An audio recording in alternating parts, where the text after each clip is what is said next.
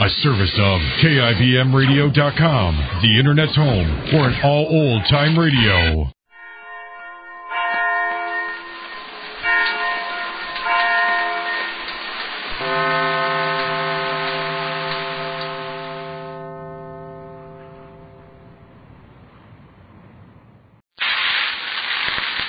Yes, it's the Goldbergs. And now, up goes our curtain on a stirring wash day melodrama full of villains with dark, dirty looks. And a lovely lady in distress. The name of our play is The Wash Day Dilemma, or The Curse of an Aging Man. Let's introduce the characters. First, Dirty Work Shirt, a very tough customer. Sure, I'm tough. Just try to make me come clean. Second, Streaky Towel, the cause of lots of wash day trouble. You bet. It's no cinch to get me white. And the third wash day problem, Miss Rayon Slip. I'm warning you. Handle me carefully. Now, the lovely lady who's faced with these three kinds of wash. She might be you. Oh, dear. What'll I do? If I use that strong old soap for the work shirts, it's too hard on those nicer colored washables. And right there, in dashes our hero to the rescue. Yes, ma'am. Here's New Does. That new kind of granulated soap that does everything, all three kinds of wash. Does gets dirty work shirts clean, streaky towels white, yet it's really safe for pretty rayon undies. In fact, Does is far safer for those fussy colors than any other leading granulated wash day soap. And yet, did you say this same Does gets towels white, too? Oh, you bet. Why, you've never seen whiter washes than New Does gives you. Actually, Does gets clothes whiter, far whiter than any number of other soaps. But won't it take lots of scrubbing? No, ma'am. Why, no soap made gets clothes white easier than New Does. There's no hard scrubbing and no boiling. Imagine granulated soap doing so much. Well, just you try New Does. You'll see it's not just a new improvement of an old soap, but a really new kind of granulated soap. Ask for Does today. It does everything in your wash. And now, the Goldbergs. Having sent Rosie away to Florida to help her forget Walter Jerome, Molly finds that Rosie's thinking of nothing else. That Rosie wants to come home. And even the fact that Walter's engaged to another girl means nothing to Rosie's heart. For the heart only knows what it wants to know, while it's the mind that realizes what is possible to get. So, Molly sits reading Rosie's letter, reading between the lines, thinking she ought to go to Florida. Sammy, will you take that letter away from your mother? Please, I'm reading Rosie's letter. How many times do you have to read it? And if I read it over? But each time you read it, what happens? There's nothing to cry about, Ma. Why did I let her go? That's all I'm saying. Why did I let the child... Oh, this is too much. I can't stand it. My nerves are not for this. Why can't you leave tomorrow, Molly? What is there to hold you back? There is a Palmetto special that leaves tomorrow at 12:12. Get yourself ready and go. Okay. Oh, excuse me. I can't stand it. Here's the stationery. I'll get it. Please, sir. Ma, do you think you ought to write to Rosie? You'll be there. The letter will be before me. At the end. Oh. Yeah, Ma. Put a light out here. You'll write the letter for me, family. No, write it yourself, Ma. She'll know I wrote it. Oh, maybe there are some things she doesn't want me to know. You write it and I'll copy it. My thoughts are faster than my pen now. All right. Sit down, dear. Yeah. Family. Yes, Ma. You spoke to Mikey, huh? You were there, Ma. But you were here. Ma, how did he look in his uniform? Looked wonderful. Don't worry, Ma. I'm not going yet. Well, do you think I'm worrying? The way you're looking at me. I'm not worrying. I'm thinking. About what? About you and Mikey Bloom and all the other Sammys and Mikeys. And about growing up and about living. As long as I can remember, I always had something to live for. Everybody's the same way. When you're going to school, you live for the vacations. When you're older, you live to go back to college. When you fall in love, you live for the time when you meet the one you love.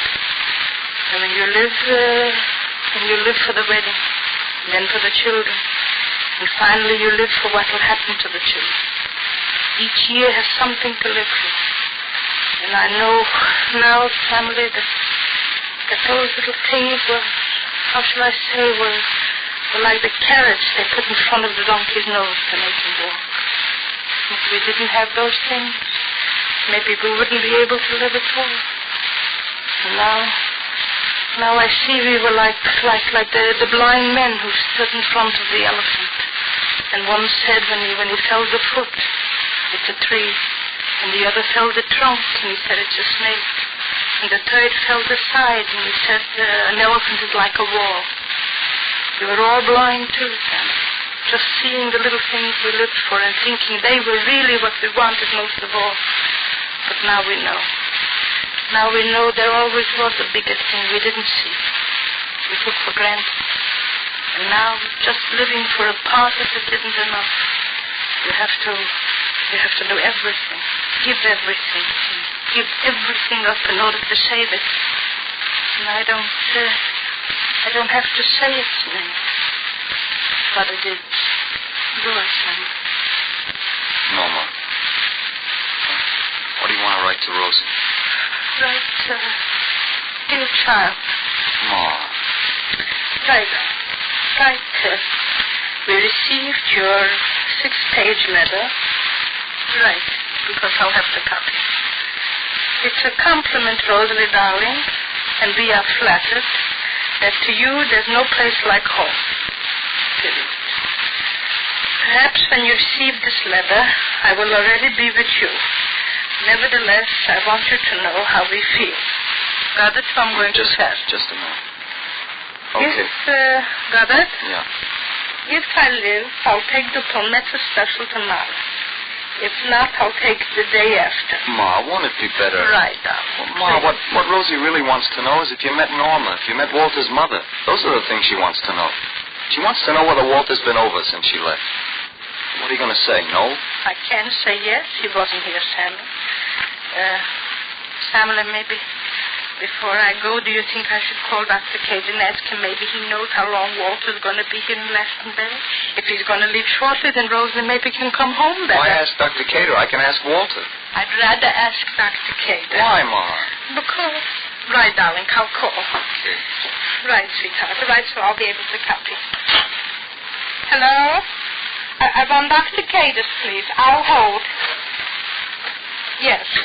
Calling Florida, huh? No, I'm not calling Sludge. I'm calling Dr. Cater. For what? Because I want.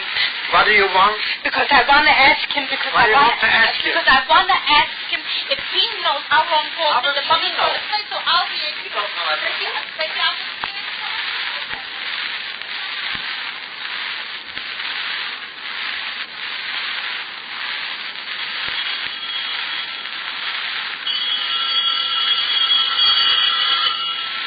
anyone here to answer the phone, Walter? Dr. Cater's out on a call, Mother. Hello? Hello? Is Dr. Cater there, please? No, he isn't, Mrs. Goldberg. He's out on a call. Oh, thank you. Is there anything I can do? No, thank you. Have you heard from Rosie? Yes, she's having a lovely time. Oh, I'm glad to hear that. Goodbye. Goodbye. I want you to meet the Goldbergs, Mother. Yes, aren't they the people you had dinner with? Yes, and I want... Where's Norma? She went down to the village to get something. Why did you let Norma go alone? It's not dangerous. It is Mother. dangerous. Norma might think you're avoiding her. You're not treating her nicely, Walter. I'm treating her as politely as I can, Mother. If she wants to go to the village, I don't have to trail after her like a pet dog. Oh, you know that isn't what I mean. Let's not talk about it. What else is there to talk about? Shall we make small talk about the Goldbergs or Dr. Cater or the weather? You can't just live any old way, Walter. You've got to live the right way. You're engaged to Norma. She loves you. You love her. It's time you married and came home and took your place in the business. Just like that? Just like that. Times like these, people have to live the best way they can. The fullest way they can, Walter. I'm trying to, Mother. How? You were the leading man in your class. You threw it up. You threw it over. I don't want to be the leading man. Oh, you're my son, but no one would know it. You're just like your father. Well, there's nothing wrong with Father. Did I say there was? But men like your father need women like me for their wives. And boys like you need girls like Norma. She'll be good for you, Walter. She'll give you the courage and the strength to be all those things you can be, the things you ought to be.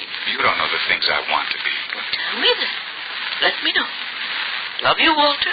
I'm your mother. You wouldn't understand. You know I'm no fool. I know this world. Been in it. I've got it working for me. That's just it, Mother. I like it here. I just like being here. Doing nothing? Call it doing nothing. You're being very free and easy with things that don't belong to you, Walter. You're being very generous with what you didn't have to work for. You know who did everything in our family. You know I had to be the husband and wife. I had to work and build and create everything we have. The money, the house, the life you've enjoyed. I had to slave. That's the word. I had to slave away at the hours. Never resting. Never thinking of myself and what I might enjoy. To create all the opportunities you have. I made these opportunities. I sacrificed for them. Finally, I had them. Then I gave them over to you. Because I loved you, because you were my son. And now what are you doing? Throwing them away. Wasting them, destroying them without even thinking. When you throw them away, remember, it's all my years you're throwing away. My days and my nights. My worry. My fear, my hopes. You can't convince me of that, Mother. You did all that for yourself because you couldn't be happy without what you have. But I can and I will.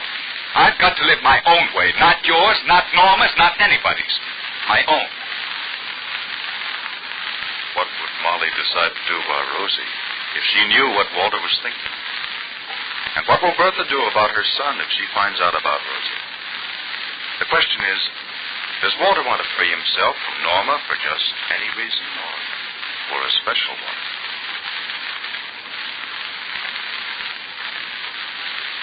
Say, whenever I hear you ladies say you hate to wash dishes, I figure it's the fault of those halfway soaps. Yep, if you're using a bar soap, you're only getting a halfway job because it doesn't have real speed.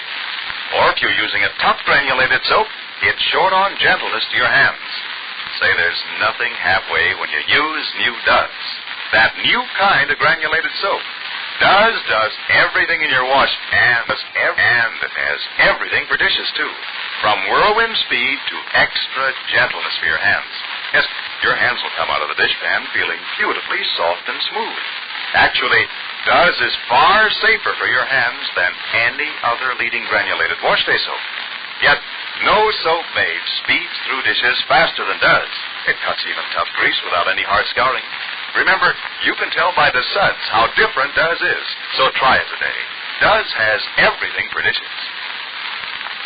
And be sure to listen to the next episode of The Goldbergs, written for you by Gertrude Bird. Next time, Molly finds herself involved with the Jeromes. This is James Fleming, wishing you good day for Procter & Gamble, the makers of Does, the new kind of granulated soap for all three kinds of wash.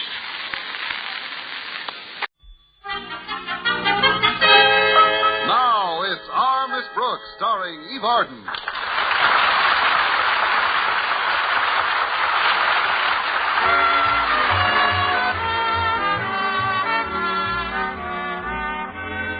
Well, most rivalries between school teachers are restricted to working hours, but the one between Our Miss Brooks of Madison High School and Daisy Enright extends into their personal lives. In fact, to see these two English teachers engaged in one of their frequent verbal tiffs, a casual observer might think that either one would cheerfully cut the other's throat for a nickel. But this isn't so.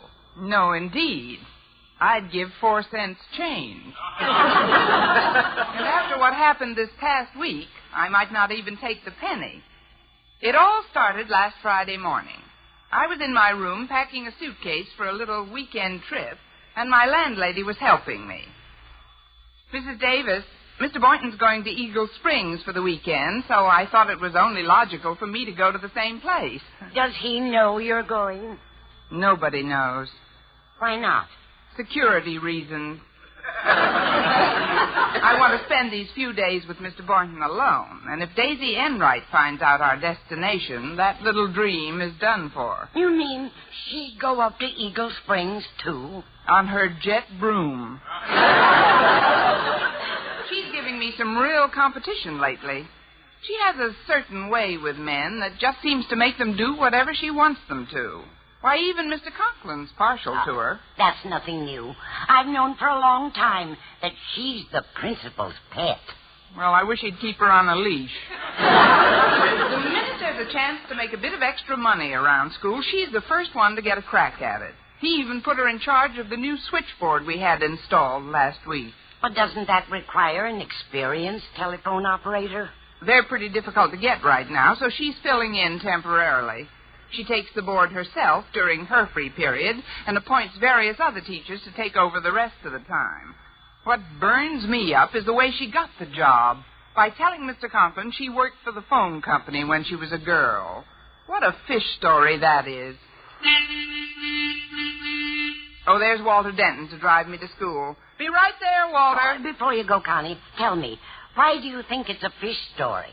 Because when she was a girl, the telephone hadn't been invented.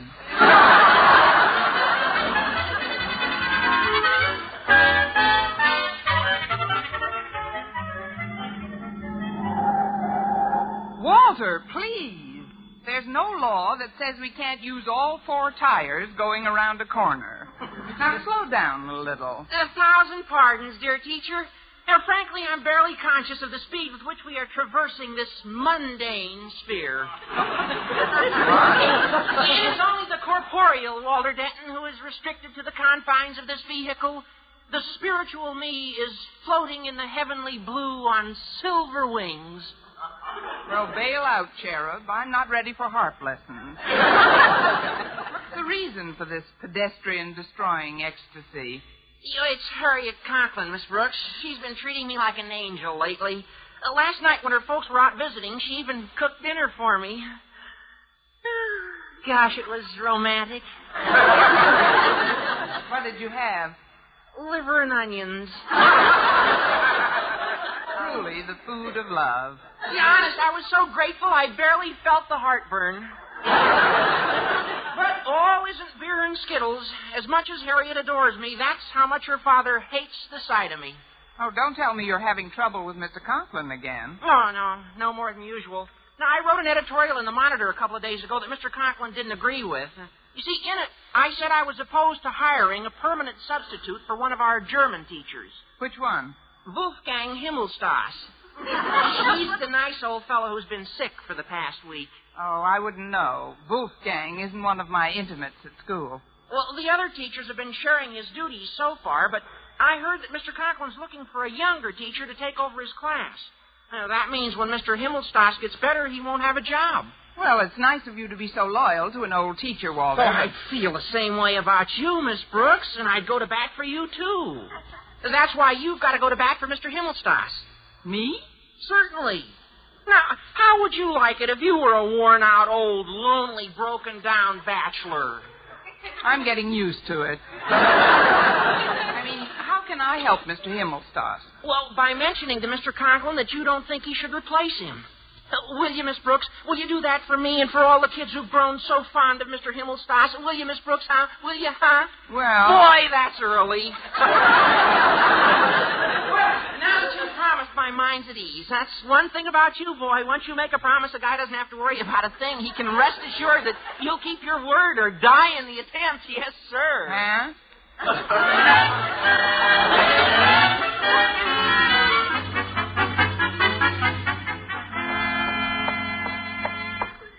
Good morning, Harriet. Oh, good morning, Miss Brooks. I have a message for you. I know. Your father wants to see me in his office immediately. No, Miss Enright wants to see you in the faculty room. This one on your left. Well, if it isn't the mumps, it's the measles. Well, I might as well find out what's on her frightening little mind. I'll see you in class, Harriet. Bye-bye, Miss Brooks. Toodles. Miss Enright? Oh, come in, darling. My, you're looking lovely this morning. I'm mad about that dress you're wearing. It does so much to bring out your natural line. Really? Yes. especially the ones around your eyes. Well, but then there's no time for chit-chat. Miss Brooks, we've got to sit down and have a real heart-to-heart talk. All right. Borrow a heart and let's get started. I'll ignore that remark because there's too much at stake to bicker. Now, we're both aware of the fact that we're interested in the same man. And each one of us has been keeping extremely close tabs on him. For instance, I heard that he's going to spend the weekend at Eagle Springs. Eagle Springs? Mm-hmm. Well, now, who could have started such a ridiculous rumor? Mr. Boynton told me himself. He's the logical one to start it on. I also have a hunch that we were both going to surprise him by showing up at the same place. Why, Miss Enright, wherever did you get such a fantastic notion? I've got my train ticket in the bag in my locker. Where are yours? I'm picking them up after school. Well, suppose we did have the same idea. Oh, don't you see, Miss Brooks, with such an elusive query, we've got to be more cagey. I'm sure that Mr. Boynton sees some good points in both of us, but the way we've been going about things, we're only hurting each other's chances. Miss Enright, you may have something there. Yes. What do you suggest? That one of us step out of the picture completely for a specified amount of time and leave the other a clear field. How much time, for instance? Well, how about a couple of months? Fine. See you in January, Miss Enright. Not so fast. We'll decide who's going to remove herself first in a sportsmanlike manner. Say by dealing a hand of cards. A hand of cards? Yes. You know, some of us play bridge during lunch hour, and I just happen to have a deck in my handbag. Do you have the nerve to go through with it? Nerve? Sit down and deal, Miss Enright. What kind of a game shall we play? Well, do you know poker? I've heard of it. Fine. Then I'll deal one hand of draw poker, and the loser agrees to stay away from Mr. Boynton for a period of 2 months, commencing at once, right? Right. Fine. All right. Here we are. Now, you care to cut the deck? Run 'em. 1, 2, 3, 4, 5. There. Now, how many cards do you want, Miss Brooks? Let's see. I'll take 4. How about you? I'll play these. What have you got, Miss Brooks? A pair of 10. Oh, no good. I've got 4 aces. 4 aces? Well, that's that. Oh, I'm glad you're taking it like a good sport, Miss Brooks. May I walk to your class with you? Sure, if you don't mind climbing 4 flights. 4 flights, but your classroom's on the first floor. I know, but who ever heard of jumping from a first-floor window?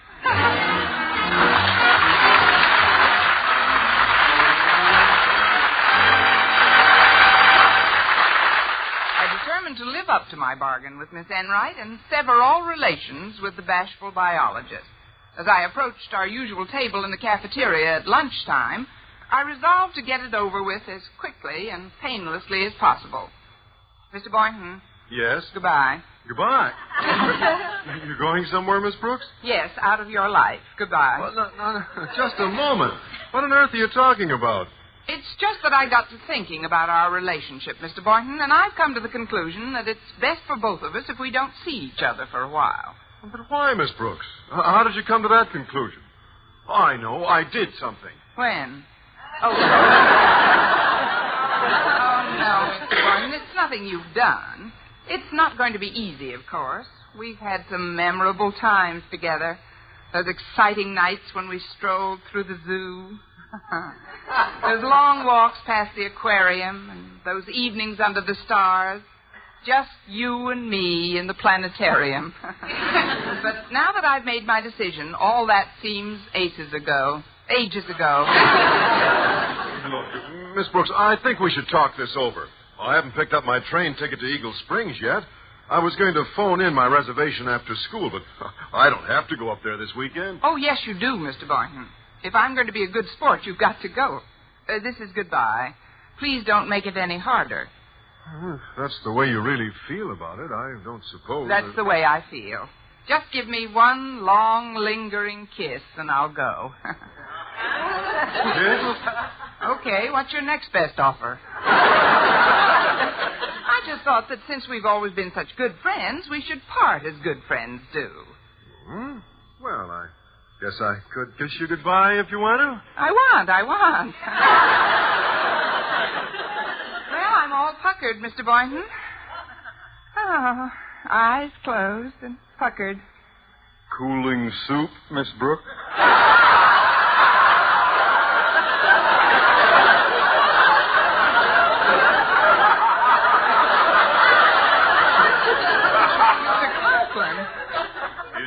Indeed. And if you'll excuse me, sir, I've got to get some sherbet. I said I'd pick it up before it got cold. See you later, Miss Brooks. He's a little nervous today.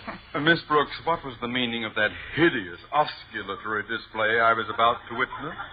I was just saying goodbye to Mr. Boynton, sir. He's going away, and Goodbye? You looked like a sea lion about to play Yankee Doodle on a calliope. The idea of kissing in a public school cafeteria. Is that what the Board of Education pays you for, Miss Brooks? If it is, they haven't been getting their money's worth. Don't be insolent. To think that in one English department I should have two such extremes in teachers as Miss Enright and you. The one alert, calm, efficient. The other an emotional, mooning, lovesick cocker spaniel. Oh, I don't know. Maybe it's just the way her ears flop down that make Miss Enright look that. You know whom I meant, Miss Brooks. Sometimes I don't know what I'd do without Miss Enright. In addition to her duties as an English teacher, she has recently taken over the operation of our new switchboard. Yes, I know, sir. She's very clever. Plus which, just a few moments ago, she solved another problem for me. She has suggested a teacher to take Mr. Himmelstoss's place. But Mr. Himmelstoss is perfectly capable of taking his own place. I mean, when he gets better, he'll be completely well. That is, everybody's so attached to him, Mr. Conklin, and he's quite old. That's just it. Miss Schmerzenfelder is young. Well, I don't care how you... Miss Schmerzenfelder? I'm phoning her this afternoon to make an appointment. Miss Enright speaks very highly of her. Now, stand aside, please. Your sentimental pleading cannot stay me from my rendezvous with some meatballs. And watch that fraternization, Miss Glad-Eye. Yes, sir. Glad-Eye. I'll bet that Miss Schmerzenfelder walks with a goose step.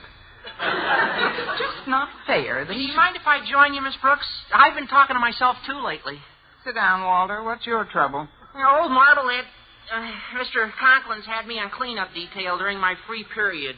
Yeah, it's usually pretty dull work, but I just found something quite interesting in a trash basket in the faculty room. What is it? Well, this deck of cards. See? Well, those are the cards Miss Enright and I used this morning. What? You played her with these? Oh, but this is a trick deck, Miss Brooks. She could clobber you with these. She did clobber me. What do you mean by trick deck?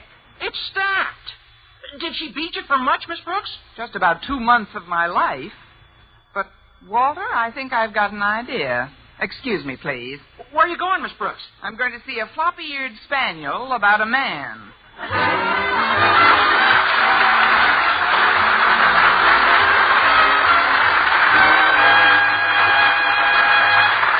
Well, you are being a good sport, Miss Brooks.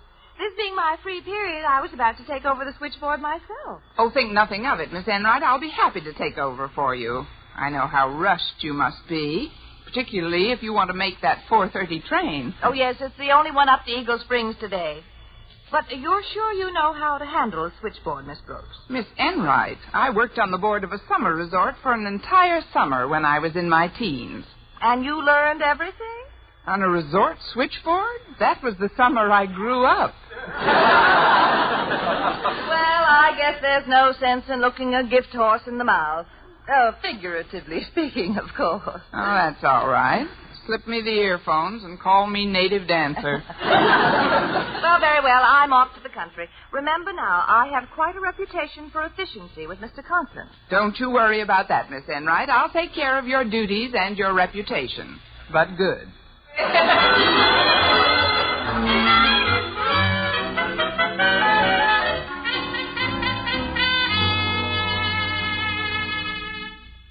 switchboard is a pretty complicated gadget. Thank goodness there haven't been any calls. Uh-oh. There goes one of the lights now. Oh, it's pretty. I guess I plugged this cord in under it. Madison High School? Would you connect me with Harriet Conklin, please? She's in the home economics class. I'd love to, Walter. Miss Brooks, what are you doing there? Isn't Miss Enright at the switchboard? Not unless she sneaked in under me. Now, you wanted the home economics class. I wonder which hole I plug in for that. Don't you know? Well, they all look alike to me. Oh, there's another call. Hold it, Walter. I'll have to get back to you. Madison High School? Hello. Will you connect me with Miss Brooks, please? Oh, hello, Mrs. Davis. This is Miss Brooks. My, I got through to you fast. Whoever's on that switchboard must really know her business. I'm on the switchboard. What can I do for you? I just wanted to know whether or not I should... Oh, excuse me a minute, Mrs. Davis. There's another call coming in. Hang on.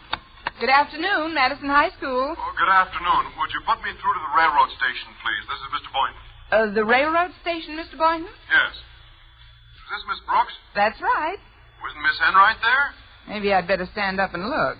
No, sir. I'm in charge of the board now.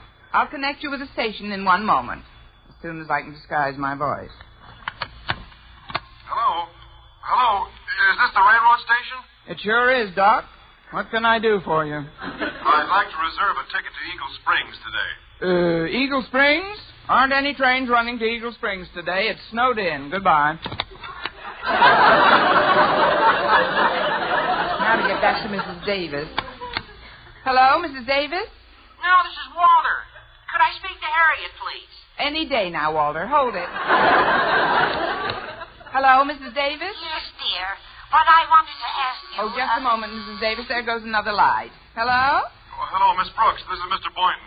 I didn't get that railroad ticket yet. Some nitwit at the station said Eagle Springs was snowed in. Oh, would you try the Weather Bureau for me? Oh, all right, Mr. Boynton, but you'll have to wait a moment. Hello? Would you connect me with Walter Denton in shop class, please? This is Harriet Conklin. Oh, hello, Harriet. This is Miss Brooks. Walter's been trying to get you. Well, where is he? Well, he's somewhere on this board. I'll try to plug you in. Zowie, 5 lights in a row. This board's beginning to look like a pinball machine. Hello? Hello. Osgood Conklin speaking. Tilt.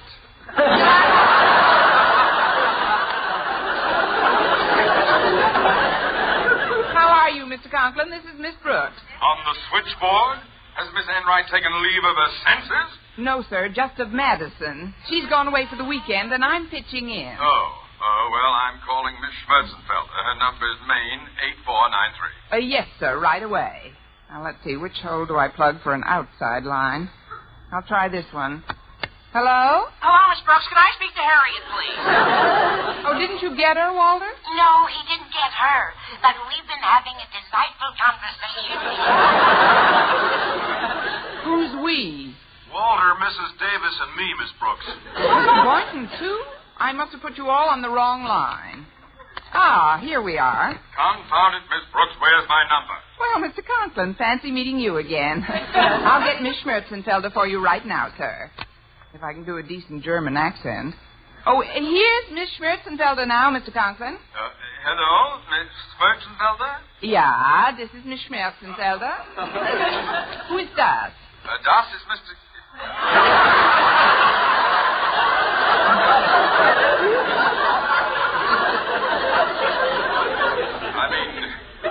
This is Mr. Conklin, principal of Madison High School. Oh, Herr Conklin. Yeah. Yes. Well, I'm calling about that teaching position that's open in Madison's German department. Miss Enright recommended you in the highest possible terms. Oh, danke schön. Yeah, I'm the best German teacher in the whole entire ganze Welt. That's the whole world to you. Daisy and I taught together in 2 or 3 high schools, you know. 2 or 3 high schools? Yeah, the first principal was crazy about the way I taught. That wasn't the reason I was fired. Fired? I would still be there if he hadn't found the schnapps in the coat room.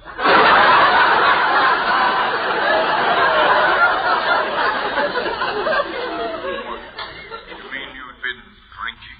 Just a bissel between classes. But I give that all up, Mr. Conklin. Oh, but what about your last position? Oh, I wasn't canned on account of my teaching. Then why did the principal let you go?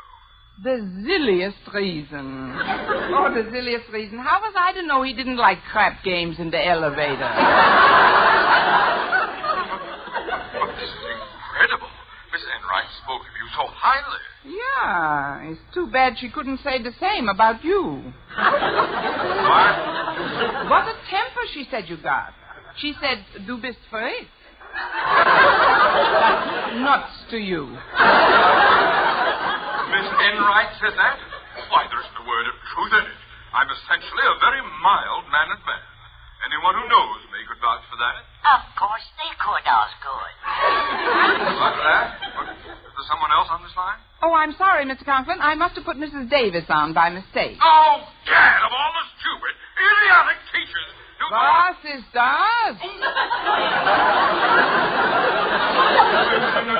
Not you, Miss Schweitzer-Fellow. Miss Enright was right. Du bist verrückt. Auf Wiedersehen, Mr. Conklin. No, Miss Schweitzer-Fellow. I'm talking about the other teacher on this line. Well, I hardly think that's any way to talk about me, Mr. Conklin. What are you doing on this line? He's waiting to speak to Harriet. Oh, no, that was Mrs. Davis. What?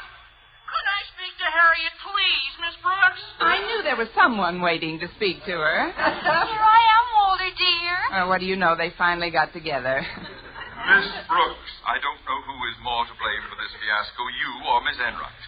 I'll deal with her when I see her.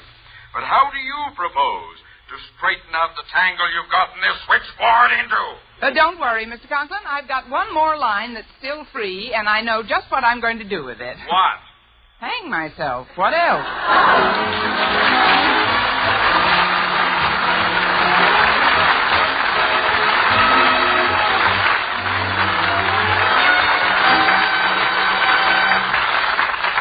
And now here's the star of our show, Eve Arden. Well, we finally got our lines untangled, though I'm still not sure how.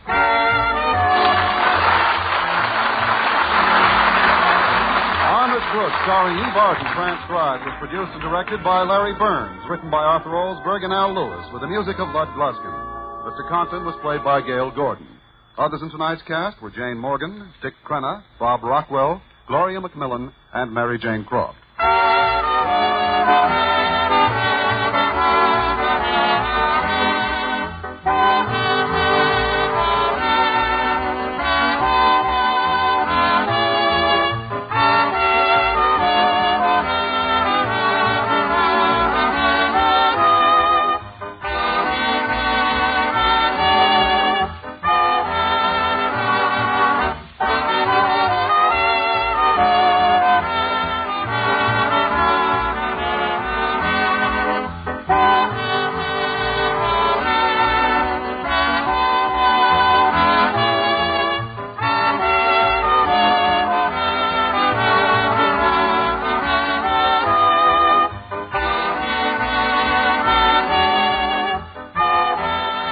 Next week at this same time and over this same station, Eve Arden, in the role of Madison High School's favorite English teacher, Miss Brooks, will again call the student body together. Don't you be absent. Our Miss Brooks is presented each week through the worldwide facilities of the United States Armed Forces Radio and Television Service.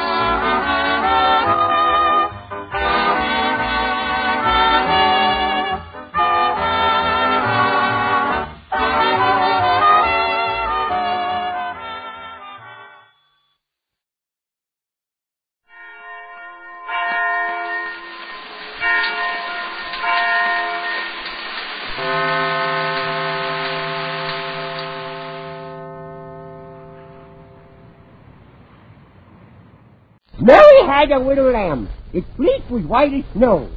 But do you know the secret? He was worse than tied, you know. Transcribed from Hollywood, Procter & Gamble's Tide, the wash day miracle that gives you the cleanest clothes in town, proudly presents The Red Skelton Show.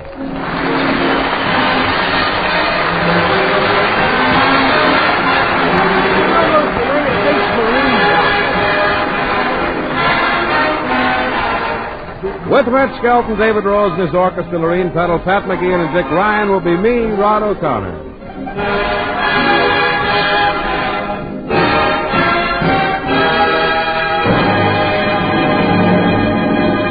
From the Skelton Scrapbook of Satire, a story entitled The Town Social, and it stars MGM's clown, Red Skelton.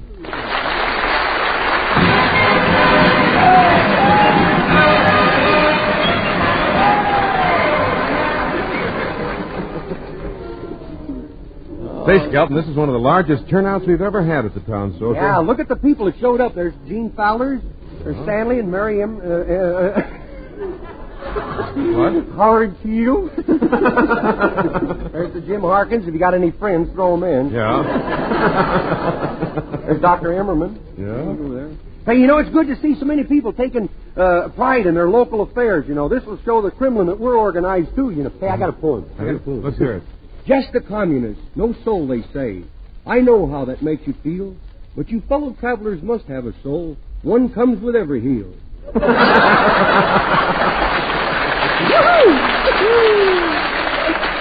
Hey, you know, I didn't think I was going to get down to the meeting here tonight. Our social dinner. On account of that Truman car of mine. You have a Truman car? A Truman car. You never know if it's going to run or not. You know, I think we'd have a bigger crowd if it hadn't turned so cold. You know, it's freezing weather. Yeah, but the cold weather doesn't bother me much. Mm-hmm. Well, let's move up a little closer. I'm sorry, this is as far as I can go. What do you mean this is as far as you can go? Well, if you must know, Georgia made my underwear out of an electric blanket, and this is as far as the cord reaches.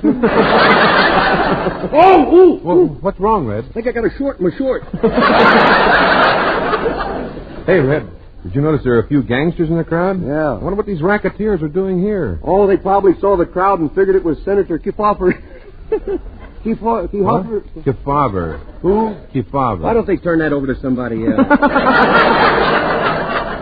Maybe they think it's Kefauver? Yes. Yeah. Holding another truth or consequence party. Well, that was hardly worth going back for, was it? Look, not so loud, Red. Right. That trigger-happy McGee and the big-shot gambler standing over there, and he might hear you. Yeah? Why don't he go to Tucson and open up a drugstore? Well, that's what I get for going to those cheap dentists. Well, I'd like for that gangster to know that there's one honest citizen in this town ain't afraid of him. I heard that crack blabbermouth. Oh? Who is this brave guy? I don't know, but I sure wish he was here. Look, Flabby Lips. Hey, don't let him scare you, Skelton. I'm in back of you, boy. Yeah, but look what's in front of me. Well, don't let him think you're yellow. I ain't yellow. I'm deathly white. Look, I don't want any trouble. Yeah. I'm here as San Fernando Red's bodyguard. Well, as the little mountain said, you can't bluff me.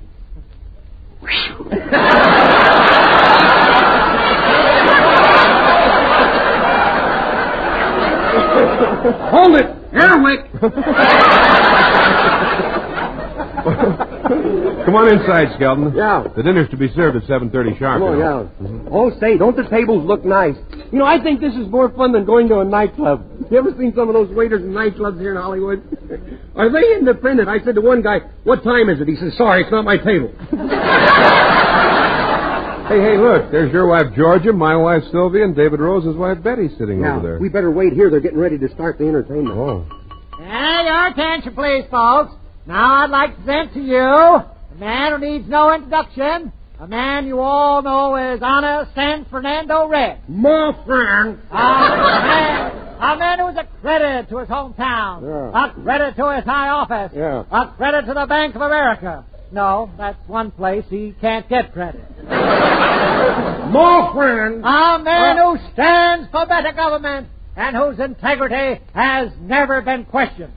My friend. A man who never loses his patience. Thank you. They didn't get you, did they?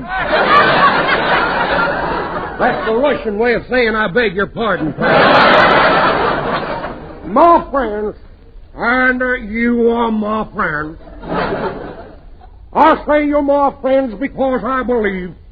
Yes, I believe. I believe that old man Mo is dead. I mean, give me a glass of water, will you? To drink?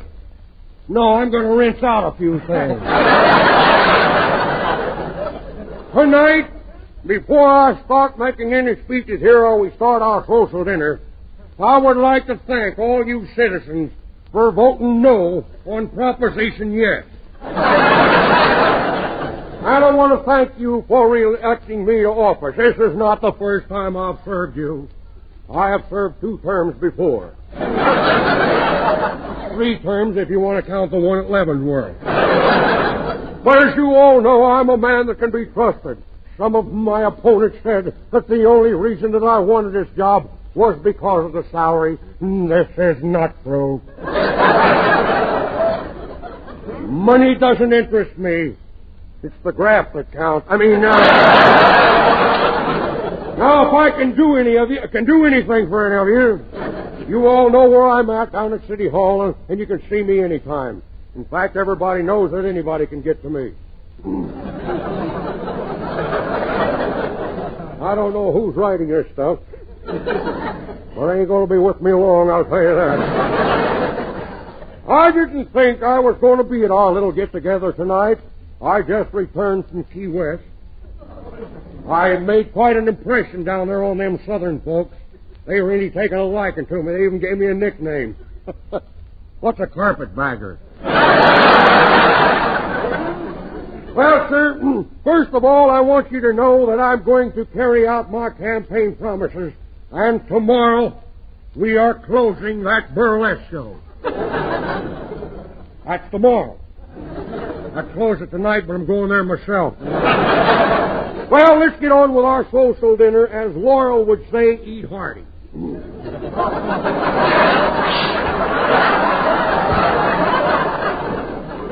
Say, pardon me, Your Honor. Yeah? Here's the cook.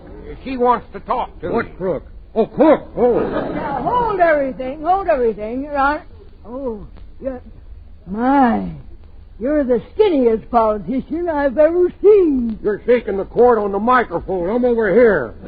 What seems to be the trouble, cook? Well, I've been standing in that kitchen all day, waiting for Clem Diddlehopper to deliver the chickens, and he ain't showed up yet. Well, this is outrageous. Who's the chairman of this committee? Well, I am, Your Honor. Yeah? Gee, Clem's never done anything like this before. If Dave Rose will play a number, I'll go over to Clem's house and see what's the trouble, huh? Oh? Attention, folks. Now, ain't nothing to get upset over. While we're waiting for the victuals, Dave Rose and his orchestra will play the Hot Canary, and it features the composer, Paul Nero. And he's going to do a violin solo. You can burn while he plays.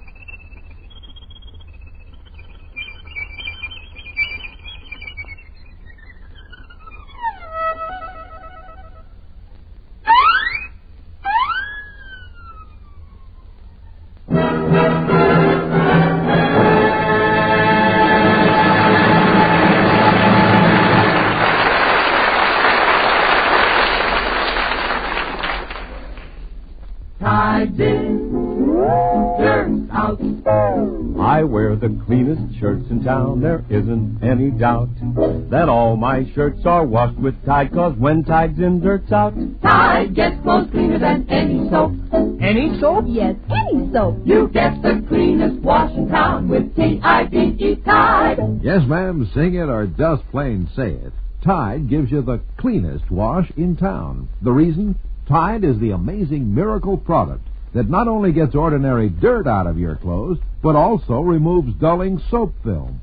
You see, we've tested Tide in the laboratory against all kinds of soaps, and the test results are always the same.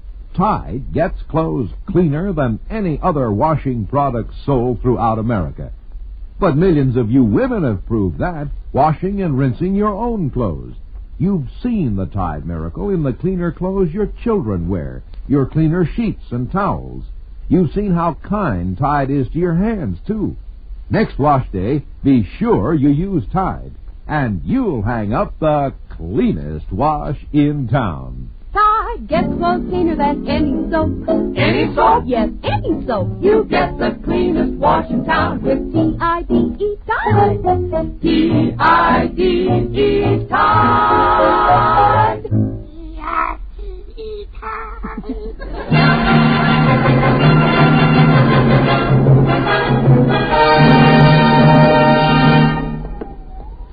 Well, Clem is home. There's his shirt hanging on the line.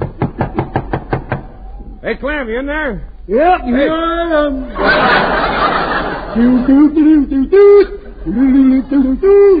Hot canary. I used to sing in a choir till they found out what was wrong with it, you know. Are you awake or still unconscious? Well, we just cut that. Open the door. Open the door. Sure, that door needs a little oiling, don't it? So does this actor, you know. Maybe that's what's wrong. Maybe he's oiled now. Come on in. Brr! It's cold. That's what it says. B-R-R-R. Brr! Clem, why are you standing there like that with one leg in your overalls? Well, I can't remember whether I'm putting them on or taking them off.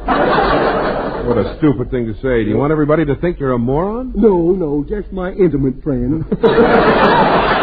I don't care about impressing strangers. Yeah, well, what's the matter with you? You sick? No, I'm not sick. Well, you were supposed to deliver 100 chickens for the town social dinner tonight. Tonight they'll be there. Well, get with it, boy. It's 7:30 already. It is? Yes, and you're still in your nightshirt. Yeah, I hate for you to see me this way, too. I'm a mess, you know. My ears are still up and curling. Well, what happened? Did you oversleep? Yeah, it's my rooster's fault. You see, he's got laryngitis. That's what? Laryngitis. I can't hear him crow. You see, he tiptoes in and he taps me on the shoulder and he says, "Time to get up." You know, that old rooster, he's a pip, you know. Last week he was walking out with a fence. Don't look for this, because it ain't there either. He's out with a fence, see, and he looked over into the other yard and he saw a football. So he called all the hens together and he said, "Girls." He says, "I am not complaining, but I'd like for you to take a look at the work the girls are doing next door." How come your rooster didn't wake you up this morning? Well, he's indisposed. Indisposed? Dead to you. Oh, that's a shame. Yeah. What was the cause of his death? Hunger. I got hunger and killed him. I kind of hate to do away with him, though. I did it a pleasant way, you see. Yeah. That old rooster used to watch me cut chickens' heads off all the time, see? Mm-hmm. So any time I'd walk out with the axe, he'd never take his eyes off of me, and that's how I got him. How's that? I had that axe in my hand, walked around him real quick. Poor sucker wrung his own neck. Well, Clem, how could you do it? Gee, his death must have come as quite a shock to the hens. How are they taking it? Oh, it hit them pretty hard. Ever since then, they've been laying black eggs. They've been wearing their feathers at half-mast. You know, I had one chicken that laid a square egg. Oh? That's what he said, yeah.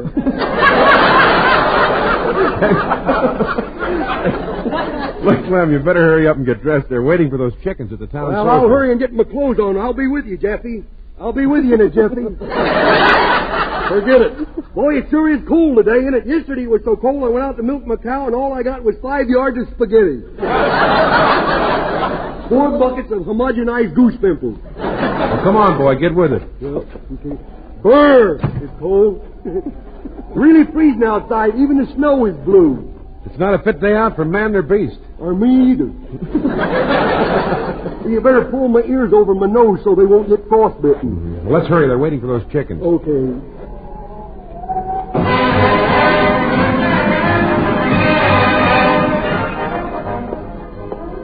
Hey, Rod, come here. Help me out, will you? I can't get inside to eat. I came out here looking for you, and I left my tickets with Georgia, and now that bouncer at the door won't let me back in. Where is he? Over there. Oh, that's that cauliflower McPug, the punch-drunk prize fighter who's always hearing bells and birds. I'll go talk to her. Yeah. Howdy, cauliflower. Who is it, boy? Who is it?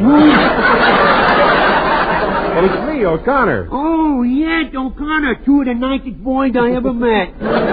Look, cauliflower, my friend Skelton wants to get inside to eat. I'm sorry, nobody gets in without a ticket, boy. Look, he has a ticket. His wife's holding it, and she's already inside. Look, no one's going to put on a gag like that over on me. People may think I'm punchy, but I'm not that far gone, boy. You see, I got something on my shoulders. Yeah, too bad it isn't the head. Oh, that's cute. Cute. It's safe, but it's cute. Pardon me while I answer the phone, will you? Look, there's no phone ringing. Oh, well, it's probably the wrong number anyhow. Oh, listen to that. That man's playing that Hot Canary again. Boy, your brains are really scrambled. Oh, you think I got a rattle in my head, huh? Yeah. You should see that rattler I room with. Boy, he's really got birdies on his antenna. That poor Tucker. All day long he just sits there talking to his parrot. Tells him a joke and then laughs when the parrot tells him something funny.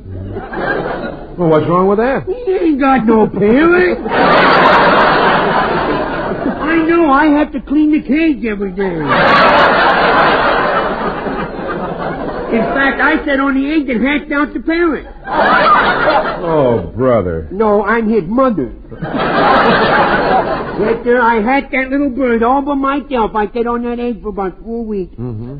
Mother's Day means something around my place. Cauliflower. Call me Mom, will you? Oh, here comes a good humor man. Would you care for one? How about that? Look. How about that? A flamingo selling good humor. I'm going to help you cure yourself of hearing bells and birds. Keep saying to yourself, I don't hear any Cut birds. it out, will you? What's the matter? What's this cut it out? Oh, that's that Petey, that guy I told you about. What do you mean? Oh, he always tapped me on the shoulder, but when I turned around, he's never there. Now remember, keep repeating to yourself, I don't hear any birds. What's that? I don't hear any birds. You'll have to talk louder. That robin's making too much noise up there. Well, come on and try it. All right, I don't hear any birds. I don't hear any birds. That's funny. I don't hear any birds. There, you see? You cured yourself. Yeah, you know why I don't hear any birds? Why? The last flock of them just flew over. Look, cauliflower, now step aside. Skelton has got to get inside. Look, now, if you're trying to crack the gate, I'll break his arm. I'm a tough guy. You see that door knocker there? Mm-hmm. Watch, I can bite it in half with my teeth. Watch it. Look, Skelton can have my ticket. I won't be eating now anyhow. Oh, come on, Skelton. Hey, Rod, I hate to say this, but your social dinners turned out to be a big flop. Half the people have left already. Yeah, where did your wife Georgia go? Oh, she got mad because I made a joke about her homemade cookies. What'd you say? I said you should have made a couple of hundred of them. We could have reshingled the roof. That made her mad? Huh? No, Georgia got mad because she said she made those cookies all by herself. And I said, who helped you lift them off her stove? Oh, here comes that old cook. Mr. O'Connor, you'll have to get someone else to cook them chickens. Stop insulting me. I'm not insulting you. Oh, you're stupid. No, don't call me stupid. She's mad just because I don't kill chickens like everybody else does, you see. I chloroform them before I dress them. Well, what's wrong with that? Well, they got in that warm kitchen, and they come back to life. Stark naked. I'm telling you, they look positively indecent. Let's go see. Yeah. There, the old turn on the purple lights, will you? That one there looks like Lily Sincere. Oh, look at that one chicken over there with 2 stalks of celery doing a fan dance. What is really going to ruin our social dinner? Well, look, can't you arrange some more entertainment to hold the crowd? Well, yeah, I'll ask Dave Rose to play another number. That'll hold the crowd together. Ladies and gentlemen, attention, please, because the dinner will be served a little late. Dave Rose has consented to do another musical number. It's titled Exactly Like You.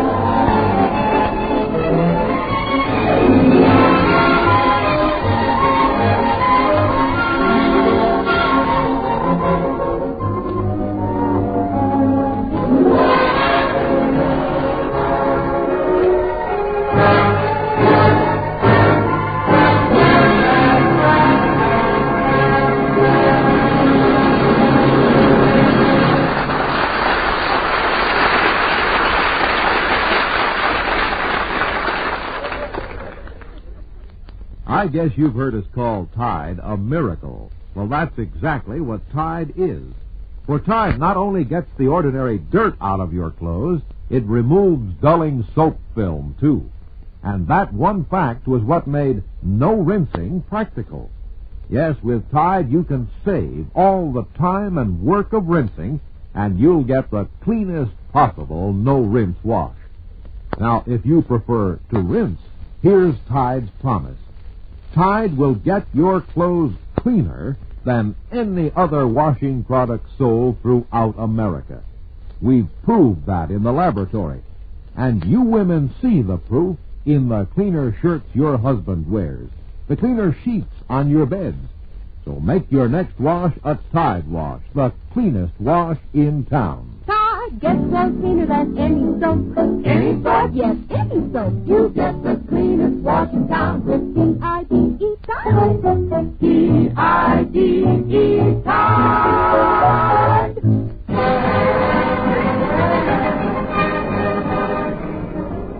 Hey, Rod. Yeah?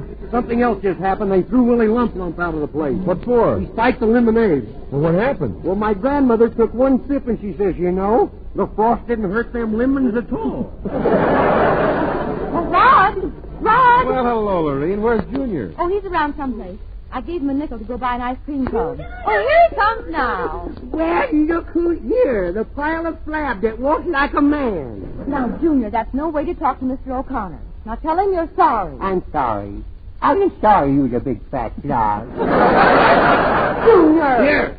Well, I had to call him a fat slob so he know who I was talking to. Goodness, you may think I'm talking to somebody else. Junior, you shouldn't make fun of my weight. When you grow up, you might be fat yourself. I never will. You'll never be fat? I will never grow up. I'm going to stay the way I is, just a little rosy cheeked little stinker. But you have to grow up someday. Don't be too sure, kiddo. The way the government is going, they're liable to put the freeze on us little kids. We have to stay right where we are. What a horrible thought. Yeah. Junior? Yes? You were gone so long, I was beginning to think you might be lost. Lost? Well, no, here I is. Disillusioning, ain't it? You know, last year I was sick, you know. They almost lost me. Oh, really? Yeah, but they didn't take me out in the woods for enough. Now, remember, dear, Okay. if you ever are lost, the first thing you should do is go up to the nearest policeman. If you're lost, go to the policeman? Mm-hmm. Has the communist heard about this matter? There's a lost cause if I ever seen. Hey, did you ever have an Albanian lunch? No. That's something you grab in a hurry. Well, I see you didn't read the paper today. You want me to turn myself in, huh? What do you think I am, a student? Goodness, I wouldn't turn myself in. Now, wait, you should tell the policeman that you're lost. Yes? Give him your name and tell him where you live. And then what I do, sit there and wait for you to come and run with the bail, huh? Like you does with Pop. Oh, dear.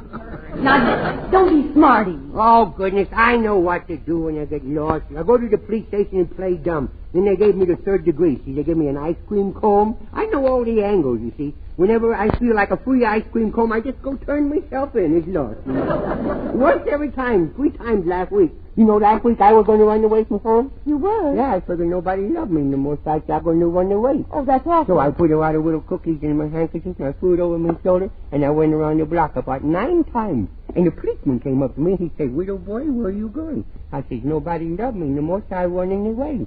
He said, "Why do you keep going around the block?" I said, "I'm not allowed to cross the street."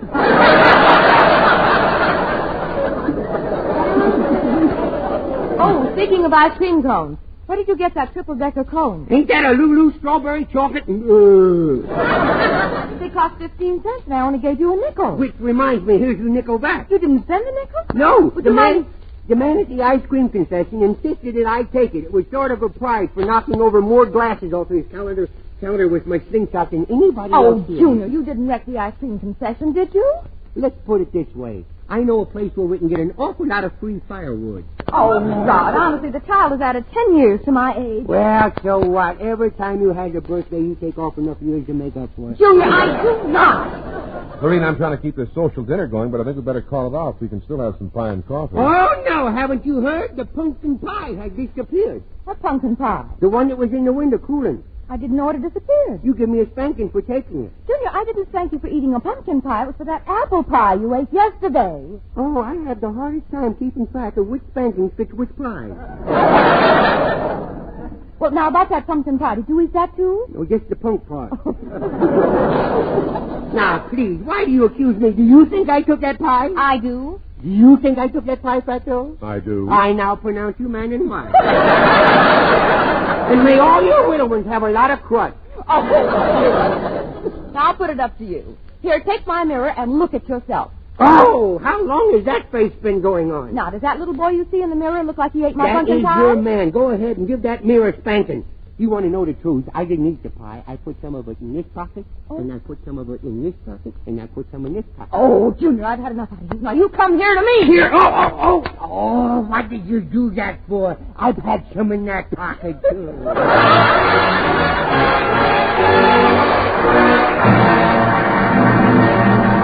Now, ladies and gentlemen, until next Sunday. This is Red Skelton saying goodbye now, and thanks for listening, and thanks for buying more and more of the Wash Day Miracle Tide. And this is Rod O'Connor reminding you that Tide gets clothes cleaner than any soap on earth, cleaner than any other washing product sold throughout America. That's why... Get the cleanest washing towel with T-I-D-E Tide. T-I-D-E Tide.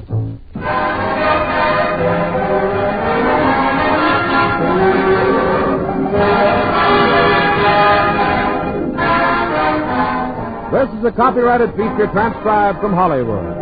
This is CBS, the Columbia Broadcasting System.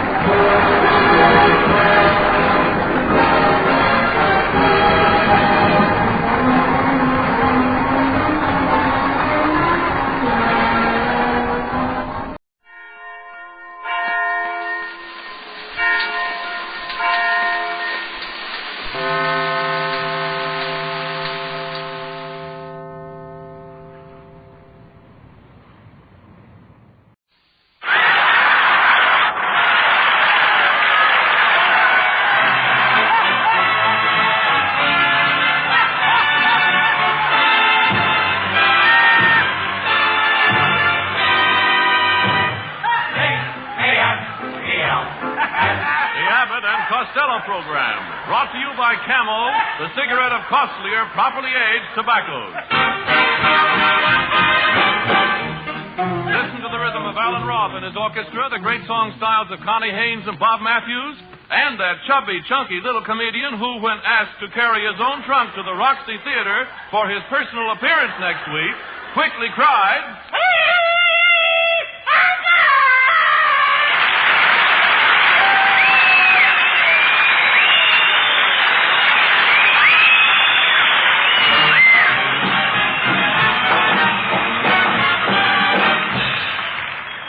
Costello, I'm glad to see that you got here safely from California.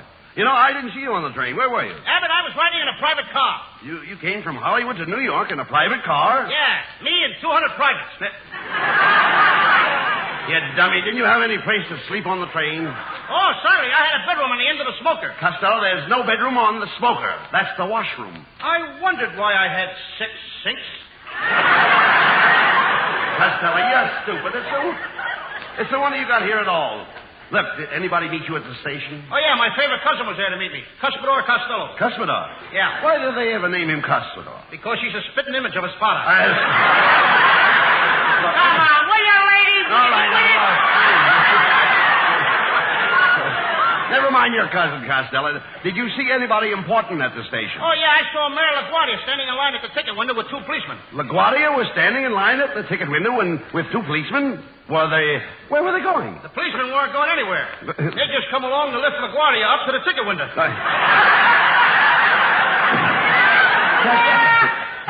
Costello. He's cute, LaGuardia. Yes, indeed he is. Costello, I understand Mayor LaGuardia is a very good friend of yours. Oh, yeah, we're pals. I call him the little flower, and he calls me the big stickweed. Big stickweed. Costello, if you're so intimate with Mayor LaGuardia, tell me, why does he wear that big hat? He has to wear that big hat, Abbott. Why? Under it, he's got his own fire engine. Oh. Costello, I don't believe you even know Mayor LaGuardia. Come in.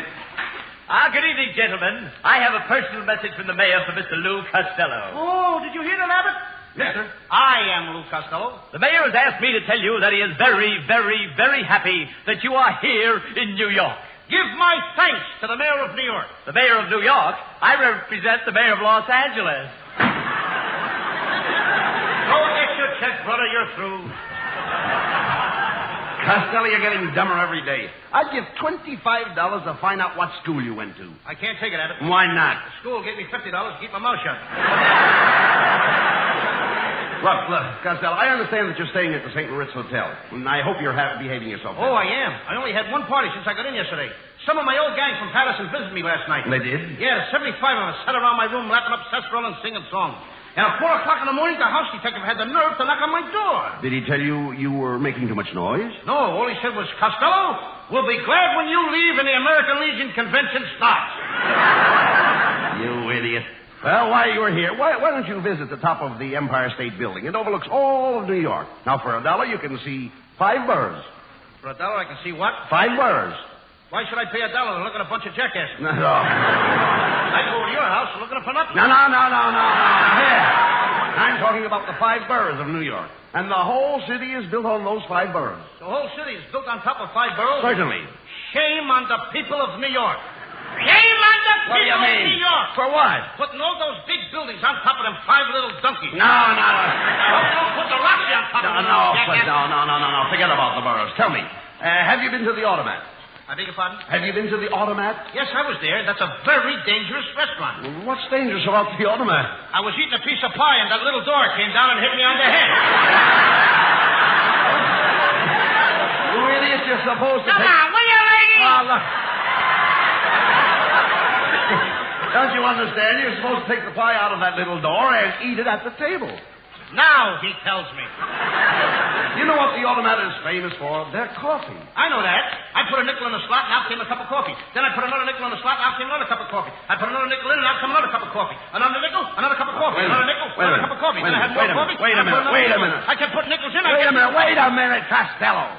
Why didn't you stop putting in nickels? Why should I quit when I'm on a winning streak? Get him out of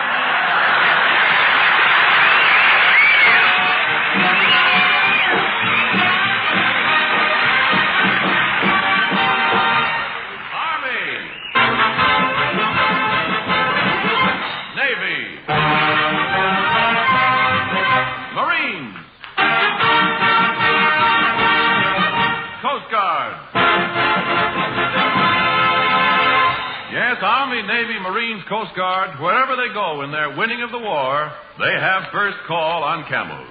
Billions and billions of camels traveling to thousands and thousands of places on the globe to give our fighting men the cigarettes they want. So when you can't get camels every time you want them, here's what's happening. You are sharing your smokes with the men who are doing our fighting. But when you do get camels, they're still camels, rich and full to your taste, cool and mild to your throat. Ask for them every time you buy cigarettes. C-A-M-E-L-S. Camels, war or peace, still a cigarette of costlier tobaccos.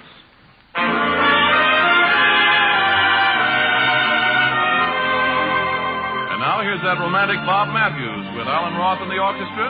Bob sings our camel audience the song, A Friend of Yours. Just say that I'm a friend of yours, and I'm sure that they won't get wise.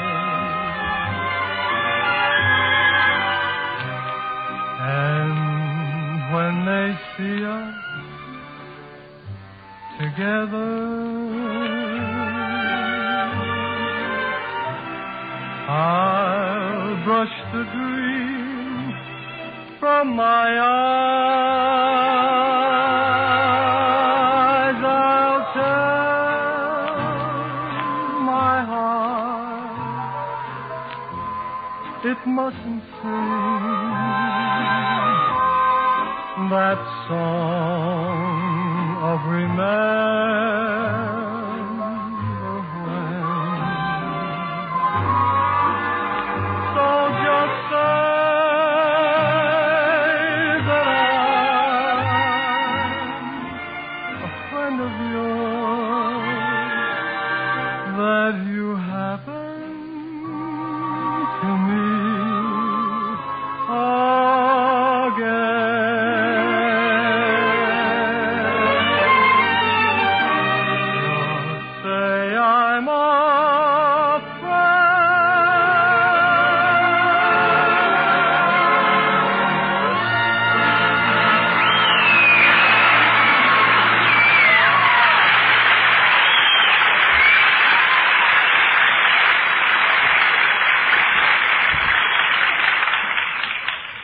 Costello, isn't it wonderful to be back into New York here? I spent my childhood here. Oh, it seems like only yesterday that I was just a little boy. Yes, it seems like the day before yesterday that Washington crossed the Delaware. Costello, I'm very proud of the fact that I come from Brooklyn. Tell me something. Why is it so many people come from Brooklyn and nobody ever goes there? Shame on you, Costello. To think that you would make an unkind remark about Brooklyn. What's gotten into you? I don't know, Abbott. I got it just no good. I'm nothing but a bounder. I know it. I'm worse than a bounder. I know it. I'm a pop fly to the third baseman. I'll say you are. I should have said nothing about Brooklyn. After all, they're one of our allies. Hey, look. Never mind that. Brooklyn has one of the most popular resorts in the world, Coney Island. I went to Coney Island yesterday. You did? Yeah. How did you get there? I followed a couple of sailors. You followed a couple of sailors? Yeah, the sailors and their girlfriends went down into the Tunnel of Love at 42nd Street and Broadway. You dummy, that's a subway. That's not the Tunnel of Love. How long have you been in town? Hey, look. Costello, why don't you grow up? Nothing hits you, hey, lady? All right. Well, while you're in New York, Lou, have some fun. Go to a nightclub. Oh, I went to one last night, Abbott. And I'm going back again to Copacabana. It's wonderful. It's wonderful. Yes? Hey, Abbott, they got a beautiful girl there. Copacabana? Yeah, she wears real short dresses. They come right up to the table where you're sitting. She does? Yeah, and brother, she sells the best popcorn you ever tasted. Costello, that's not a nightclub. Look, why don't you go to one of those Latin nightclubs like the El Chizo? Oh, I went to the El Chizo, and when they handed me the El Checo, I was El Broco. So they hit me in the El Chino, and I landed out in the El Streeto. Come in. I have a telegram for Lou Costello. Thank you, boy. Don't go away. I'm going to give you a nice tip. Have you got change for 5? No, I haven't. All right, then. Keep the whole nickel. A nickel? Oh, thank goodness. Now my wife can have another baby.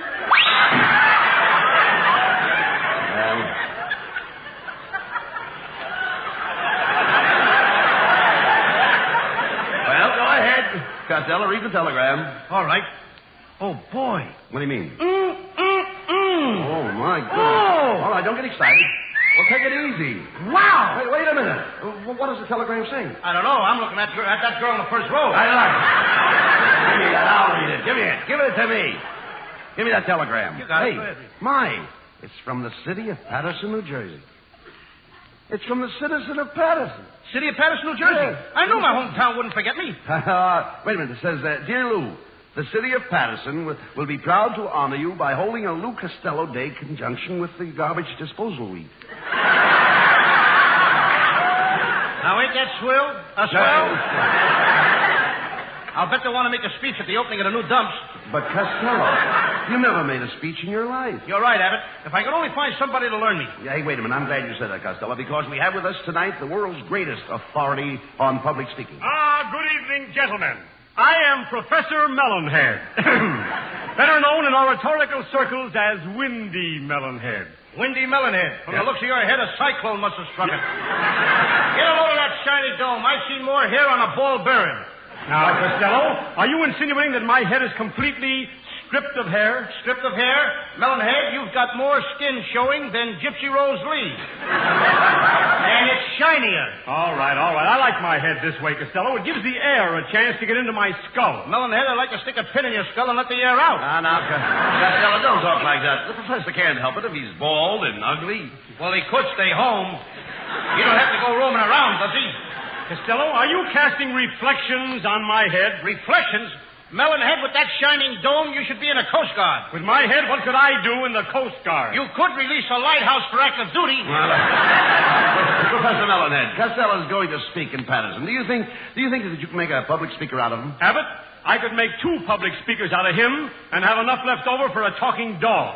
Now, Costello, the important thing in public speaking is the proper tone. There's the head tone, which is the up tone. Yes, sir. And there's the stomach tone, which is the down tone. Yes, sir. And then there's the chest tone, which is the cross tone. See? Yes. Up tone, down tone, cross tone. Up tone, down tone, cross tone. Up tone, What's the matter? You ticklish? Only down tone. Which tone do you prefer? I don't know. I'll take a transfer. Professor? Yes? Do you think Costello's ready to make a speech? He will be when I finish with him. Costello, when you walk out on the rostrum to speak, remember to put on a big front. Put on a big front? How can I do that? In your case, walk out backwards. Now I'll show you, Costello, how to improve your speaking. First, I'll break down your timidity. I will hammer on your enunciation. I'll put fiery resonance into your declamatory proclivities. I'll inject precision into your participles. I'll clarify your consonants, correct your vowels, and then I will cut out your split infinitive. You wouldn't dare. You haven't got the nerve. Get him out of here. Why, Melonhead.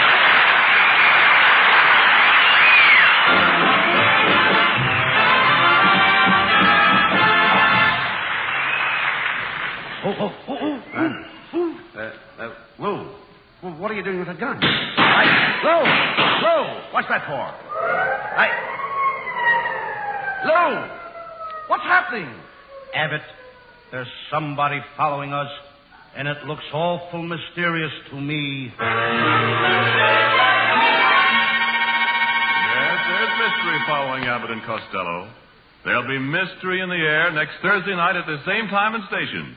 Mystery in the Air is the title of Camel's great new thrill-packed program being introduced while Bud Abbott and Lou Costello are taking their summer vacations. We're going to miss you two mugs. On behalf of the gang here and our sponsors, may I toss a few assorted bouquets in your direction for the swell Camel shows you've done. Tell you how glad we'll all be to see you back again for Camels this fall.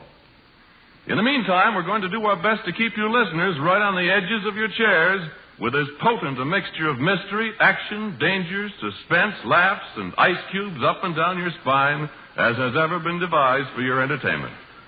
Yes, you must meet our new hero, Stonewall Scott, ex-G2 secret agent, who returns to civilian life only to find that there are still enemies to fight, and that there is still mystery in the air. C-A-M-E-L-S. And remember, Camels are worth asking for every time. See for yourself how Camel's mildness, coolness, and flavor click with you.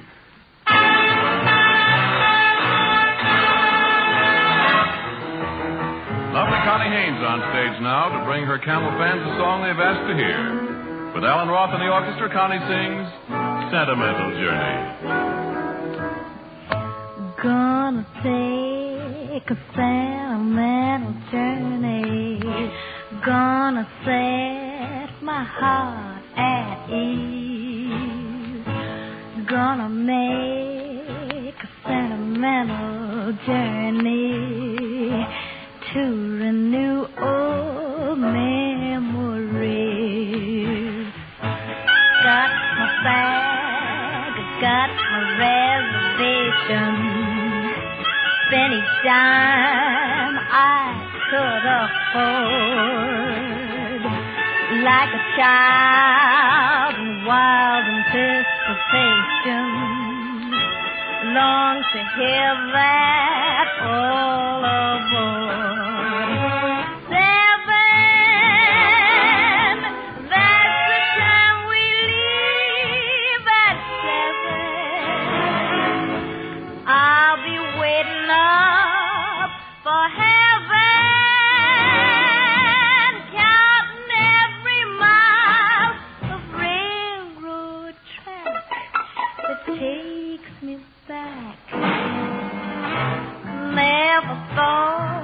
My heart could beat for yearning. Why did I decide to roam? Gotta take a sentimental journey. Sentimental journey home. I gotta take that journey, that sentimental journey. 'Cause it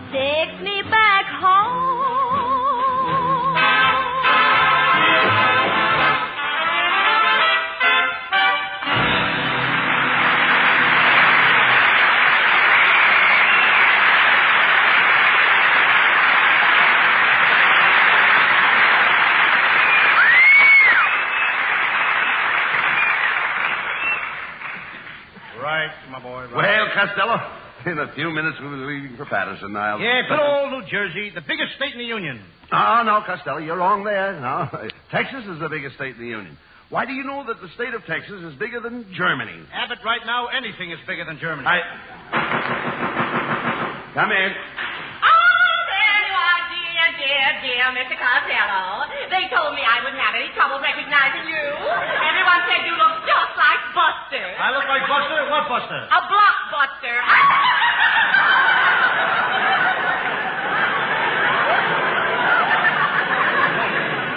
Oh, yes, indeedy, yes, indeedy. Yes, indeedy.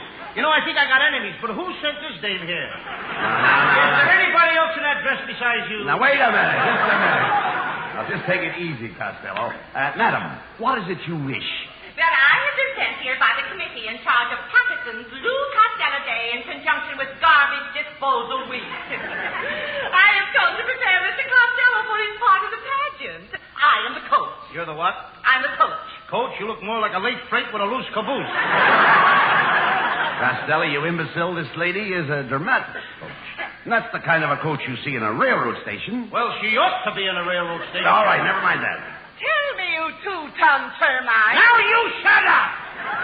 Why should I be in a railroad station? Because the bags under your eyes hang down so far that your nose looks like a red cap. Now, shut up, Costello.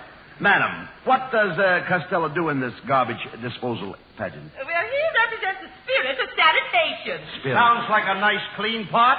Because I have the leading role, I am the princess of water supply. She looks more like a rusty drain pipe. I am sure. In fact, I am positive that Costello will cooperate. Just tell him what he has to do. Very well. Costello, as Sir Sanitation, you are a knight in shining armor, preparing to launch Patterson's new self-dumping, germ-proof garbage scow. Yes, you are seated on the poop deck. I, the princess, approach you and say, hello, good night. Hello, good night. What kind of talk is that? No, Duffy. When I say good night, I don't mean the kind of night like night in the salutation, good night. I mean the kind of night that has been nighted, and that night is as different from night as night is from day. Oh, when you say good night, you don't mean the kind of night like night in the salutation good night. You mean the kind of night that has been nighted, and that night is different from night, and night is from day. Now you've got it. Now I've got it. I don't even know what I'm talking about. Yeah, and I continue. I didn't even see it here. Excuse me. Hey, Abbott, is this dame your sister? Oh, certainly not, Costello.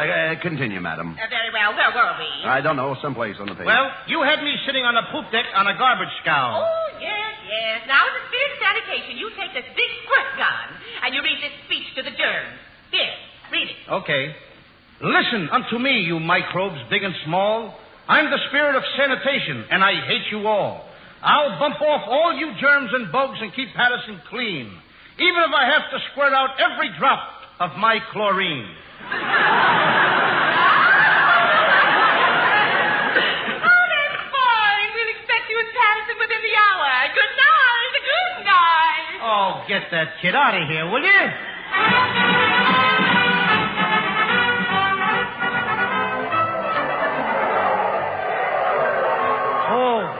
Hey, Abbott, look at all the mob that turned out to welcome me back to Patterson. Isn't it wonderful? Look, there's my old school teacher, Miss Blackboard.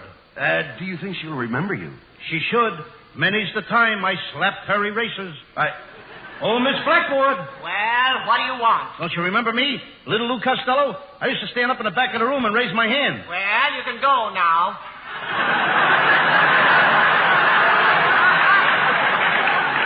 Now she tells me. Your friends sure remember you, Costello. Oh, yeah. Why, there's Mr. Hackett over there. I'll bet he remembers me. I used to mow his lawn every Saturday, and his grandmother used to sit on the backyard and watch me. Oh, Mr. Hackett! Aha, there you are, Costello. Why didn't you mow my lawn last Saturday? I haven't mowed your lawn in 15 years. Oh, no wonder we can't find Grandma. Say, Costello, who's that tough-looking kid sitting on that picket fence? He's waving to you. Oh, that's Stinky Dinky Shields. He was the toughest kid in our gang. Yeah? That's our old hangout over there. Go Us away. guys used to sit on that picket fence for hours. Oh, now, come. How could your gang sit on those sharp pickets? Ain't you never heard of the dead-end kids? No, yes. Hey, look, Abbott. What? There's poor old Mr. Peter Shimino. He's the saddest guy in Patterson. What is he so sad about? 20 years ago, his wife suddenly left the house, dressed in a nightgown and carrying a coffee pot, and he hasn't seen her since.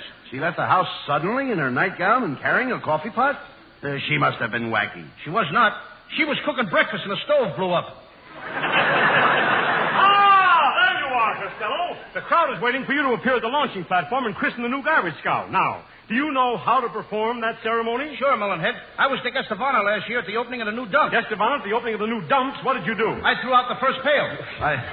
Look, talk sense, Costello. Let's get up on the launching platform. Professor Melonhead will introduce you.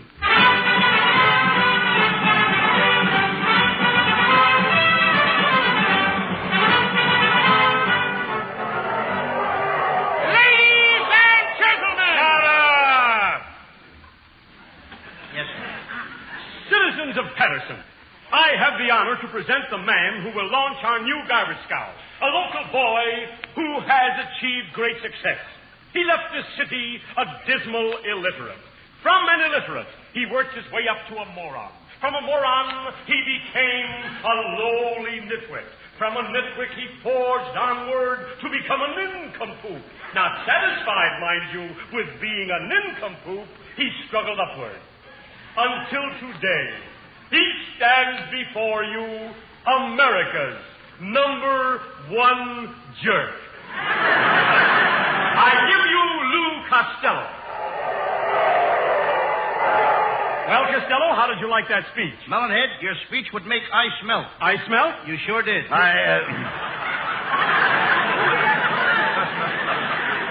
on, Costello. The crowd is waiting for you to launch the scow. Here, take this bottle of champagne. Oh, hand it to me slow. There you got are. a stretch. Take it easy now. Thank you. Good. Where's the glasses? No, you dummy. You don't drink it. You break the bottle. Oh. That's when you launch the scow. Yeah. Here, the professor will tell you when. Now, look, you watch me, Costello. Now, when I nod my head, you stand close to the garbage scow, and you hit it with the bottle.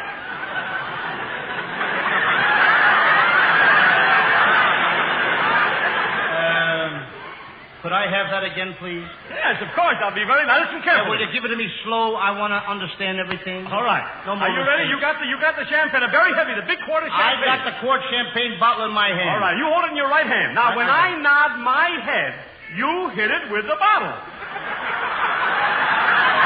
Did you hear what I heard? That's right. Okay, Melonhead, but remember, you asked for this. All right. Now I'm going to nod my head. Hit.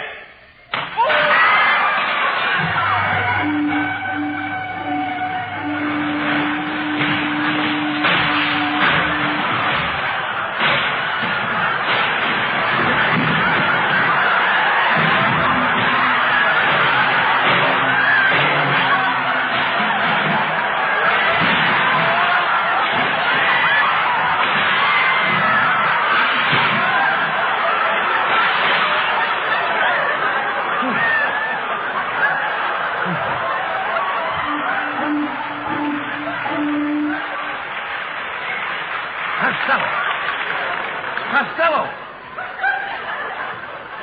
Lou! Where are you? You've launched Professor Melonhead. He's out there in the water. Save him. He's coming up. I can't have it. He came up the wrong way. Get him out of here. Get him out.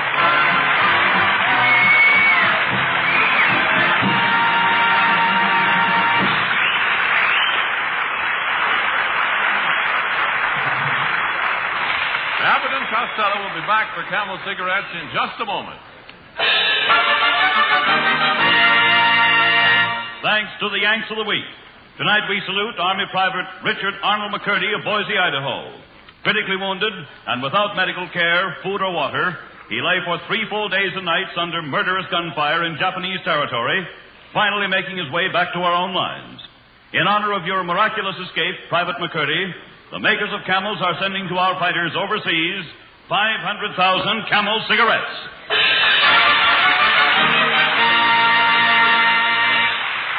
Each of the 2 Camel shows honors the Yank of the Week by sending free 500,000 Camel cigarettes overseas. A total of 1 million Camels sent free each week. Next week, however, the salute to the Yak of the Week will be made by a most exciting gentleman, new to the American public, but destined, we believe, to become extremely well known. His name, Stonewall Scott, ex-GI for military intelligence, and now, back in civilian life, a super sleuth. He's the hero of Camel's new, thrill-packed, tense, suspenseful program, Mystery in the Air. Come along with Stonewall on his first adventure, this station, this same time. Don't miss it. And now, here's Abbott Costello for the final. Well, Costello, we're back on the air October 4th for the next 3 weeks, starting July 3rd, of course. We'll be at the Roxy Theater here in New York. Yes, and while we're gone this summer, Camel is bringing you folks a swell program at this same time. I'm sure you'll enjoy it.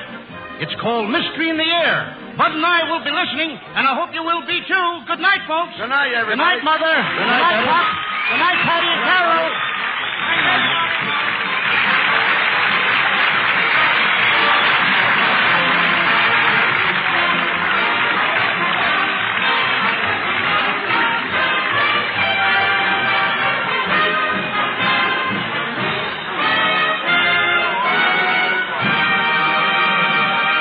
Cold weather and pipe smoking somehow go together, especially if you can settle by the fire and take it easy. But you want the right kind of fire in your pipe, too. The cooler, slow-burning fire of Prince Albert tobacco. Prince Albert burns slowly because it's crimp cut. A special no-bite treatment takes out the parch and sting, lets you enjoy the rich, mellow flavor of Prince Albert as often as you wish. Do you wonder why Prince Albert is the world's favorite? Try it just once, and you'll know. And be sure on Saturday night to tune in the great Prince Albert radio show, Grand Ole Opry, coast to coast on NBC.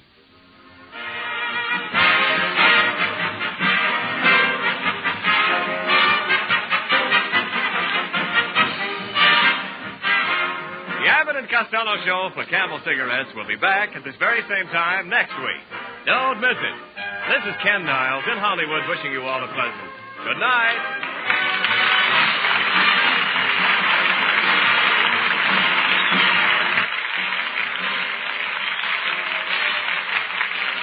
This is the National Broadcasting Company.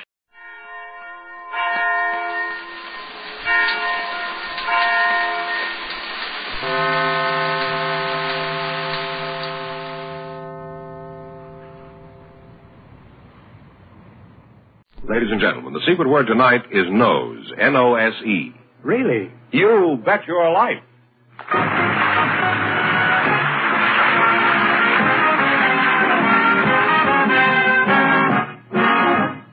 The National Broadcasting Company presents Groucho Marx in You Bet Your Life, the comedy quiz show transcribed from Hollywood. Here he is, the one, the only...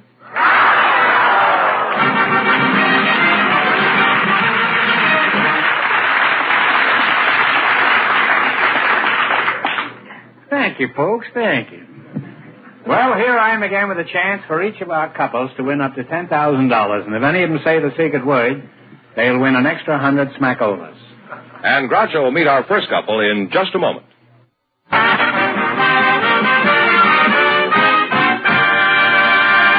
Groucho, Cornelia Hendricks and Romaine Fielding are waiting to talk to you, so fortune in please and meet Groucho Marx. Welcome to You Bet Your Life. Say the secret word and divide an extra $100. It's a common word, something you always have with you. Cornelia Hendricks and Romaine Fielding. You're Cornelia. I'm Cornelia, yes, Groucho. Are you married? Yes. You have 5 children, huh? No, only 2 daughters. You're 28 years old? No, I'm 47. Well, I'll try once more. Are you from Philadelphia? No, I was born in Cimahi, Java. You were born where? Cimahi. That means enough water in Malay. Enough Java. water in the lake? That's your name? You were born in Java, you said. Java. Was this with cream and sugar? I mean, were you born during a coffee break? My folks lived there. No. Now, your name is Romaine Fielding, huh? That's right, Groucho. That's you. I've been trying to think where I've heard that name. Romaine Fielding? Was he a big movie star about 40 years ago? Oh, that's right, Groucho. Actually, he was a contemporary of Francis X. Bushman in the old silent days. Oh. That was your father. Well, since you had his name, are you following in his footsteps? And are you in show business? No, I have no particular talent for acting, Groucho. Don't you have any talent? Can you sing or dance or tell jokes? Can you stand on your head? No, the only thing when I was in the service, I used to be able to do the manual of arms forward and backward verbatim. Well, I doubt if you can get much of a spectacular with that kind of an act. Well, that's what I thought, too, but we had one interesting experience when I was apprentice seaman of the Navy down in Guantanamo Bay, Cuba. We were lined up, all the apprentice seamen were lined up for inspection. So along came the Secretary of the Navy, which was then Mr. Knox, Admiral King, who was then Admiral of the Fleet, and the commanding officer of the vessel. And about this time, this lieutenant says to me, Sailor, step out here. You know so much about this, you don't have to... Were you a common sailor? I was a real common sailor. A gob. Oh, I was the most gobby. So anyway, he throws the piece at me and stand at attention. He said, describe the position of attention.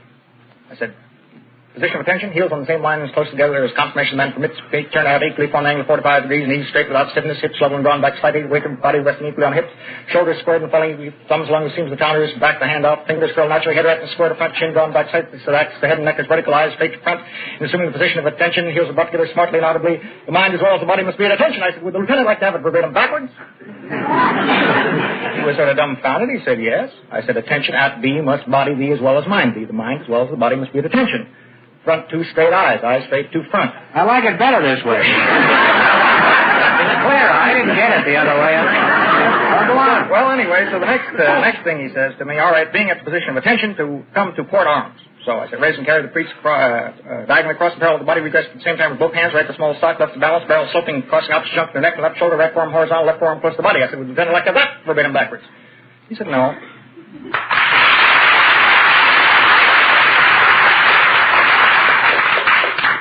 What do you do, jump off the ship? Well, what do you do? Is this your living? You do make a living by just saying things backwards? No, actually... what is your profession? Actually, or racket, as we call it. I install a glamorous type of automatic laundry. Washing machines, extractors, dryers, and so forth. Where do you sell this laundry equipment? Well, we sell it actually all over the world. You do, huh? That's right. Well, I'm for you, Romaine. The world could use a good cleaning. However, you better hurry. There's a good chance the boiler's already washed up. Well, let's play You Bet Your Life and see if you can win some money, huh? You selected a dictionary quiz. I'm going to ask you some questions. If you miss 2 in a row, you're out. If you get 4 in a row right, you win $1,000. You ready? What is a nomad? N-O-M-A-D. Nomad. An Arab. It's like an Arab one. Well, a rope. Place to place. You now have one right. What is a sampan? Oh, this is a Malayan boat. That's right. It's a Chinese boat. You now have 2 right. What is a vaquero? V-A-Q-U-E-R-O. South American horseman or cowboy. Cowboy, yes. You have 3 right. Get the next one right, and you'll have $1,000. What is a dirndl? D-I-R-N-D-L. D-I-R-N-D-L. It's a skirt or dress. Take the money. Take the money, boy. Right. Take the money. You win the money.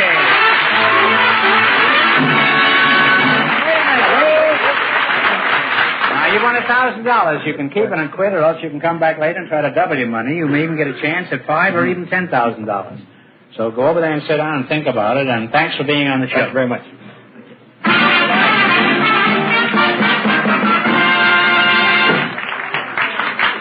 In just a moment, our second couple will join Groucho to play You Bet Your Life.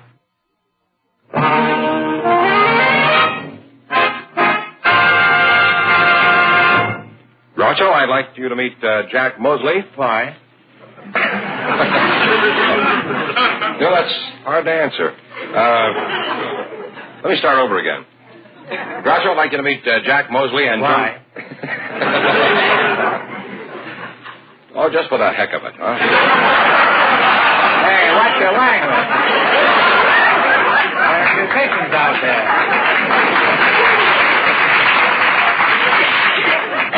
Would you people come in? This is Junko Gordon and Jack Mosley. Dr. Here. Well, welcome to You Bet Your Life. Say the secret word and divide an extra $100. It's a common word, something you always have with you. Junko Gordon and Jack Mosley, huh? Which one is Junko Gordon? I am. You're Junko Gordon? Yes. Well, a lot of Junko there, I must say.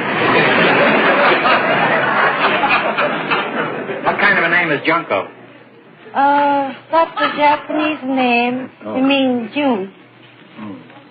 Yes. June? Yes. You mean 30 days had September? April, Junko, and November? Junko isn't a very dignified name for me to call you. And if I call you June, you won't know what I'm talking about. That's why Jack Parr talks. What does your husband call you? Does he have a romantic little pet name that I can call you? Yes, Isn't it like Jack Parr? He called me Fatty. He called you Fatty? Yes. Well, why does he call you Fatty? To get on the other side? No, that's another joke. Well, I better stick to Junk. Where are you from, Junk? I come from Tokyo. Tokyo. Well, you're very cute. Thank you. Gordon isn't a Japanese name, or is it? That's an American name. My husband is American. Your husband is an American. Could you tell us the story of how you met him? Is it an interesting story? Yes, Groucho, it's a very long, long story. They're all long stories, Junko. Perhaps... And the longer you're married, the longer the stories get. Perhaps we'll never finish. You never finish? No. Well, we better not. Give it to us briefly. Okay. Can you, Junko? Okay. How did you meet your husband? Oh, I had a girlfriend and married and came over here. And she's the one introduced my husband. And we've been corresponding about for a year. Did you exchange photographs? Yes, I did. Mm-hmm. Did your husband propose by letter, or did he wait until he saw you? Oh, after he saw me, he said, you look much better in person. Mm-hmm. Well, you do. Thank you. And then what happened after he said this? And he what said, did you say when he said that you looked beautiful? I said, so you. What sort of work does this Romeo do? Maybe an impetuous fellow. He's a yellow cab driver. What about you, Jack? Are you married? Yes, I am, Groucho. We're married 30 years. Would you say yours is a love match? Oh, yes. It's really Does your wife have any little pet names for you, like Fatty? Well, she calls me Windbag.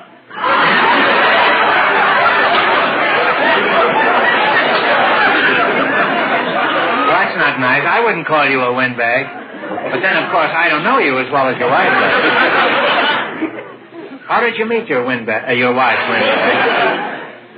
Well, I answered ads in a paper in Fort Smith, Arkansas. They wanted a dry cleaner. Then I made a trip to Fort Smith and answered the ad.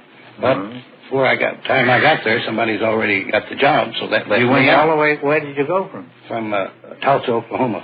You traveled from Tulsa to Fort Smith? Yes. To get this job? Sure. Jobs is hard to get in them days. Well, what happened after that? Well, this Mr. Darby, which was a brother-in-law to my wife now, but he taken a liking to me, and so he invited me home. I couldn't follow this. Well, a man named Darby. He's just come into the picture. Yeah, he came in. He's a brother-in-law of your wife to whom you weren't married at that time. That's right, yes. You understand this? No, well, I don't. Well, anyway, neither of us understand it. Proceed with this cock and bull story. Okay.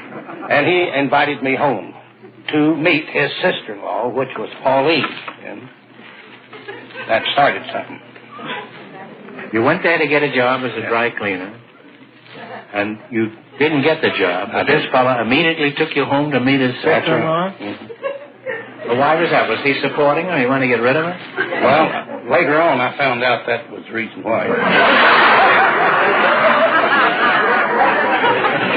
Well, how many times did he have to run that ad before they found a sucker like you? Well, I don't know. All I know, when I went to Fort Smith, the job wasn't there, so I was left out in the cold. You arrived in Fort Smith empty-handed and left there with a wife. Yeah, I did get something out of the deal.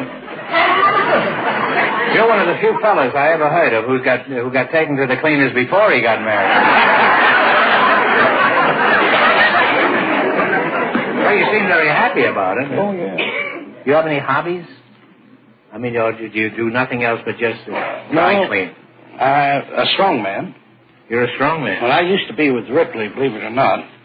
And I did 6 stunts, let 6 men choke me, drive a 40-penny nail through a 2x4 with 1 punch of my fist, break 3/4-inch ropes, pull 14-ton fire trucks with my teeth, let any 6 men choke me. Are there 6 men in the audience who would like to come up and strangle this chap? Do you still perform any of these feats of strength? What I'm getting is, could you do something for us? Yes, I could. I don't want anybody to throttle you up here, but could you do something? Yes, I could. What? I could blow up and bust a brand new automobile inner tube. Well, why would anybody want to blow up an inner tube? I don't know. I just like to blow them up. Is this why your wife calls you a windbag? That's right. Have you got an inner tube on you? Well, you have it wrapped around here. No. That's solid. You say you have one? I have an inner tube with me. Well, could you roll it out here? Yes, I could. Could you get it? Would you like to see him blow it? Yes. Say, how long does it take to blow that thing up before you start? It'll take anywhere from 2 to 8 minutes. Well, that's a long time. I mean, we haven't got that much time. We got to get on with the quiz. We only have a half hour. You know, could you blow up the inner tube and still answer the quiz questions? Well, I don't think so. Simultaneously? I don't think I... Well, I might, but I'd rather have my wife come up here and... Your wife, yeah. Yes, Mrs. Windbag is in the audience? Yeah, she's in the audience. What's your wife's name? Pauline. Pauline! Would you mind hopping up here? Pauline. Now, Windbag, is there any danger of this inner tube blowing the audience out of the theater? Well, it's according to where I'm standing here, Groucho. Now, Pauline, can he really blow up an inner tube until it explodes? Yes, he can. I've seen him do it many times. Well, stand outside a little bit, huh? Stand outside on the corner around San Francisco. Now, you start blowing, and we'll keep an eye on you during the quiz. And, Windbag, if you want to, you can help answer the questions while you're taking a breath. Okay. Are you guys ready? Oh, go ahead, Windbag, blow. Now, you selected cities and small towns of the United States. I'll give you 4 cities or towns in a particular state, and you identify the state. If you miss 2 in a row, you're out. If you get 4 in a row right, you win $1,000. Now, here are the cities and towns. Winchester, Springfield, Shawneetown, and Rock Island. What is the state?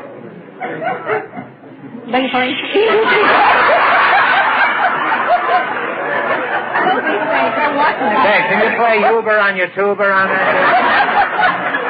Here are the cities and towns. Winchester, Springfield, Shawneetown, and Rock Island. What is the state? Illinois. Illinois is right.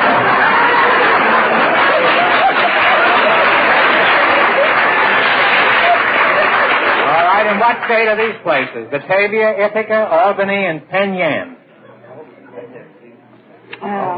Albany, Ithaca, Batavia, and Penn Yan. New York. And New York is right. Now, you got 2 right. Right.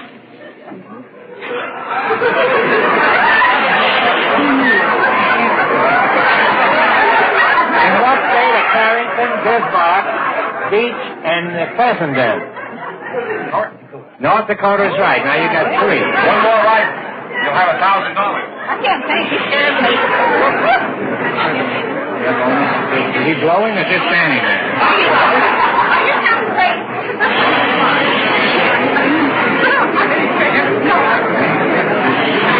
One for your lives.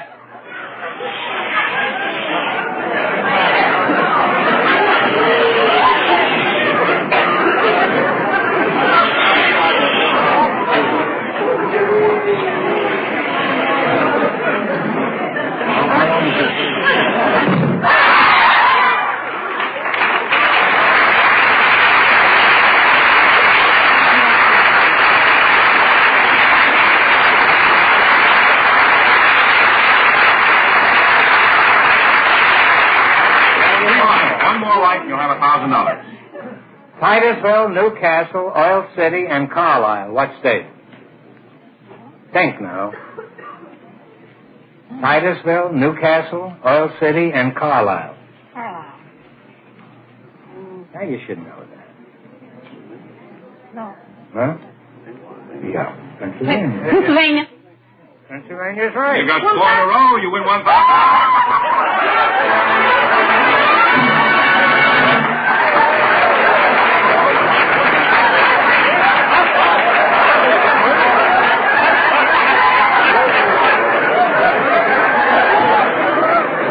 All right, now you won $1,000. You can keep it and quit, Or else you can come back at the end of the show and try to double your money. You may even get a chance at $5,000 or even $10,000. So go over there and sit down and think about it. And thanks for being on the show. Thank you so Goodbye. much.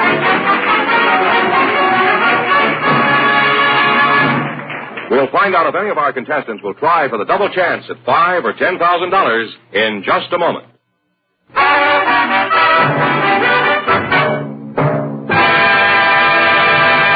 Groucho, only one of our contestants has decided to try for the big money tonight, and here is Romaine Fielding. You pick a number. On this side, if you win, it'll be $5,000, and this side, $2,500 because you're single.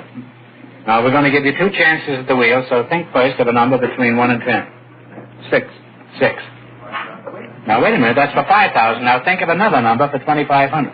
2. Okay. 5, 6, and 2. Now, turn the wheel.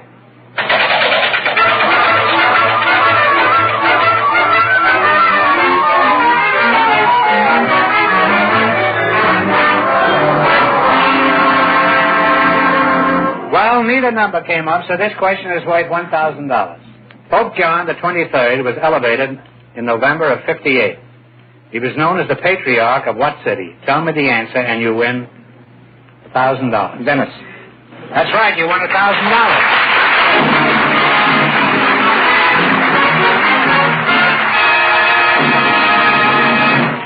What are you going to do with the money? Well, I'll probably turn it over to my wife. Congratulations, and thanks for being with us. Thank you. Bet your life.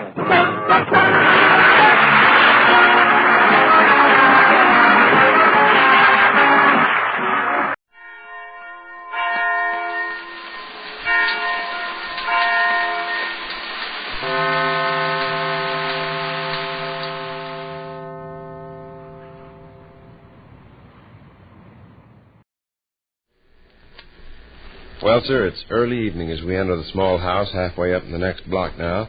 And here in the living room, we find Mr. and Mrs. Victor Gook and their son, Mr. Rush Gook. This last named individual is established at the library table reading aloud from a volume of vigorous fiction. His father and mother, seated side by side on the davenport, listen without enthusiasm. Third Lieutenant Stanley winked, smirked, and adjusted his cravat. "Where are those couple kisses you promised me?" he cried.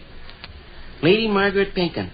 She dug the toe of one fashionable French boot in the sand and lowered her heavy eyelashes so that the handsome young officer could not see the misty loveliness beneath. Suddenly, an ear-splitting scream was heard, and a Comanche Indian chief emerged from the shrubbery. Third Lieutenant Stanley produced his automatic revolver, fired twice, and the red scoundrel toppled to the ground. Lady Margaret swooned away. The handsome young... Hey. Yeah? Vic, I was supposed to call Mr. Sludge. Really? Yes, and completely forgot. Darn it, he'll think I'm a fine one. What's the reason Well, Miss for your Harris call? is spending the night with her sister in Carlock, and both her other roomers are in Chicago, and that leaves Mr. Sludge in the house all by himself. I promised I'd invite him here to sleep. Why? Because he's scared to be alone. Oh, that Well, he's so timid. Miss Harris told me he wouldn't any more stay in the house alone all night than a horse. I said I'd get in touch with him and see if he wanted to sleep on our davenport. I better do it right now. What kind of a mollycoddle is this, Sludge? He's timid. Scared to stay alone in that big house all night. Well, the guy's 40 years old, ain't he? 43, but he's a mama's boy. Oh, shucks. 6264L, please. Yes. This is all right with you, ain't it? Sure. Miss Harris goes out of her way to be nice to me all the time. I like to do her a favor when I can. What time is it? Oh, must be about 8 o'clock. Oh, I bet he's over there crying right this minute. It's dark out and everything, and he's probably just panic-stricken. A man is feeble-minded. No, he's not. 43 years old and afraid of the dark? Well, lots of fellas are afraid of the dark. It's like I say, he's a mama's boy. Wonder why he don't answer. Maybe he's in bed with the covers pulled up over his ears. Or cowering in a corner. Certainly don't look like he's going to answer. Suppose he went to a hotel? Could have. Well, might as well hang up, I guess. Darn it, and I promised Miss Harris. She'll think I'm a dandy. Why didn't Sludge telephone here? Bashfulness stopped him, probably. Willie, go look out the kitchen window and see if there's any lights on over at Harris's. Okay. I bet he did go to a hotel. Poor fella. Brother Sludge, I'm afraid, is in for a lot of heartbreak before he shuffles off this mortal coil. Any big ox his age is scared to stay in the house alone. Well, he's been babied all his life. His mother and sister treated him like cut glass ever since he was born. I can understand why he's timid and shy. There's lights over there. What? I didn't catch it. What'd you say, Raj? There's a light burning in Mr. Sludge's bedroom. There's a light burning in Mr. Sludge's bedroom. Well, then he is home. Hmm. Probably afraid to answer the telephone. You going to call him again? Yeah. Poor fella, I bet he's crying and sobbing to beat the band. If you don't answer this time, either you or Rush will have to go after him. Oh, hey. Sure. 6264L, please. Pipe down, horse. Yeah. Your mother's using the telephone. He probably won't answer. Well, if he's too timid to answer a half-wit telephone, he is in a bad way. Poor fella. There's a light in Mr. Sludge's bedroom and also a light in the downstairs hallway. You didn't see any signs of him, did you? Uh-uh. Well, looks like he's not going to answer. Rush, you want to run across the alley and tell him you're... hello? Hello, Mr. Sludge? This is Miss Gook, Mr. Sludge. Yes. What? Oh, all right. He is crying. Well? Asked me to wait a second while he blew his nose. I can hear him sniffling and sobbing. By George, if I was that big a sissy. Yes, Mr. Sludge. Oh, there, you'll be all right. Well, don't cry anymore, Mr. Sludge. Guy is an idiot. He's a pretty darn good bowler. Oh, there, Mr. Sludge. I've seen him bowl down at the YMCA. 6 strikes in a row is nothing. Do you feel better now? Uh-huh. Well, Mr. Sludge, reason I'm calling, did Miss Harris tell you I was going to... Uh-huh. Uh-huh. Well, it completely slipped my mind. Yes. Yes, well, would you like to? Fine. No, wouldn't inconvenience us a bit. We have a comfortable Davenport, and I'll fix you up with a pillow and blankets and you... Uh-huh. Well, we'll look for you then. Any time that suits you. Surely. That's fine then, Mr. Sludge. You bet. Goodbye. Fella. I hope he don't weep during the night and disturb my rest. He'll be all right. People, here's the excitement I promised you. Third Lieutenant Stanley disarmed the savage redskin and prepared to cope with 16 additional braves who were approaching on horseback. Lady Margaret had taken refuge behind a tree. Have I got time for a couple kisses before these Indians attack me? Sang out the handsome young officer. The beautiful woman Pinkin. Oh, she's always pinking. Beautiful woman Pinkin. Brandishing her dainty parasol, she... Telephone is ringing. Frederick Johnson, most likely. Answer and see. Frederick threatened to call. Said he had something of a very private and very trivial nature to discuss. Could be Fred and Ruthie. 500? Yeah, I doubt it, though. It's past 8 o'clock. Oh? Yes? Yes, I believe she is. Just a second. Miss Sambon? Mr. Sludge. Oh, really? Still got a sob in his voice.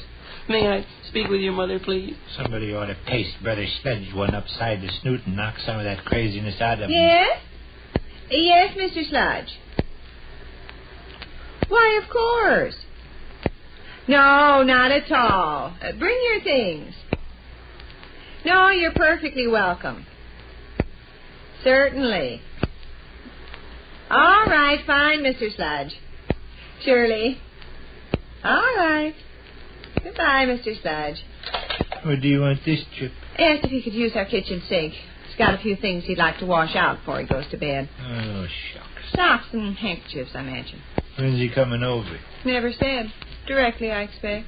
Is he all over his cry? Sounded quite cheerful. I noticed a tremor in his voice. Did you?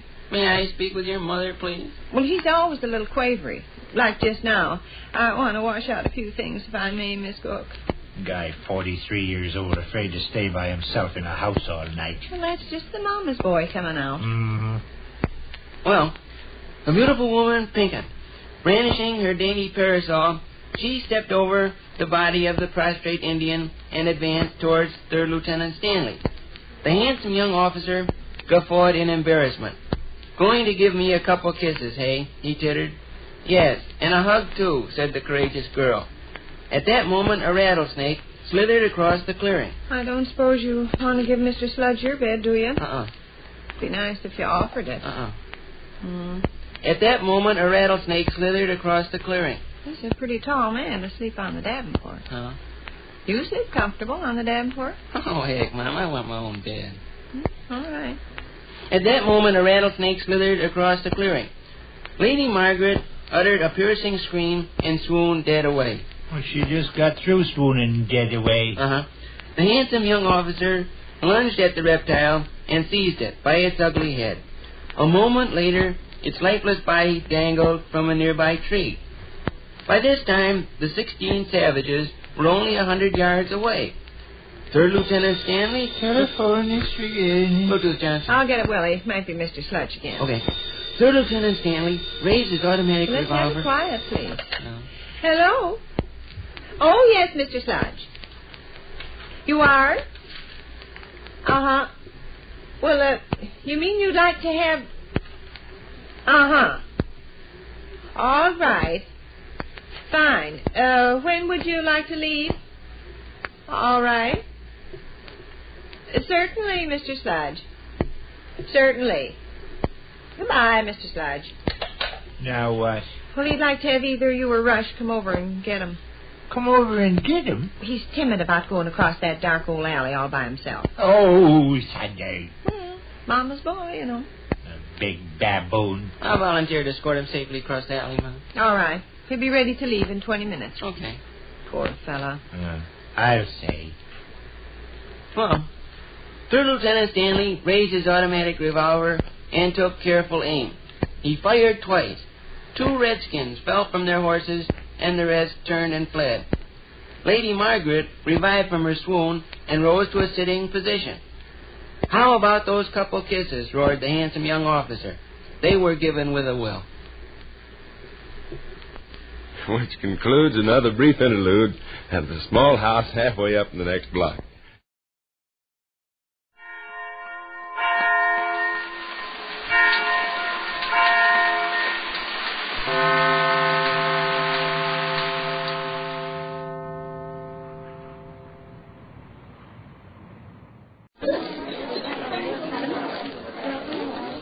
The Special Service Division invites you soldiers, sailors, and Marines of the United Nations to drop in at Duffy's Tavern.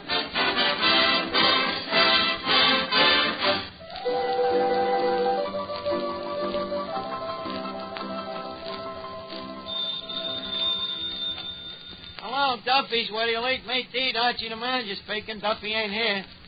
Oh, hello, Duffy. Hey, Duffy, you know what we got coming here tonight? Susan Hayward and Frank Buck. Huh? Well, Hayward knocks him dead and Buck brings him back alive. Huh? What does Susan Hayward look like? Well, Duffy, remember the first letter Mrs. Duffy wrote you? Yeah, before she hooked you. Remember it was a letter describing herself to you? Well, Susan actually looks like that. Frank Buck, well, he looks more like Mrs. Duffy. Hey, Duffy, if I got married, say to this Hayward dame, would you give me a raise? A raise? A raise! Would you lower my salary? Now you can hear me, huh? Look, I make $15 a week. Say with overtime, tips, and bonuses, it comes to $15 a quarter. How can I support a wife and family on that dough? Huh? Send one of the kids out to work. What kids? I ain't even held a hand yet. Oh, why argue with you? Listen to this, Miss Duffy. A Poem to Nature by Anonymous, Archie. Oh, Mother Nature, how could anybody hate you? What are you talking about? Nature, Miss Duffy. You know, you ain't lived till you've slept out in the open with the earth for a pillow and a blue sky for a blanket. Archie, have you been locked out of your room again? Certainly not. I just happen to be a guy with red hemoglobins in his blood. A guy that likes to get away from civilization once in a while. Why? Because it brings out the real me. That's why. Besides, I read in this movie magazine that Susan Hayward goes for the back to nature type of guy, you know? Well, then Susan Hayward's in for a big thrill tonight. Oh, thanks. When Frank Buck gets here. Now there, Archie, is a real outdoor man. Oh, yeah? I bet you I've been out of as many doors as he has. Duffy, you just watch that Hayward melt. One look at me and she'll sweep me right off her feet. Oh, them movie stars. Archie, if you men only knew how much mascara them movie stars use, how much rouge, lipstick, eyeshadow, face powder, eyebrow pencil, vanishing cream, cold cream, night cream, day cream, chin cream, neck cream, perfume, and toilet water.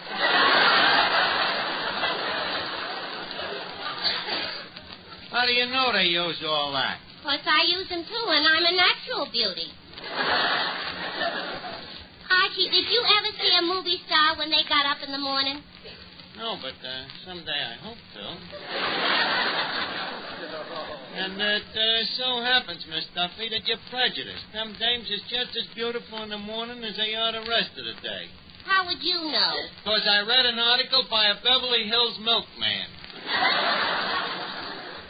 Told me about Hollywood stars. Hello, Art.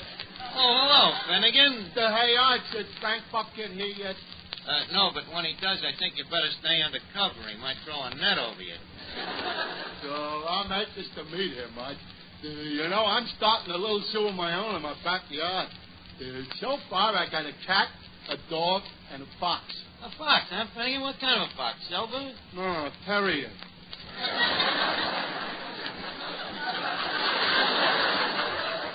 Finnegan, Frank Buck is only interested in wild game, carnivorous animals. No, kind they show at carnivals. It's nothing to a guy like that to go into a jungle, walk up to a lion, look the lion in the eye, grab him by the legs, tickle him under the chin. Oh, boy, that's fun. Fun? Yeah, especially if you do it to a dame.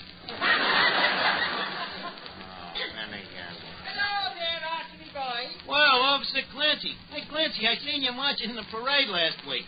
You look mighty sharp. Well, my feet felt mighty flat. Well, why didn't you try to get mounted duty? What? And ride a horse for 8 hours? No, Archie, no. This way I can at least go home and soak my feet.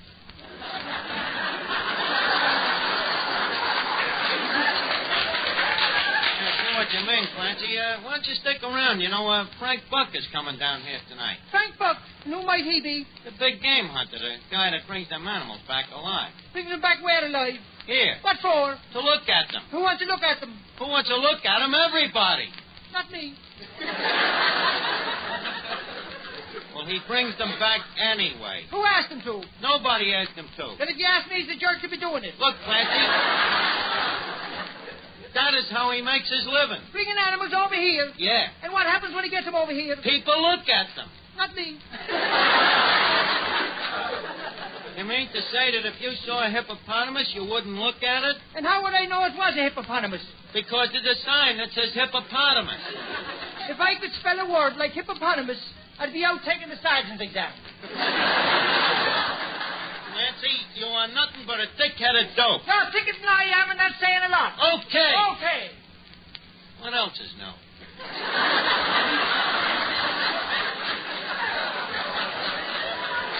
Well, not a thing. I think I'll be running along now. So long, Archie. So long, Clancy.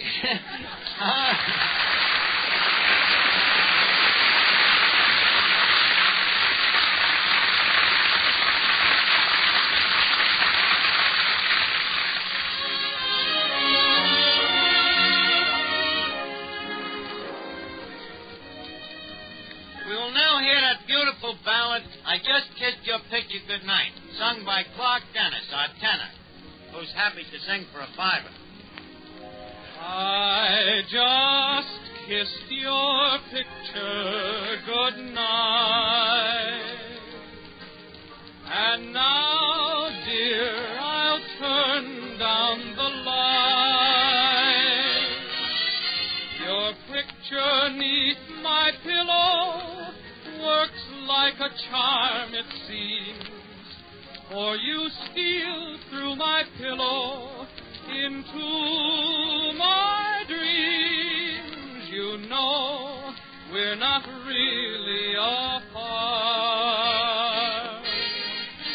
For we're still in each other's heart. So till the dawn, my darling, I'm sure that I'll sleep tight, for I just kissed your picture goodnight. Your picture 'neath my pillow works like a charm, it seems, for you steal through my pillow into my dreams. You know we're not really apart, for we're still in each other's heart. So till the dawn, my darling, I'm sure that I'll sleep tight, for I just kissed your picture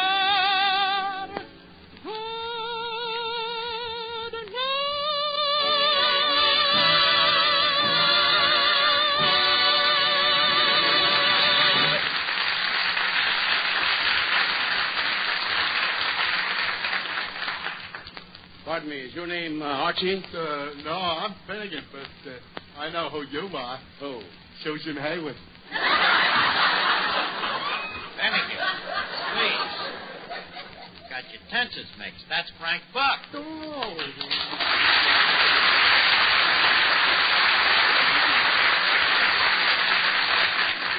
Well, Mr. Buck, welcome to the interior of Darkest Duffy's. By the way, how do you like the joint? Archie, I've never seen a nicer menagerie. Well, I try to be a good manager. Mr. Buck, how's things in the big game? Pretty good? Well, the orders keep coming in. Orders? What do you mean orders? Well, that's how I work, Archie. Zoos and circuses tell me what kind of animals they want, and I go out and bring them back. You mean a guy writes you a letter and says, "Dear Mr. Buck, please send 12 hyenas assorted. 6 laughing and 6 crying."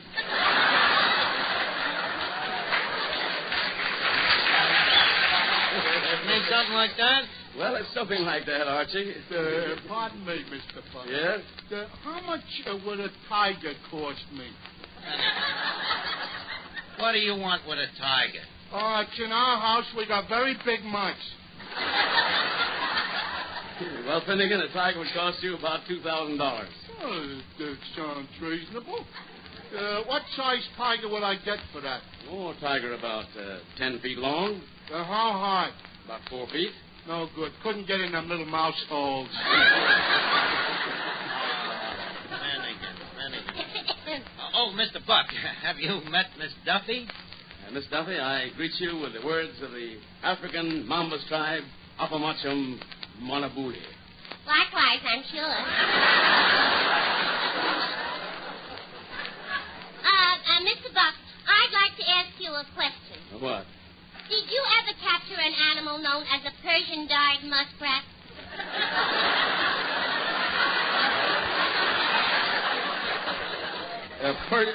A Persian-dyed muskrat? I never heard of it. I knew it. That Vera Fogarty. Trying to tell me her fur coat is genuine and mine ain't. Well, what kind of a coat is yours? South American wild plush. Did you ever catch a wild plush, Mr. Buck? Not yet. Well, I know, of course he didn't. The man who sold me the coat said they're very hard to catch. You see, they got such short hairs, there's nothing to grab hold of, you know.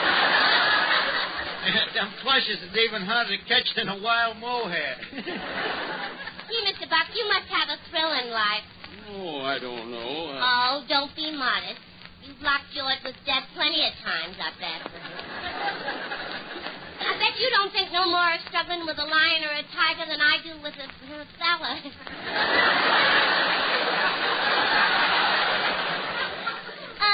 Mr. Buck, tell me, what was your most thrilling experience? Well, there was a wild tapir that was tough. A wild what? A wild tapir. A beast I considered fairly harmless. I found him with a badly cut back. I tried to put some ointment on him, the bruise. Suddenly the tapir whirled, charged me, and buried his head in my stomach, knocked me flat on my back. I realized the danger and yelled for my native boy. Fortunately, he came running in the nick of time and beat the infuriated beast off. Boy, that was a close call. I can Vera Fogarty saying Hus was a genuine Persian dyed mother. What was you saying about the tapir, Mr. Buck? Oh, Miss Duffy. Yeah. Look what just came in. The tomato from Hollywood. Please. Tomato. In Hollywood, they are known as tomatoes. Mr. Buck, why don't you go over to the table and tell Miss Duffy the rest of that story about the tapir? Oh, yeah, Mr. Buck. You're very interesting. I'll never go to the zoo again without thinking of you.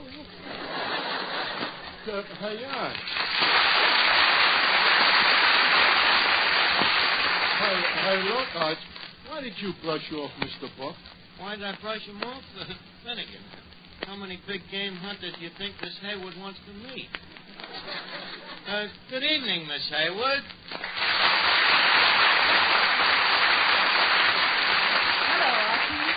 Hello, Miss Hayward, allow me to greet you in the words of the African salami tribe. Appalachian okra gumbo. Timbuktu. You're welcome. Miss Hayward, may I say that Mother Nature has indeed been kind to you? Nose, them lips, that figure, them, oh, what am I talking about?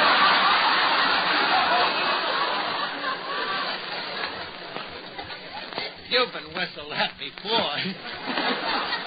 Well, Archie, it's nice to hear about my nose and my lips, but... Oh, what am I talking about? You've been slapped in the face before. Wait a minute, Miss Hayward. Don't get me wrong. Frankly, to me, a dame is a dame.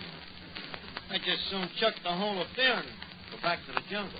The jungle? Well, certainly. You see, I'm only here in the States for temporarily. Recovering from the bite of a tsetse fly. A tsetse fly? Well, doesn't that give you sleeping sickness? Don't you think the eyes open no wider than this?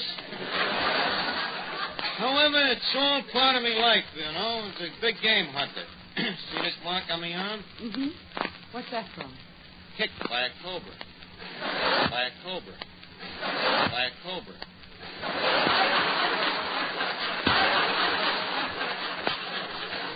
One of them African savages. Archie, a cobra is a snake. Right, you can't trust one of them. But that's the law of the jungle. Either perish or die. By the way, did I, Trader Archie, tell you the most thrilling experience I ever had? No, but I'm sure you're going to. Well, if you insist. Well, sir, anyways, I was trying to put some ointment on the back of a wild tapeworm. Archie, don't you mean a tapir? That's the male.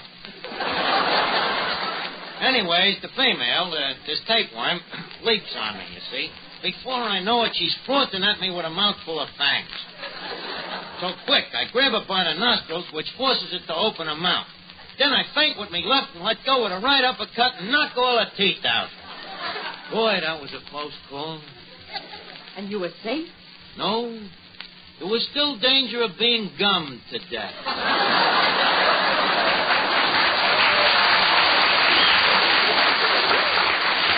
Archie, that is a very old joke. This happened in 1922. Well, sir, to go on, I faces this tapeworm, and raising me free hand... What's the other hand doing? I forgot to tell you about the tiger. Anyways, there I am, being attacked by them man-eating Ubangi, see? Their mouths is watering. They're just about to eat me alive, you see. When all of a sudden, Pardon me, Archie. Mr. Buck, did you have to come in and spoil that dinner? Miss Hayward, this is Frank Buck. Oh, how do you do, Mr. Buck? Archie was just telling me about all of his experiences in the jungle. Oh, yes? Archie, why don't you go to the jungle sometime? I've been to a jungle. What jungle? Oh, a certain jungle. Which one? The Jingle Jangle jungle. And stop trying to make a sucker out of me, Mr. Buck, or Miss Hayward here is liable to realize that one of us is a phony. Right, Susan? Oh, quiet, Archie. Mr. Buck, you must lead an exciting life. What was your most thrilling experience? Well, there was that wild tapir, a beast I considered fairly harmless.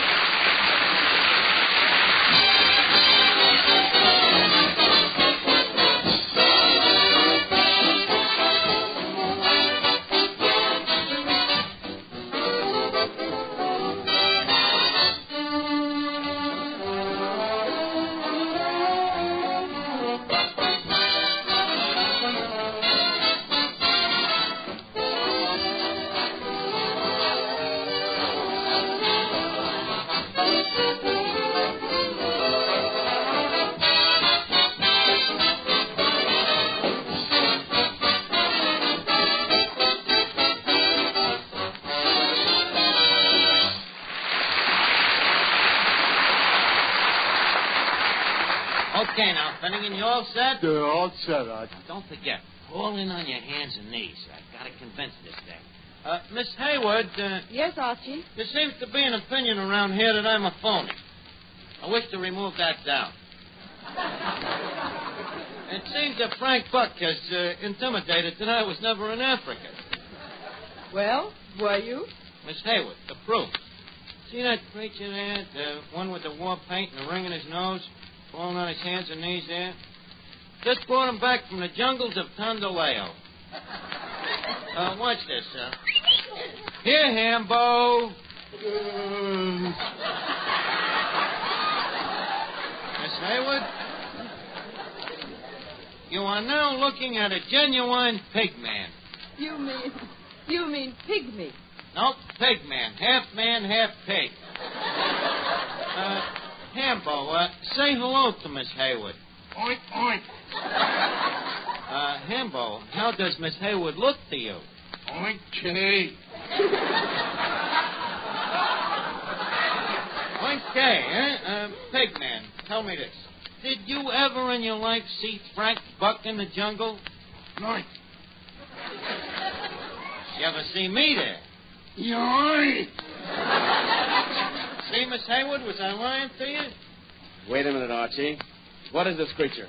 An African pig man, Mr. Buck. Half man, half pig. I don't believe it. What? He's half man. No? You don't, huh? Archie, why don't you quit this African nonsense? You know you were never there.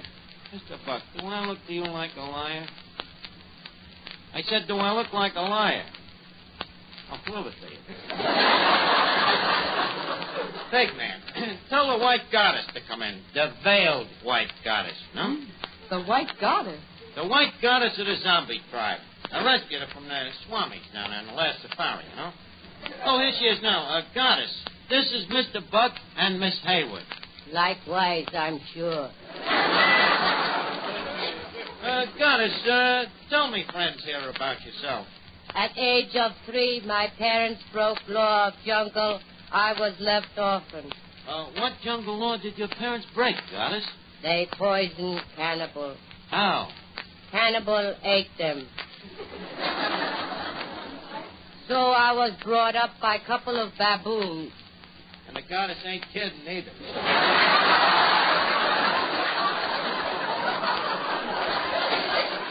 Now, Archie, you shut your trap.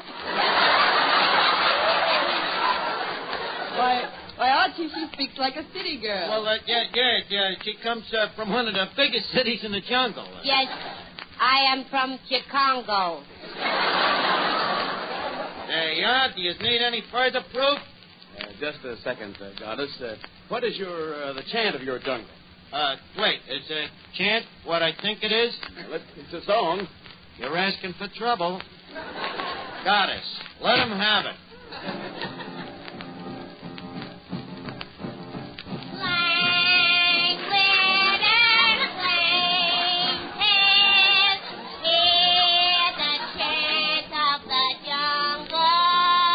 Shortly after this, I left Africa.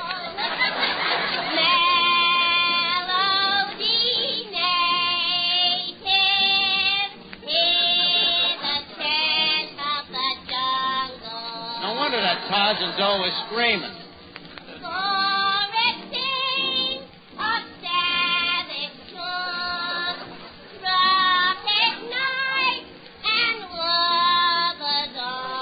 I would never bring her back alive.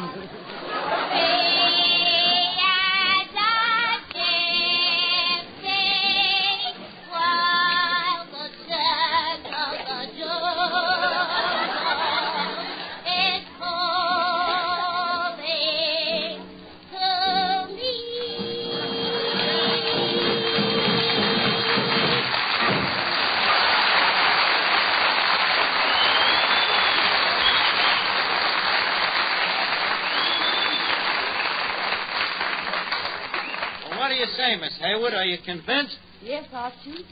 I'm convinced that I finally met somebody I could really be interested in. Well, now, Miss Hayward, that's wonderful. Shall we go out now and sort of make arrangements? Oh, I didn't mean you, Archie. Huh? You going out with Frank Buck? No. Then who? Hambo.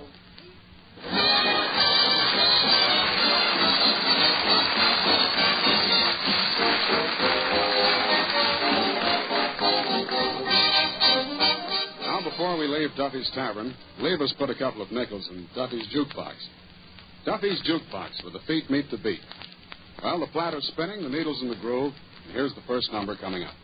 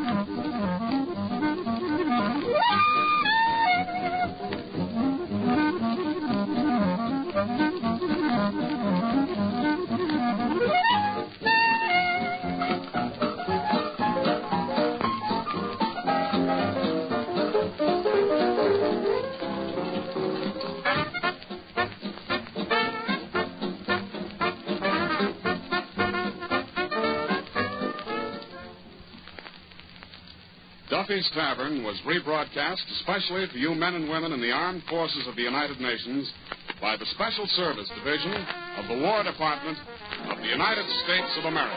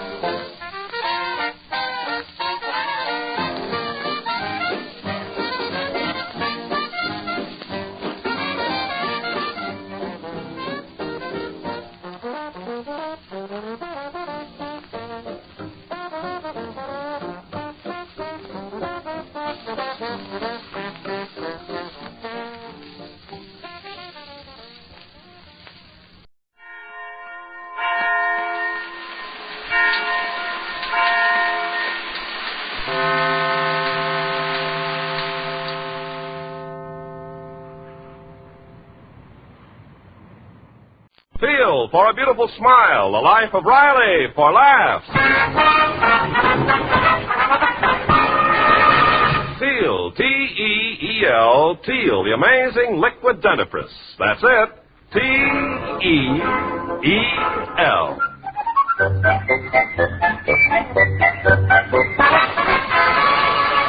Teal, the amazing liquid dentifrice brings you the life of Riley with William Bendix as Riley.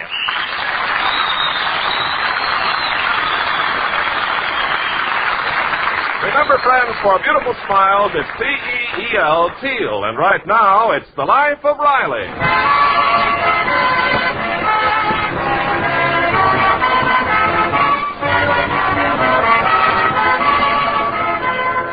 Well, it's Good Neighbor Week in the community where our hero Chester A. Riley lives and works. So let's drop in at the high school auditorium and see what's going on at the special meeting that the Neighborhood Community Council is holding. And now, ladies and gentlemen, as the crowning climax of Good Neighbor Week, your committee is pleased to present the grand award to two citizens who have been voted typical good neighbors. First, an upstanding member of this fair community, Mr. James M. Gillis. Friends, I thank you. Believe me, I didn't ever dream I would be elected, and the 50 voters I gave free bacon to can vouch for that.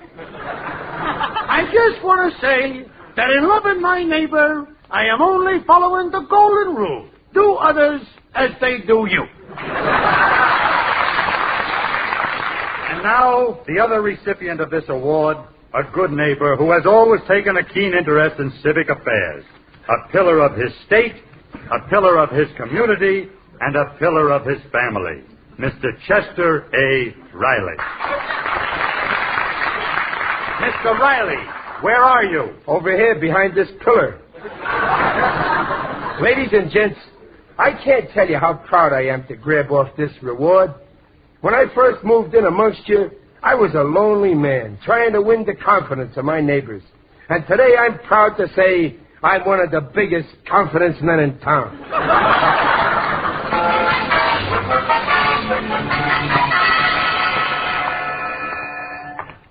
Yes, sir, Riley, old pal. We're important guys now, all right. Ah, you said it, Brother Gillis.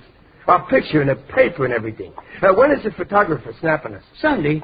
And just think, Riley, on Monday, millions of people will be sitting at the breakfast table eating their breakfast.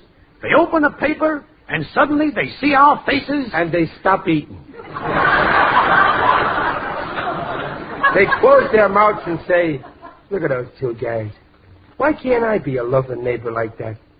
Ain't it wonderful that they picked us? Huh? Well, after all, ain't we always been loving pals from way back? Oh, sure. You always stood by me. When we was kids in school, who helped me with my homework?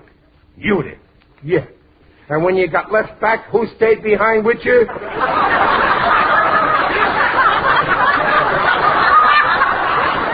I did. Comrades in the true meaning of the word. And whenever I needed you, Gillis, you was there. Why, when my boy Junior was born, who called the doctor? You did. I did. Who drove my wife to the hospital? You did. I did. Who paced up and down the corridor with me? You did. I did. Believe me, Gillis, Junior had never been born without you.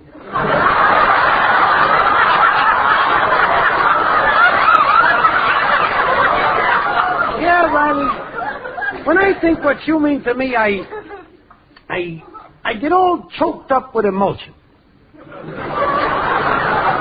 Thanks, Gillis. Well, here we are. Oh, yeah. It's time to say goodbye now. Yeah, well, good night, Gillis, sweet friend. Good night, Riley, darling. I'll meet you at the bus stop tomorrow. Yeah. And don't forget, tomorrow it's my turn to throw myself in front of the bus to make it stop. Well, good night, Riley. Hey, what was that? Something hit me in the face. Oh, don't get excited, Gillis. It's only Douglas. Now, look, Riley, I'm getting sick and tired of your pigeons attacking me. Especially that big fat Douglas. That's the fourth time this week he swooped down on me. That sweet bird didn't mean no harm. He just mistook you for a worm. Yeah, well, he better watch out, or one of these days I might mistake that pigeon for my dinner. You do that to my boy's pigeon? Now, take it easy, Gillis. Who do you think you are? I am a guy who ain't took down Douglas, so help me, I'm going to... Oh, Brother Gillis. Is this us? Squabbling over a squab. Oh, Brother Riley, what have we done? Yeah. What have we said? We're supposed to be good neighbors. Yes, we are. Here we are, fighting like man and wife. Oh, I'm so ashamed, I can't look you in the face. Oh, have courage. Look me in the face. This can't never happen again, Riley. It's our duty to act intelligent. You're right, Gillis. We got to use our heads. That's the only way to cement our friendship.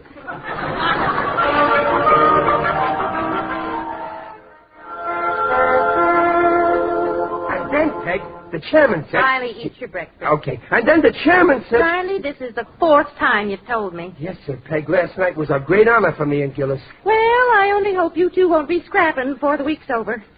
Why, Dunklin, how can you say such a thing? Me and Gillis have stuck together all our life. Why, we're insufferable. Nothing's ever going to come between us. Well, all right. Now finish your breakfast. That newspaper photographer will be here soon. Oh, I'm all through. I just want to wash down my breakfast with a cigar. Oh, you're going to smoke. In that case, I better open the window. I resent that, Peg. This is a 25-cent cigar. What? You're spending a quarter on a cigar? Yeah. Oh, but I get a rate. If I buy one, I get 9 free.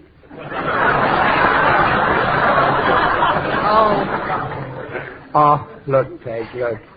There's Douglas sitting on the fence. Ain't he handsome? Yes, he is cute. Look at the way he's billing and cooing with that big fat lady pigeon. Oh, it reminds me of the time I was courting you. What? Oh, excuse me for calling you a pigeon. I mean... Oh, read your paper. Yeah. What's that? What? That popping noise, huh? Well, I don't know. Look out and see. Hey, what do you think you're doing, Egbert? You just do it again and I'll show you. Oh, it's only Junior and Egbert Gillis playing. Oh, it's wonderful how nice those kids get along. But, Riley, it sounded as if those boys love each other. Look at the way they got their arms around each other's throat. Riley, they're not playing. Well, then why is Egbert stroking Junior's hair? He's not stroking it. He's pulling it. Oh, Riley, they're fighting.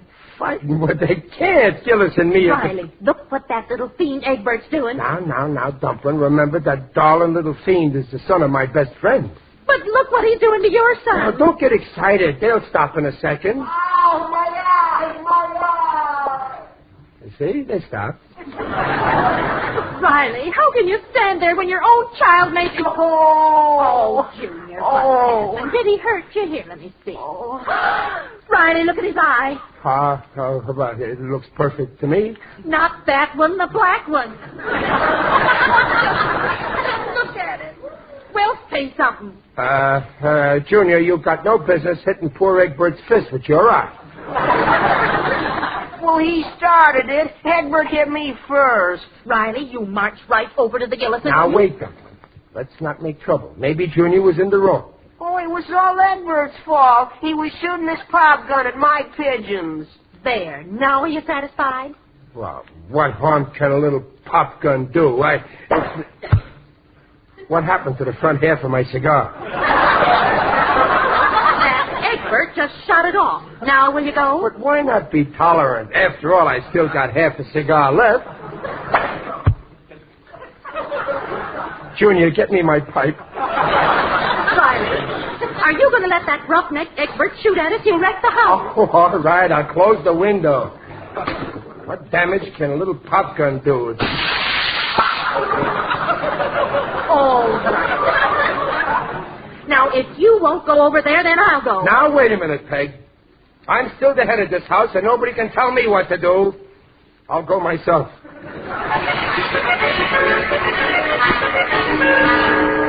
But listen, honeybee, sweetheart. Don't you sweetheart me, James Gillis. You go over and fix that Riley boy. But why make a first sugar throat? Riley's my pal. Only yesterday, I told him I loved him. Oh, you once told me you loved me. But this time I was sincere. Okay, put down the broom. I'll go. Oh, marriage. One of these days I'm going home to my mother. Oh, Riley, I was just going over to see you. Yeah, well, I was just coming over to see you, Gillis. Riley, about your Junior. Well, I come about your Egbert. What about him? My wife made me. My wife made me, too. Wives. Always making us men do things we don't want to. Why do we ever marry him? They make us do that, too. But we won't let this come between us. You bet we won't. So what if Junior pulls some curls out of Egbert's head? That's right. So what? Egbert still got half a head of hair left. Sure. And what if Egbert did close one of Junior's eyes? Sure. Junior's still got one eye open. No, sir. Our wives ain't going to stampede us into no scrap.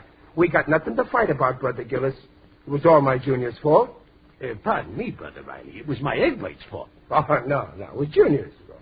It was Egbert's. And you hereby have my permission to whack him. No. It was Junior's fault, and I order you to whack him. Riley, I said Egbert started it. Can't you get that through your thick skull? Egbert didn't start it. Yes, he did. No, he didn't. Your Egbert's innocent no matter what you say. Oh, so I'm a liar, huh? Yeah. Okay, that settles it. Put up your dope. They're up. I'm coming at you, you I'm waiting for you, you weak... The photographer from the newspapers here. Good morning. I'm from the Daily Gazette. I'm here to take the good neighbor photograph. That's us. We're the good neighbors. Me and this weasel. Oh, fine. Now, this picture is for the front page, so it has to be just right. Now, relax, Mr. Riley. Open up your fist. We don't want that rock in this picture. Okay, let's get it over with. Fine. Now, let's have a real neighborly pose. Put your arms around each other's shoulders. That's it. Gillis, get your elbows out of my ribs. Who's going to make me? Now, look pleasant, please. Riley, remove your fingers from out of my spine. You ain't got no spine, you jellyfish. Now, let's have a lip-stoop smile. Shoving, Gillis. Who's shoving? You're shoving. Put it out. That's it. Steady. Riley. Will you take this? I got it. Oh, you move.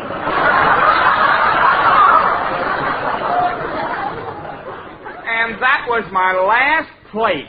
Oh, well, it'll have to do. I've got to bring something to my editor. Hey, wait a minute, mister. Wait. Look. Now look what you've done, Gillis. What I done? This is the end. I'm through with you, Gillis. And I'm the kind of guy when I say I'm through. I'm the kind of guy when I say I'm through with you. Watch out, because I'm not.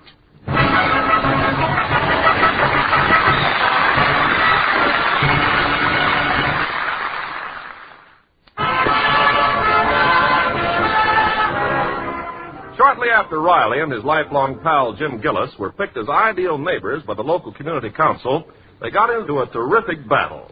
To make matters worse, the fight occurred while they were posing for a newspaper picture. The camera caught them at the worst possible moment, and now the embarrassing picture has appeared in the evening paper. Oh, look at this picture, Peg. Gillis and me laying in the gutter, right on the front page. Well, it's your own fault. But I'll never live this down. Look what it says. Good neighbors fall all over each other. I'll be disgraced. Well, it's your own fault you got yourself into such a ridiculous position. You should have used your head. I did use my head. I kept butting Gillis in his stomach with it. Oh, quit worrying, Pop. You're famous now. I am? Well, sure. All the kids in school are giving you the horse laugh. You hear that? This picture is making me ridiculous. I'm suing that paper for libel. Well, but it isn't such a bad picture, Pop. It looks just like you. Well, then I'll sue him for damages. Oh, cool off, Riley. Let's forget about the whole thing. Well, I got my dinner to fix. Oh, Junior, go take your school books off the dining room table.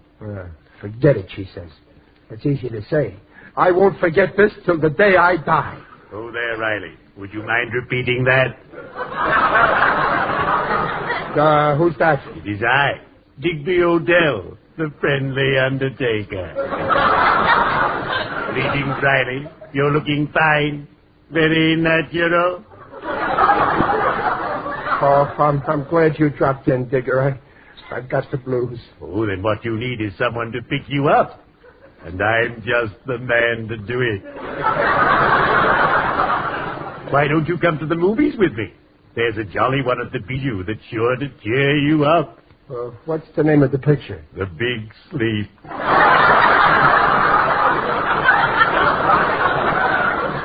Why not join us? My business colleagues and I are going as a body. And I'll drive you there in my new sports roadster. It's a two-tone job. Ebony black with light black stripes. Colorful, but cute. Well, I just ain't in the mood, Digger. You see, I'm in disgrace. There's a picture of me and my good neighbor Gillis in a terrible fight. Ah, the good neighbor. You go shopping and he borrows some sugar. You bring home your pay envelope and he borrows some more of that sugar. You introduce him to your sweetheart and he tries to borrow that sugar. I adore neighbors. They're so gay. Well, Gillis ain't. But you and he were bosom friends. Oh, I must patch things up between you. Oh, it's impossible. Oh, my friend, leave everything to me. A poetic colleague of mine once wrote, I quote, "Two neighbors fell out, and the breach was wide. Digger took them in hand. Now they're side by side." Riley, you must set an example for people everywhere. Go to Gillis. Apologize. Be humble. You're right, Digger. That's just what I'll do. Good. And now I'd better be shoveling off.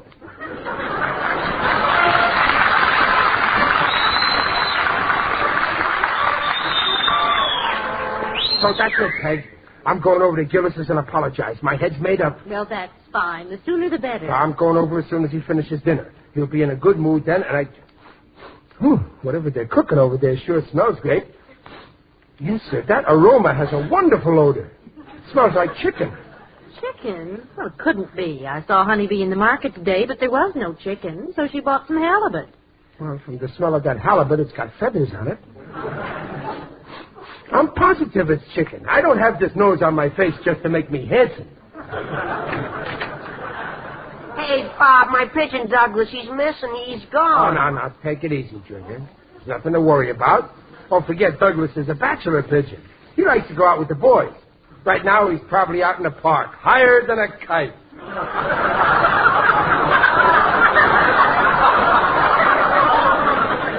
Oh, Bob, he never stays out this way.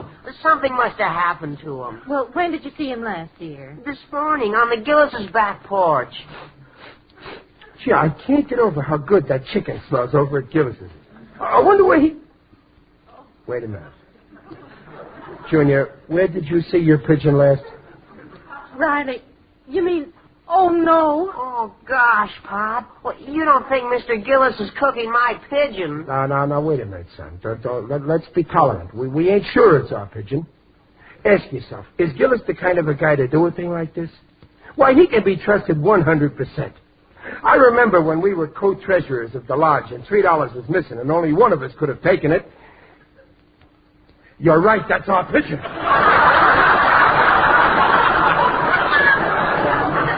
Riley, I just can't believe that Gillis would do it. I'm beginning to smell a rat that smells like a chicken and could be a pigeon.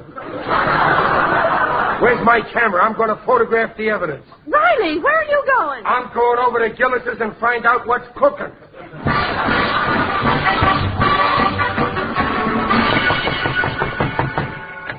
Yeah? Oh, Gillis, old pal. Good morrow this evening. You? Yeah, I come to apologize.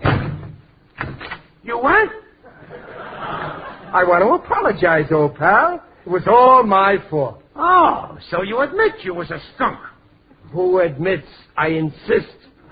Well, that's different. Come in, Riley, old pal. Come in. Well, thanks, Gillis. Hello, honeybee. I come to apologize. Well, you should, you big baboon. Now, honeybee, no harsh words. Riley ain't so big.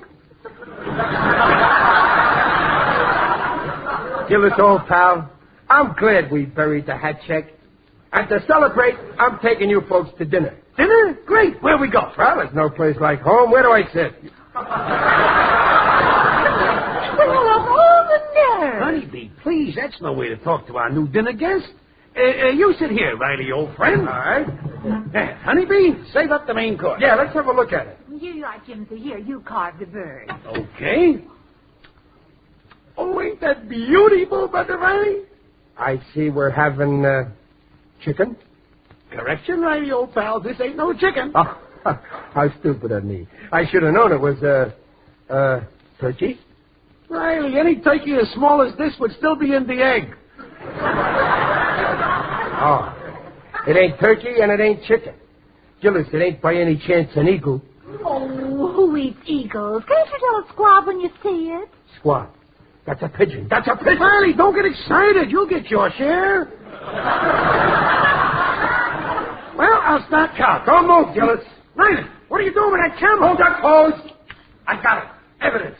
This picture will fix you, Gillis. Riley, have you gone nuts? Don't try to brace it out, you pigeon murderer, you. I'll fix you. I'm calling the cops. When you stole my pigeon, you cooked your goose.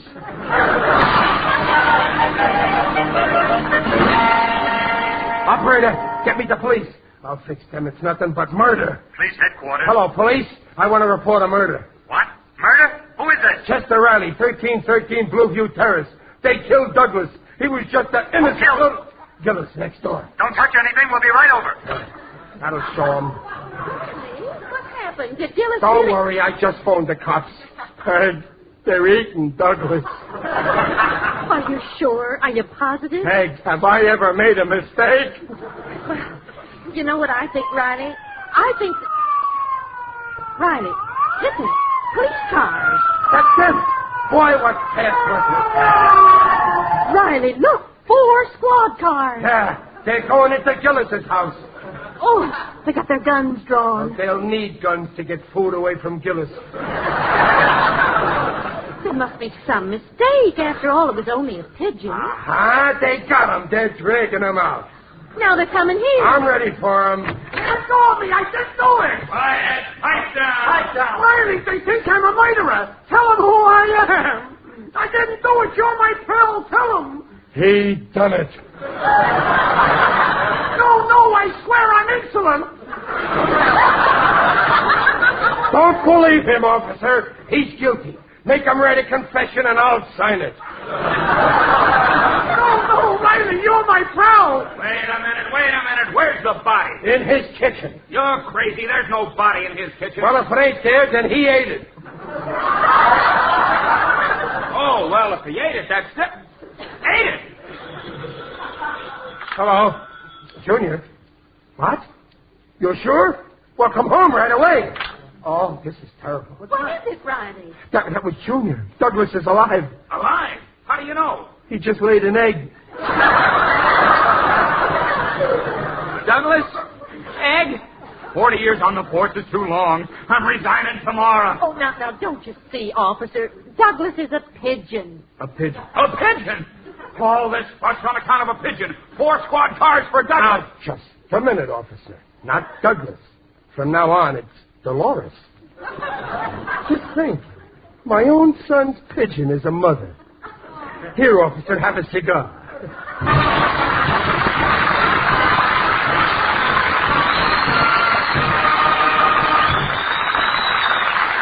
Riley's will be back in a minute. When gums are sore, there are just 2 common sense things to do. First, see your dentist. And second, heed the advice of dental authorities. When gums are sore, brushing the teeth with toothpaste and powders which contain harsh abrasives is irritating. Often makes things worse. And that means just one thing. A quick change to Teal, the liquid, non-abrasive dentifrice.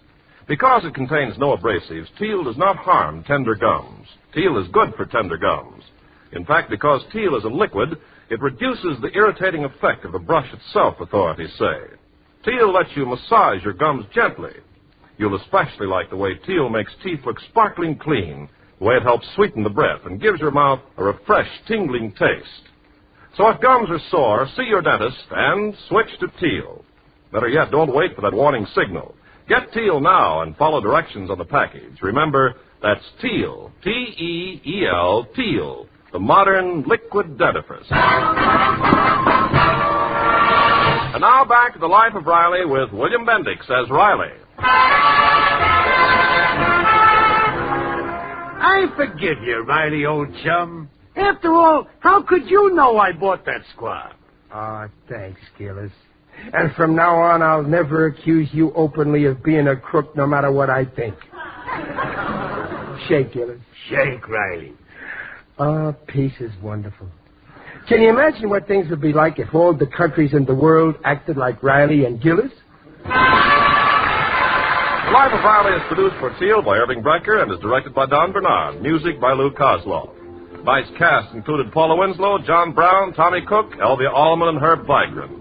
This is Ken Carpenter on behalf of Teal, inviting you to listen again next week to The Life of Riley. And remember, for lovely smiles, it's T-E-E-L, Teal. Teal, the amazing liquid dentifrice, protects teeth beautifully.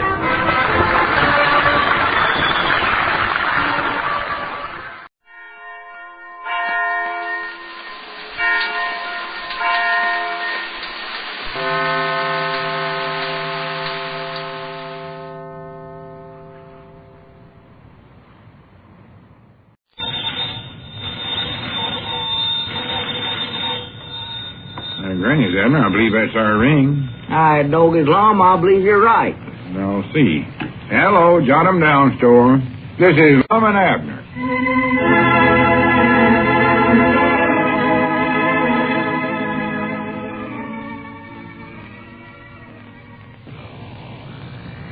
And now, let's see what's going on down in Pine Ridge. Well, the bill from the wholesale house is still a pressing matter. But Lum has found one way of helping raise the necessary money. He has postponed his publishing company's efforts to find the great American novel long enough to undertake the less glamorous job of printing some advertising handbills for Dick Huddleston.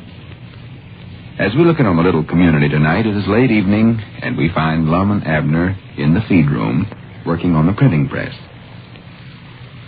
Listen. Oh, me. Dog his Lum. I'm getting tired. Can't I go home now? No, now we got to get these handbills all printed up tonight. Dick Huddleston wants them the first thing in the morning. Go ahead and get that press started. Well, wait a minute, Lum. Look there. It's after 10 o'clock. I'm getting sleepy. Abner, if you'd talk less and work more, we'd get this job done. And then you could go home. Well, I thought you was going to get Mousy Gray to help you with this. I was, but he never wanted to do it. I think he's mad at me for not publishing any of that junk he's writing. You mean them poems of his'n? Oh, he's been writing novels, too, but I told him I weren't interested in none of it, no way. Weren't, huh? I think maybe I hurt his feelings. I don't know. Well... Abner, get them papers straight on the press. Now, watch what you're doing there. Well, Lum, I'm getting sleepy now. I believe I'll just go on home. No, you ain't going to do no such a thing. Oh. We need the money Dick is paying us for these handbills, and we need it bad. Well, I know that, but Doggies, there's a limit to how much work a feller can do in one day, especially a little short feller like me. You ain't so little. Besides, this ain't hard work. It is, too. If we can get one more job like this, then we can pay off that bill from the wholesale house. That is, if we can keep taking in as much money in the store as we have the last couple of days. Yeah, say, by the way, where is that money? I looked in the cash drawer this afternoon, and wasn't hardly none there. Well, I hid most of it in our regular place. Oh, you mean the big clock up on the wall in there? Yeah. Never wanted to take no chances leaving it in the cash drawer. Oh. Not with them robberies we've been having in town lately. No. Well, have they caught them fellers yet that robbed the gas station the other night? No, but they're mighty nigh sure it's the same fellers that broke in Luke Spears' restaurant. Well, I hope they hurry up and catch them. Because there's one thing I don't like to have around. It's a bunch of robbers going... Oh, wait a minute. Lum, did you hear that? That sounded like that screen door opened up there. Yeah, it did, didn't it? And it wouldn't be nobody coming in this time of night. You don't reckon it could be them, I don't know, Abner. Maybe you better go and look. No, you better go look, Lum. I'll get these handbills printed here. That's what I'll do. Don't be a coward. All you got to do is just stick your head through the door there, and you can see if anybody come in. The store's all lit up. Yeah, all right, but if anything happens to me now, you're going to be sorry. No, nobody there. Well, you never even looked yet. Stick your head clean through the door. Take a good look. Yeah, all right. Hello? Hello, who is it?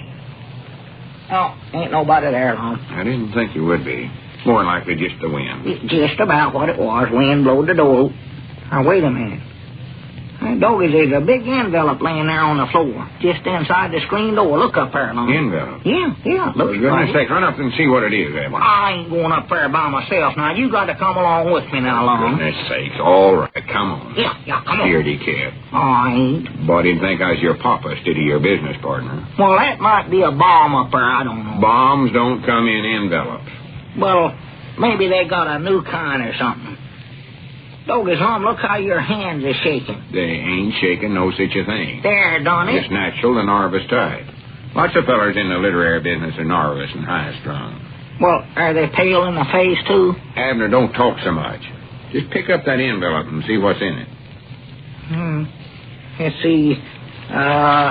It's addressed to the Edwards and Edwards Publishing Company. Oh, well, here. You want it, Lum? No, you go ahead and open it up. Well, let's see here. Look in here and see what it is. Doggies, this looks like some sort of a manuscript, I believe, Lum. A manuscript? Yeah, look here. Here it is. You'd be bringing in a manuscript this time of night. I don't know. Name's right here on it, though. It says, Chapter 1 of the mysterious case of Evelyn Ermintrude by Jorg Narwell. Jorg Narwell? Yeah. Who's he? I don't know. That's what it says here, though. By Jorg Narwell, the Phantom Author. Phantom Author? Yeah. No, man sakes, what kind of a thing are we getting into here? I don't know. There's a phantom fella that I saw in the Sunday Funny papers, Lum. He sort of wears long purple tights and with a hood fastened on it. Reckon it could be him? No, of course not. That fella you seen is just in the funny papers. He ain't real. Oh, well, I didn't think he was. I don't believe no real feller run around in them long tights that way, especially when they was purple. You know, I bound you somebody just pranking us, Abner. Pranking us? That Phantom Author part there. Sounds suspicious to me. Well, reckon who could be, Lum? I know there ain't nobody in town by that name. Jorg Narwell. That sounds like he's some sort of a fern or something. Yeah, well, I admit he's got me stumped. Is there actual story wrote there? Yeah. Oh, type wrote out here. Leastwise, part of it is. What do you mean, part of it? Well, I was just looking this last page here, and it says, to be continued. Well, I do know. Yeah, right Maybe there. we ought to read this and see what it's all about. The whole thing looks awful curious to me. Yeah, well, here, you take it then, Lum. You're a better out-loud reader than me. You read it. Chapter 1 of the mysterious case of Evelyn Ermintrude. Well. It was a cold, foreboding, wintry night that Evelyn Ermintrude silently slipped out of her bedroom and stole into the large room at the end of the hall. Evelyn Ermintrude smiled mysteriously through half-closed eyelids. Granny, how could she do that? Smile through her eyelids. I don't know. More likely some trick to it, I reckon. Smile mysteriously through half-closed eyelids as she crossed the threshold. Perhaps she was thinking about the many times her stepfather had told her never to go into that room. Well? Never go in that room, he always said to her. He did, huh? But Evelyn would just nod her head and smile mysteriously through half-closed eyelids. Doggy, she's getting good at that, ain't she? Or perhaps she was thinking about the mysterious and horrible secrets that would soon be revealed to her within the forbidden room. Oh, me. No sooner had Evelyn closed the door behind her and started hunting for the light switch than she heard a loud knocking. Cold chills ran down her back. Lum, did you hear anything? Sounded like somebody knocking, didn't it? Yeah, sort of, I believe. Open the door, Abner, see if there's anybody out there. I ain't going to do it now, Lum. Well, I'll do it then. Well, go ahead. Anybody's pranking us, I want to find out who it is. More likely just some youngins. Ain't no young'uns out this time of night, I'll tell you that right now. Be quiet. Young'uns. Hello? Hello? Anybody out here? Hello? Hello? Hi, doggies. It's that phantom fella, Lum. That's who it is. I know that phantom in a funny paper can make himself invisible. Oh, it ain't no such a thing, Abner. I bound you Gomer Bates is mixed up in this some way. Well, Gomer ain't no phantom. I know that. Let's see, where was we at? Cold chills. Lum, let's not read no more of that story. Don't be silly, Abner. Story can't hurt us none. Cold chills ran down her back, and her hair stood on end. Which end? Don't say. She ran to the door, flung it open, but was horrified to find nobody there. Hi, doggies, that's just what happened to us just now, Lum. I don't think we better read any more of that, Lum. That was just a coincidence, Abner. You can't tell. What happened here ain't got nothing to do with the story, I don't think. Ain't, huh? Of course, it does seem sort of curious, that knock coming just when it did. Why, of course it does. Don't you reckon we ought to go on home, Lum? Well, let's read a little more here and see what happened. Oh, me. Here we are. But was horrified to find nobody there. We never needed. Evelyn Ermyntrude quickly closed the door and locked it. That's a smart thing to do. Then she began a hurried search of the forbidden room. She told herself that she must work fast. I must work fast, she said through half-closed eyelids. She better get them eyes of hers open, I'll tell her that. Just as she was approaching a huge, foreboding closet door, the door slowly opened, and Evelyn froze in her tracks as a ghost emerged from the closet. Lum, look back here. Lum, look back here in the feed room, Lum. Uh-oh, it's gone. What's gone? The ghost. Ghost? Why, sure, I seen one back there just now, Lum. Oh, you sure your imagination ain't getting the best of it? No, sir, Lum, I seen it now. Honest, I did. Well, there ain't no such a thing as ghosts, though, Abner. You must imagine. I never imagined nothing. Come on now, let's go home, Lum. Come on. Something tells me we ought to finish reading this story, Abner. Lum, please don't read no more of that. I got to. The ghost reached out two long claw-like hands and started in Evelyn's direction. Poor little Evelyn. Evelyn could not move. Just as she could feel the claws tightening about her neck. Oh, my goodness. A clock struck 1, and the ghost vanished. Oh. Evelyn swung around to look at the clock, which had saved her life, but as her eyes fell upon it, the clock struck twice more and then disappeared into thin air. Evelyn fainted. Lum. What's the matter, Evelyn? Look up there on the wall. Our clock. Our clock? Here, look, Lum. It's gone. Oh, my goodness. And all our money was in it, too. We've been robbed.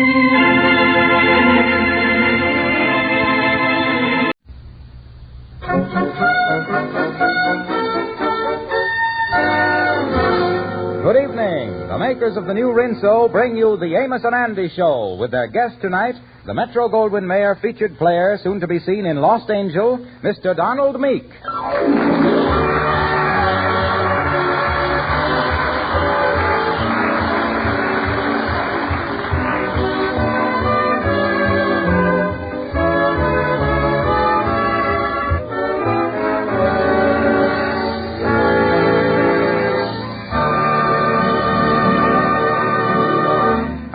story opens tonight in the office of Mr. Andrew H. Brown.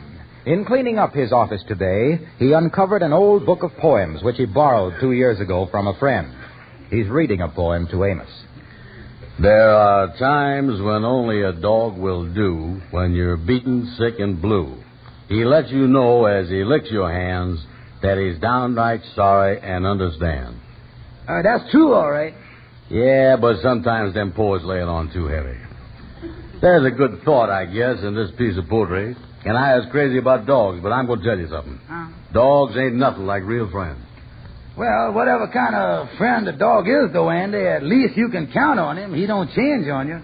But with people, well, I always say that if a man can have 1 or 2 real friends in his lifetime, he's lucky. Oh, what you talking about, Amos? 1 or 2 friends. I got 50 real friends now. Oh, I ain't talking about people that you know. I'm talking about somebody that will stick to you through thick and thin, if you got money or ain't got money. That's the kind of 50 friends I got. Oh, Andy. Well, I just wish there was some way that I could prove it. And I could show you that you don't know what you're talking about. Well, I don't guess there's no way you can prove who's right or wrong, but you know yourself, if you would say to these 50 people you know that you done, say, inherited a big cash fortune, all of these so-called friends of yours would flock to you, and wouldn't they? Well... Yeah, but then, if you was to lose that fortune, most of them would drop you like a hot potato. Well, listen, Amos, now let's say this. Let's say that I has done inherited $10,000. Well, I tell you. Come on in, Kingfish. Well, hello there, boys. Who was that you're talking about done inherited $10,000? Sit down, Kingfish. Yeah. Andy, who was you talking about that got the $10,000? Well, why you want to know? Well, it's at a time like that a man needs a friend to give him advice. And I is the best friend that a man with $10,000 could have. Who is the man, Brother Andy? Well, it's me. You? Yeah, me. A relation of mine done left it to me. I just found out about it this morning. I is a happy man. I guess all of Andy's friends would be glad to hear about this. Yeah, congratulations, Andy, old pal, old partner, dear, yeah. And by the way, before I forget it, my wife told me to be sure and tell you to come up for supper tonight. Oh, yeah, well, thanks, Kingfish. You know, I ain't been up to your house for supper for a year and a half. Yeah, I know that, Brother Andy, old pal. That's why my wife told me to be sure and have you up for supper every night this week. Yeah. Well, thank you. Yeah, I tell you what. Look, I'll tell Sapphire that you're coming up, and I'll see you around 6:30. Andy. All right, so long, Kingfish. So long, Kingfish. Well, Amos, there's one true friend right there. Now, don't tell me about no dog. You see, his wife wanted me to come up for supper, and she ain't even heard about the money that was left to me. And the proof will come out when the rumor is done spread around, and then you tell these great friends of yours that you really ain't got no money.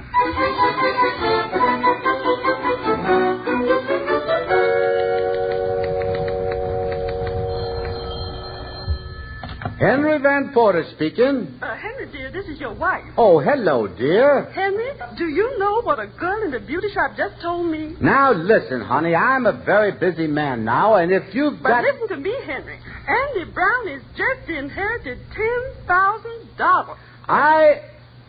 I'll be right home.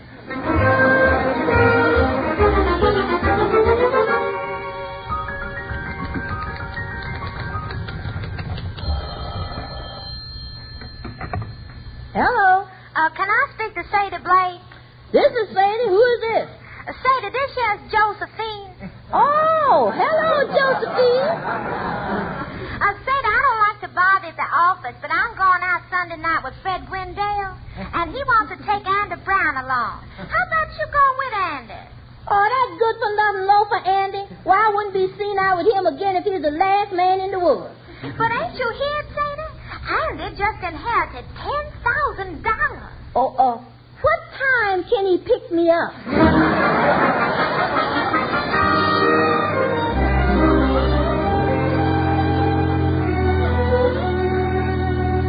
That show was a swell supper, Sapphire. I is really full. I'm glad you liked it, Andy. Yeah, sure was nice to have you at our house. Oh, I got a lot of invitations today. I is booked solid for the next 3 weeks with suppers, lunches, and breakfasts. And on top of that, I got a couple of ham sandwich invites to work in there somewhere. Sapphire, dear, while you do the dishes, me and Andy will go in the parlor and kind of unlax. All right, boys. I'll be back in a little while. Yeah, come on, Andy. Let's go in here and sit down, old pal. Yeah. Now, you know, it sure is nice to spend a restful evening at home and have your best friend with you. Mm-hmm. You know, I got to get to work early in the morning. Large business? No. My own business. Here, have one of my cards. George Kingfish Stevens, investment advisor specializing in inheritances. Kingfish, you wasn't in this business this morning, was you? Oh, what you talking about, Andy? I've been in this business for over a month. Well, that's funny. The ink on the cards ain't even dry yet. Well, you see, Andy, the cards is engraved and the ink goes on there and kind of lumps. You got to fan the card. You got to cool it off, you know. Get this thing out there. Yeah. Oh, boy, them potatoes that Sapphire cooked tonight sure was great. I like that brown gravy on them, too. Yeah, now, about that investment advising business that I got. Huh? I'm glad you asked me. I'll be only too happy to explain it to you now. Brother Andy, with my brains and experiences and ability and everything that I got, I can take a man's money and double it. Sometimes triple it. Or even forfeit for him. Yeah, well, of course, I ain't exactly got the cash in my hands yet, Kingfish. You know, it takes time for these inheritance things to clear through the courts. Oh, yeah, I know it takes a few days. I'll be patient about the thing. Yeah, well, I sure appreciate that, Kingfish. All my friends being so nice to me. You know, Henry Van Porter told me that after I leave here tonight to drop by his place for a snack or something to eat, no matter what time it was. Oh, he did, huh? That big... well, he's a sweet fella, Henry. One of my best friends. Nothing in the world I wouldn't do for him. Yes, he's a man that I got more respect and regard for than anyone I know. Too bad he's such a crook.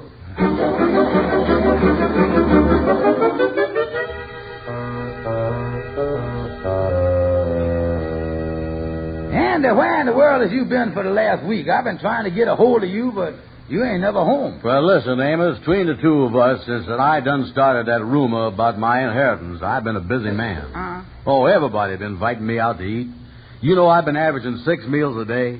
Yeah, well, that's what I wanted to see you about, Andy. You've been carrying this thing too far. After all, you just started this as a little test of friendship, telling the people you had money. And I think it's high time that you put a stop to the whole thing and told your friends that on account of some mix-up or something, you is not going to get the money. Oh, there ain't no rush about it, Amos. I want to give the thing a good test. I want to keep it up for a while yet. Tell you the truth, might be a good idea to keep it up for the rest of my life, see if I got any lifelong friends.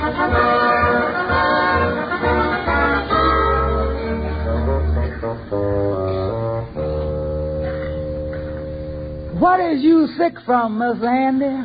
Overeating, Lightning, overeating. Too many meals.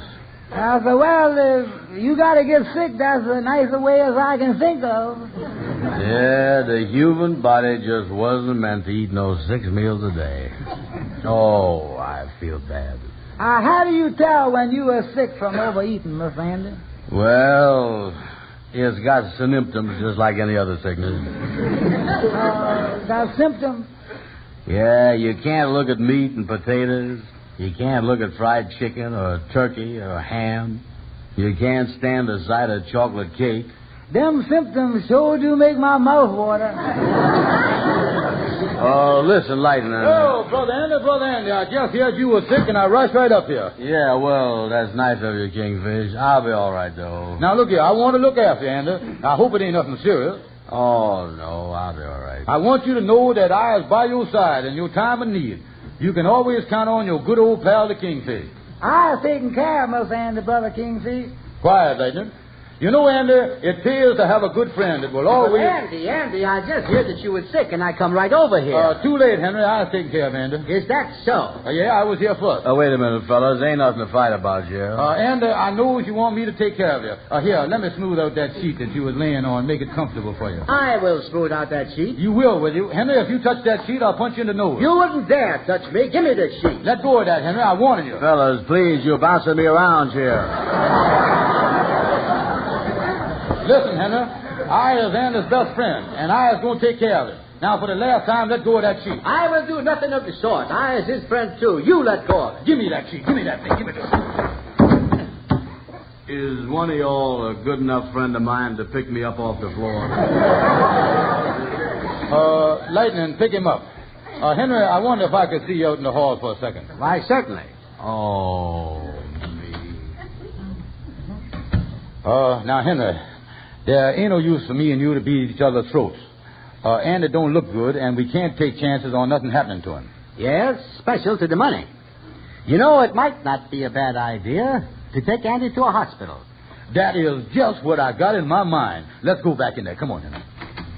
Andy, me and Henry is your best friends, and we has done decided that you has got to have better care, and we has taken you to a hospital. Oh, I ain't that sick. I ain't going to no hospital. Look here now, Andy. It's for your own good. I tell you, I ain't going. Nobody can put me in a hospital.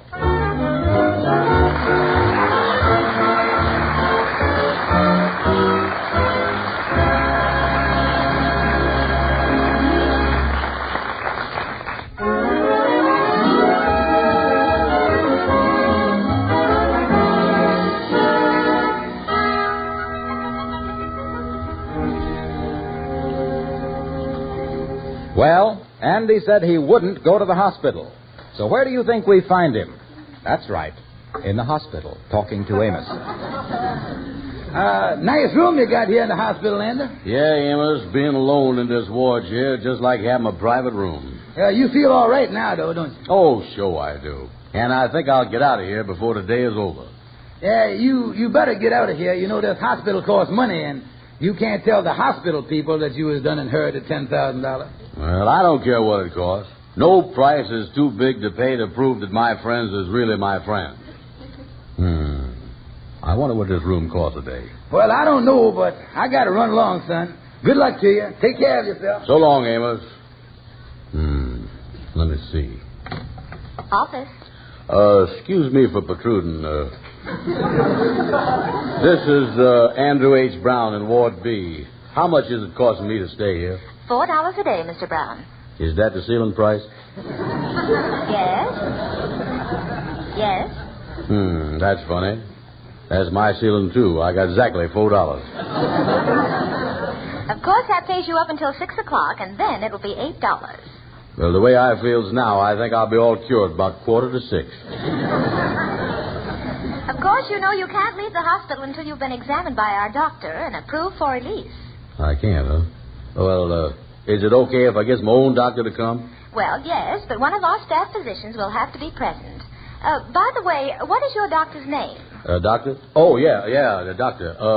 Dr. George Kingfish Stevens, M.D. Do you wish to have me call him? Well, no, just get me the number. The number's Lehigh 41097. One moment. That Kingfish got me in here. He got to get me out. Spending every cent I got. This is a mess. Here's your party. Hello? You got to do something for me, Kingfish. What is it, Andy? Listen, Kingfish.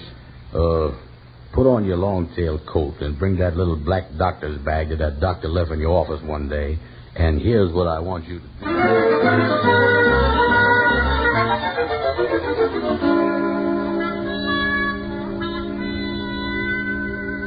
Oh, this nursing job is driving me crazy. Now I've got to find one of our staff doctors to go in Ward B and see Mr. Brown and his physician so he can get checked out. Well, forget that and come on with me. We've got to get up to the psychopathic. Mr. Meek is loose again. Mr. Meek? When did you see him last? Oh, about 20 minutes ago. He was in the shower room. He called to me he wanted a pair of water wings. Not only that, but one of the interns was in there taking a shower, and when he started to dress, his white uniform was missing. Well, we'd better find him before he gets up on the roof and tries to take off in his rocket submarine.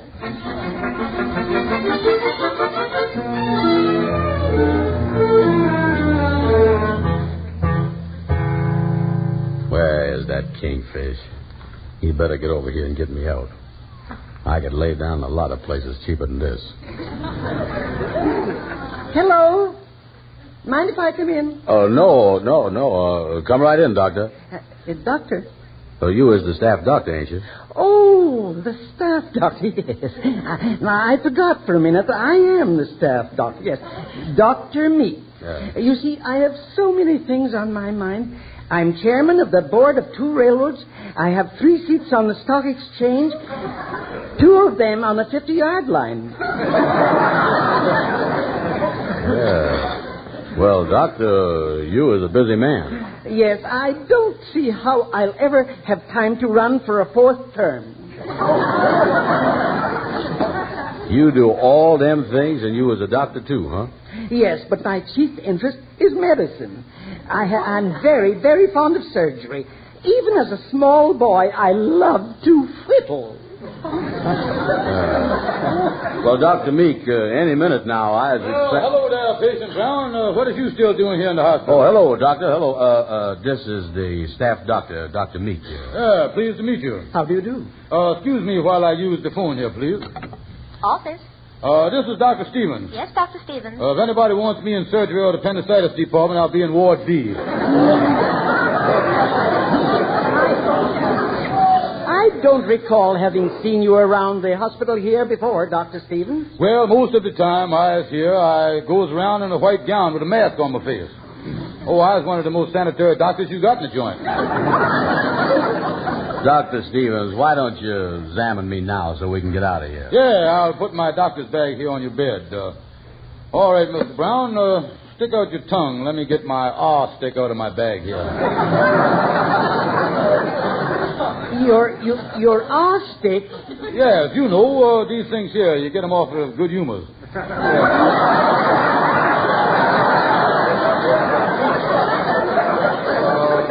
The idea is that you hold down the tongue and the patient say, ah, you see.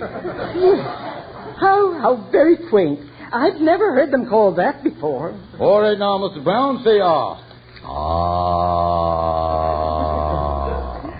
Perfect. I never hope to hear a better on my life. You got that.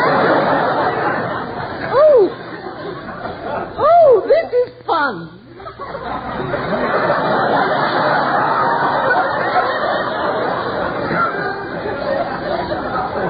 Dr. Stevens, will you finish the examination so I can get out of here while it's still $4? Yeah, I'll do that. Yeah. Now, my methods even date back way back to the thing. You see, I was an old-time doctor. Yeah. Now, let me feel your pulse. That's the way I tell about getting people out of here, you see. Mm-hmm. Can't feel them. Why don't you try my wrist? Yeah, here we is. 1, 2, 3, 4, 5, 6, 7, 8, 9, 10, 11. Normal pulse, all right, going a mile a minute. Can't ask for more pulse than that. Yeah, you got it. I had an idea that a pulse was supposed to be slower than that. Oh, well, I was counting the upbeat the same as the downbeat. That's what I mean. Dr. Stevens, I was just looking at your doctor's bag here. It's not very heavy. Well, yeah. You see, Dr. Meek, when I goes around calling on patients, I like to travel light. You see, I operate on so many patients that I'm bound to leave a few tools here and there.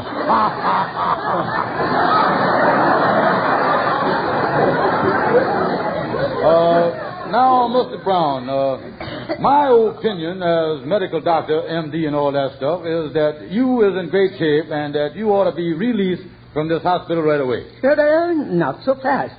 You have examined the patient only externally. Do you have a scalpel in your little black bag?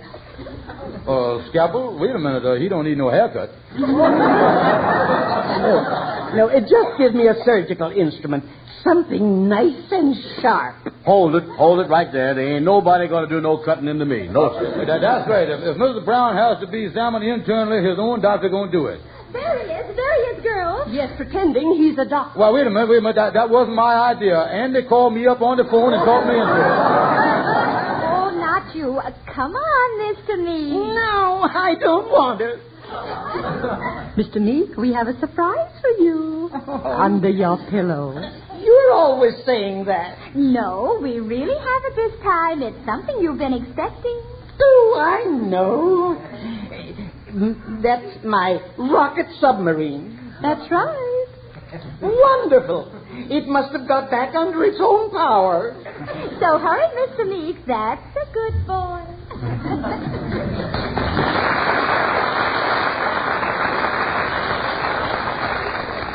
Come on, Kingfish. Now's our chance to get out of here. Hand me my pants.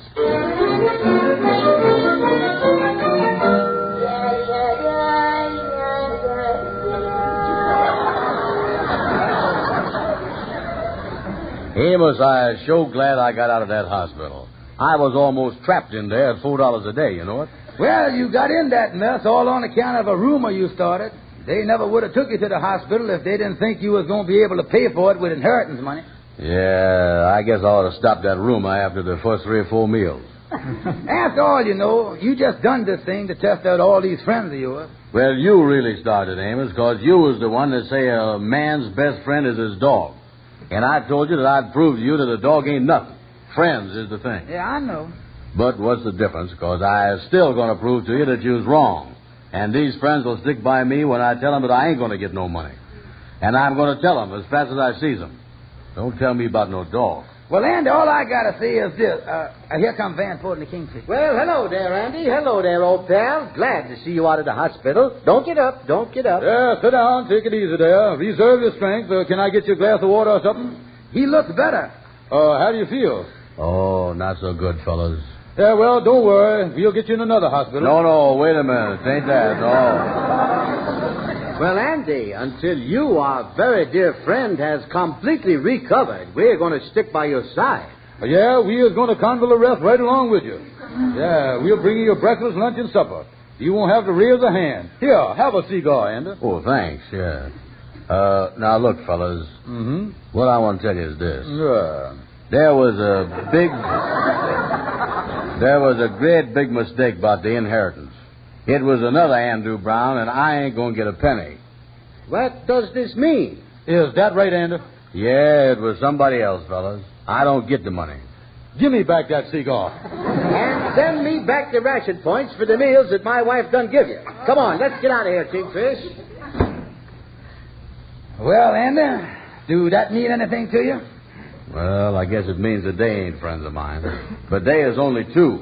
I'm going to wait till the news of me not having no money spreads around a little more. Then you'll see that they ain't all like the Kingfish and Van Poter.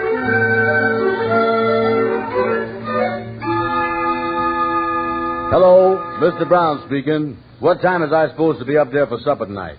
Well, supper tonight has been canceled.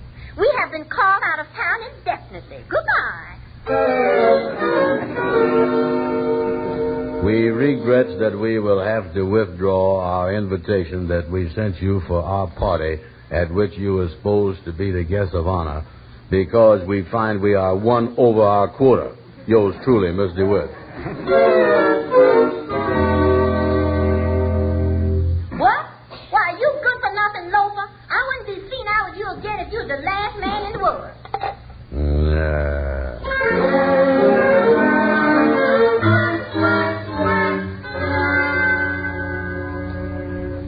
Lightning, look at Andy coming down the street. Yeah, sir. We ain't seen him for 2-3 days. And look who's with him.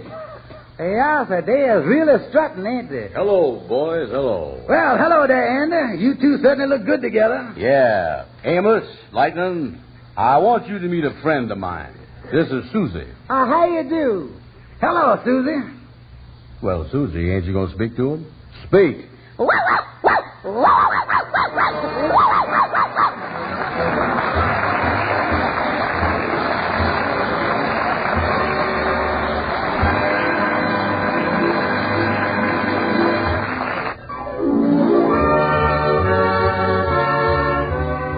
Men, are you as handsome as Charles Boyer? Are you as charming? Well, that's the problem George Burns faces next Tuesday night when his wife Gracie stands George and Charles Boyer side by side and takes a good look at each. Be sure to tune in George Burns and Gracie Allen next Tuesday night when they'll have as their guest Charles Boyer. Consult your newspaper for time and station. And be sure to join us again next Friday night at this same time for the Amos and Andy Show, at which time the boys will have as their guest Jester Morris. Thanks to Donald Meek for being with us tonight. Our program is shortwave to our armed forces overseas. This is Harlow Wilcox speaking for all of us, bidding all of you a pleasant good night. Side by side and takes a good look at each. Be sure to tune in.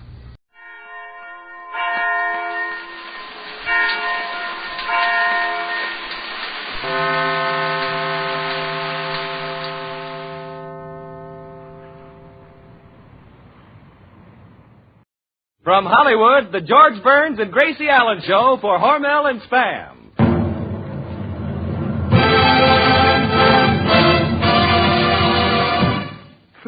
Crazy people.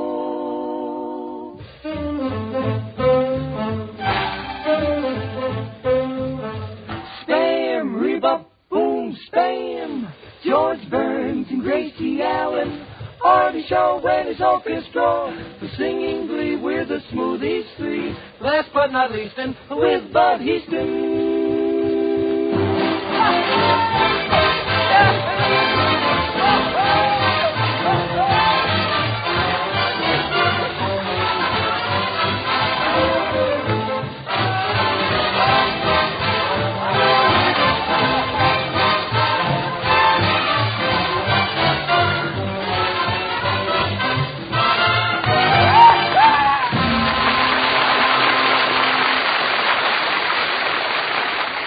Yes, George and Gracie have dropped in for another visit. Of course, you've been expecting them, but what about those folks who drop in unexpectedly at mealtime? Well, don't fret, don't fuss, just serve Spam, S-P-A-M. This tender, juicy meat is perfect for hurry-up meals. It's all ready to eat. Just open the Spam can, slice it, and serve with sliced tomato or a salad. Spam is always ready for quick action because this delicious meat doesn't need refrigeration. And the rich, satisfying goodness, the tempting taste of Spam always makes a hit. Get a supply of Spam when you shop tomorrow and try the easy recipes on the label. You'll discover the easy way to please your unexpected guests because cold or hot, Spam hits the spot.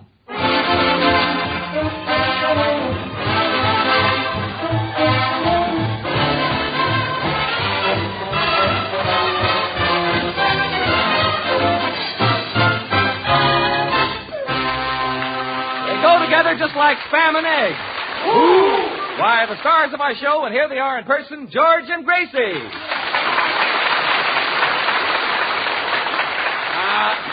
Thank you very much. Folks, you'll have to forgive me if I'm a little out of breath. But the minute we hear Artie Shaw's music, all of us on the stage here, we just have to dance. Oh, yes. George, did you see Bud and me doing the rumba? Yeah, what was that? Artie Shaw was playing a foxtrot, and why were you and Bud doing a rumba? Well, Bud used to be a football player. Well, what's a football player got to do with a rumba? Well, he's used to keeping the backfield in motion. I see. So, Bud, the rumba is the only dance you can do, huh? Oh, no, George. Do you know the can-can? Uh-huh. It's full of spam. Yeah, oh. Nice plug. Well, thanks, George. You're a pretty good dancer yourself. Oh, it's really nothing. Of course, I was a student of Nijinsky. Really? Let me hear you say something in Nijinsky. Oh, good. It's not a language. Nijinsky was an internationally famous dancer. At one time, he had the world's largest ballet. Well, why did he go on a diet? Gracie, I'm sure you've seen ballet dancing. Look, I'll give you a demonstration. I'll put my foot out like this. Yes. See, then I'll point my toe Mm-hmm. and place my hand on my hip like this. Uh-huh. Then throw my head back gracefully like this. Oh, isn't he pretty? Yes, I'm a little dreamboat. Mm-hmm. I'll never forget one night in Cleveland. The ballet was doing the Dance of the Faun. And there I was in an amber spotlight singing the Pipes of Pan. The audience was spellbound. Senor Burns, you sang the Pipes of Pan? Yes, Senor Lee, I sang the Pipes of Pan. Which was worse, your pipes or your pan? Artie, will you put a muzzle on that South American guitar player? Sure, George, but first I'll have to take it off the piano player. Well, take it off. Now, George, don't let him upset you. I happen to know that you know a lot about the theater. In fact, my grandfather used to tell me about seeing you on the stage. When you were a kid? No, when he was a kid. Yeah. Oh. Well, anyway, I do know a lot about the theater. My father and mother were actors. As a matter of fact, I was born on the stage. Did you get much of a hand? Yes, for an encore, I did a minuet with the stork. The stork? Yes. I once saw a stork that looked like a duck. How can a stork look like a duck? Well, I don't know. Maybe he wore his legs down delivering to Bing Crosby?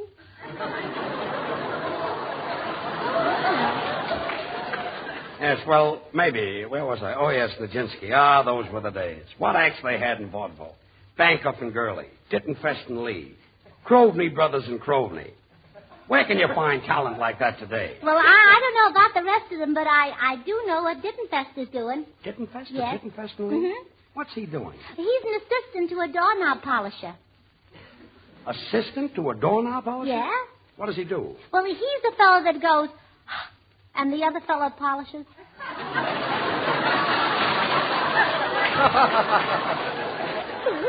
That's some job. George, as long as you're in an old-time mood, we smoothies would like to sing a real oldie, Alabama Bound. Okay, kids. Alabama Bound. I used to do that in vaudeville, too. Those were the days. Folks, vaudeville is in my blood. Oh, so that's where it went. Artie, you and Bud and the rest of you can kid all you want to. But if it hadn't been for vaudeville, I wouldn't have met Gracie. Remember, Gracie, the first time we met at the Hill Street Theater in Newark? You came into my dressing room? Yes, and you had a picture of that balloon dancer on the wall. That's right. And the minute I saw you, I took the picture down and put it in the wastebasket. And then you put the wastebasket in the safe. And then came all those tough years. I struggled and worked my fingers to the bone. Yeah, but you couldn't open the safe. Those were the days. Smoothies, the song. I'm Alabama bound. There'll be no heebie-jeebies hanging round. Just gave the meanest ticket man on earth all I'm worth. To put my tootsies in an upper breath. Just hear the choo-choo sound. I know that soon we're gonna cover ground. And then I'll holler so the world will know. Here I go. I'm Alabama bound. Alabama waiting for me. Just gave the meanest ticket man on earth. You put all my tootsies in an upper berth. Just hear the choo-choo, now we're bound to cover ground. Here I go, choo-choo blow. I'm Alabama bound. Goodbye blues, birds are singing, every old thing's in tune. Goodbye blues, nothing but left till morning and afternoon. I'm Alabama bound. There'll be no heebie-jeebies hanging around, leaving town. I just gave the meanest ticket man on earth all I'm worth. The best is that I have. You put the tootsies in and up the breath. Just hear the choo-choo sound. I know that soon we're gonna cover ground. And then I holler so the world will know. Here I go. I'm Alabama bound. I'm Alabama bound. We're leaving this town. From now on, not a frown. 'Cause we're Alabama bound.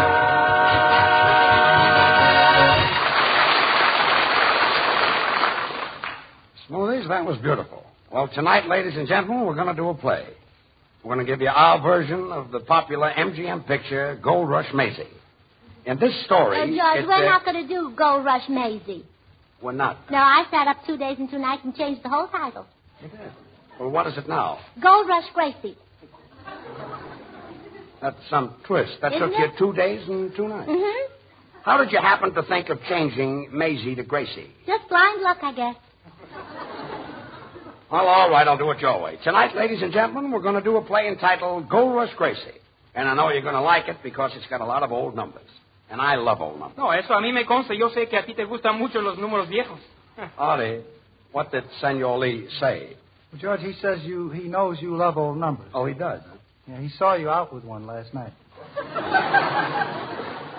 Senor Lee, every week you start some new trouble. Why don't you go home and stay home? I cannot do that. My father, she has the measles.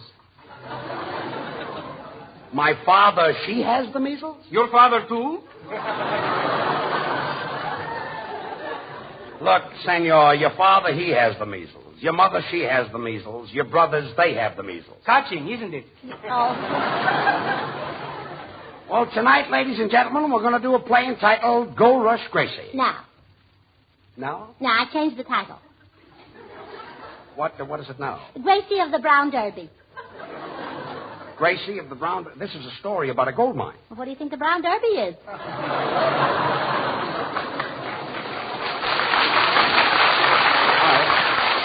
All right, then. So tonight, ladies and gentlemen, we're going to do a play entitled Gracie of the Brown Derby. Mr. Byrne. Look, I know you went to Harvard for 4 years and that you're very unhappy because you're a sound man. But that's not... It's not that. Would you mind if I slammed the door just once? Why? I read tonight's script, and I noticed that there are no sound effects for me. Well, you're still getting paid. Yes, I am getting paid. Could I please slam the door just once? Well, all right, slam the door. Now I feel better. Why? I refuse to accept charity.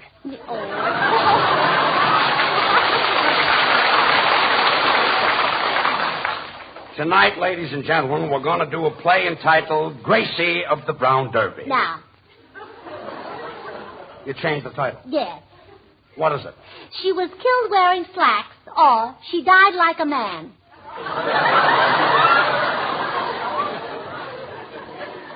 All right, ladies and gentlemen, tonight we're going to do a play entitled She Was Killed Wearing Slacks, or She Died Like a Man. George, I hate to interrupt, but tonight I'd like to repeat Frenesy, the number I played on the opening show, because there's a very fine musician waiting to hear it. Who? Me.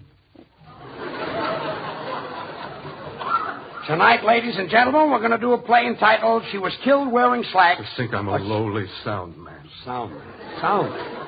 Stop grumbling. To think I've got one brother who won the Pulitzer Prize and another brother who won the Nobel Prize. You've been telling me about those two genius brothers for weeks. Yes, and they're ashamed of my being a sound man. Well, if they're ashamed of you, why don't you quit? If I quit, they don't eat.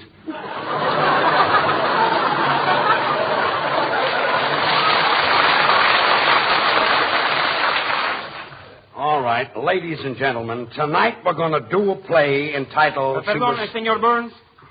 What is it, Senor Lee? How about a part for me in the sketch? Sketch? It's sketch. You don't even know your ABCs. I do, too. A, B, C. Well? There's more? Tonight, ladies and gentlemen, we're going to do a play entitled She Was Killed Wearing Slacks, or She Died Like a Man. Now, I changed the title. The title is The Bus Drivers Who Wear Pajamas, or They Drive by 90. Gracie, is this the last title? It's positively the last title. Good. Ladies and gentlemen, tonight we're going to do a play entitled The Bus Drivers Who Wear Pajamas, or They... Come in! George Burns and Gracie Allen? Yes? I'm Joyce Moon. Oh, Joyce Moon. George, I forgot to tell you, this young lady is from Fergus Falls, Minnesota, and she has been chosen Queen of the Lakes at the Minneapolis Aquatennial. Go ahead, Joyce. Go ahead. Mr. Burns and Miss Allen, the people of Minnesota have sent me as a goodwill ambassador to inform you that we in Minnesota are naming 2 lakes after you, Lake Burns and Lake Allen. Naming 2 lakes after us. Well, Gracie, say something. I don't know what to say. I've never been a lake before. Gracie, please. Here are 2 jars of water, one from Lake Burns and one from Lake Allen. As we knew you were too busy to come to Minnesota to christen the lake, we brought the lakes here to christen you. Well, thank you very much. Oh, thank you. And before you go back, Miss Moen, I must give you some water from our Los Angeles River. That is, as soon as I can find a shovel. Miss Moen, we just can't wait until we see those 2 lakes. Oh, they're very pretty little lakes. You know, Lake Burns and Lake Allen have a little bay. They have a little bay, huh? Well, isn't that cute? How long have they been married? About 2 years. Oh. Well, goodbye. I've got to be running along. Well, goodbye, Miss Mullen, and thank you, and thanks to the people of Minnesota. This is what I do for a living. Quiet, sound man. Pardon me, old man River. Tonight, ladies and gentlemen, we're definitely going to do a play entitled The Bus Drivers Who Wear Pajamas or They Drive by Nighty. No. No! No. Now, I've really got the title now. Why I didn't think of this before, I'll never understand. This will really floor you. Well, what's the title? Gold Rush Maisie. Artie, play frantically. I heard...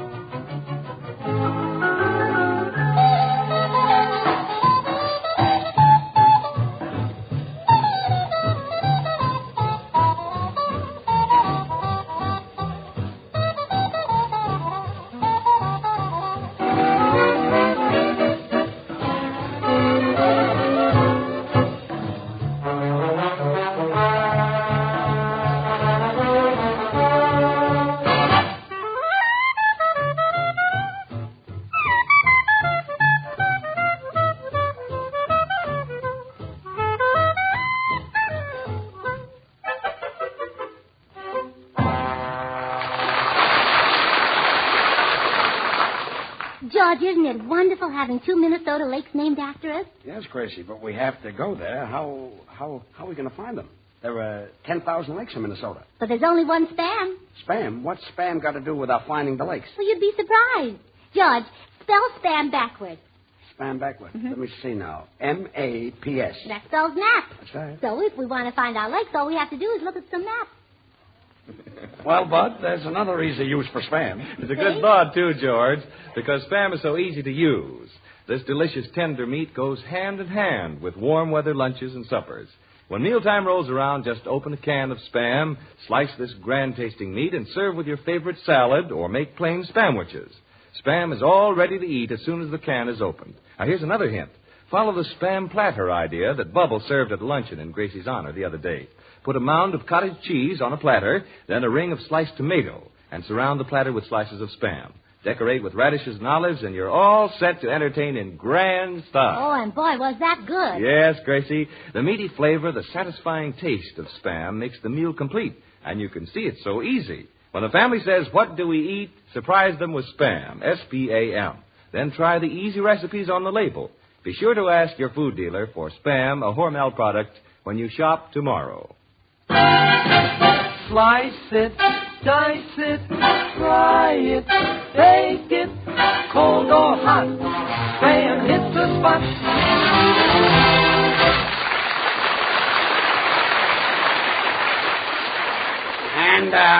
And now for our play, and you can make up your own title.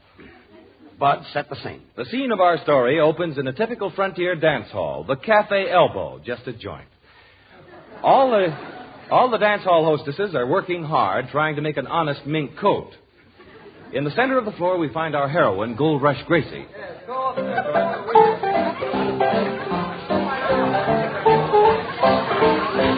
Well, the dance is over, Killer Dilly Shaw, and I sure enjoyed it. I'm mad about you, Gold Rush Gracie. You got me walking around in circles. Well, with your bow legs, what else can you do?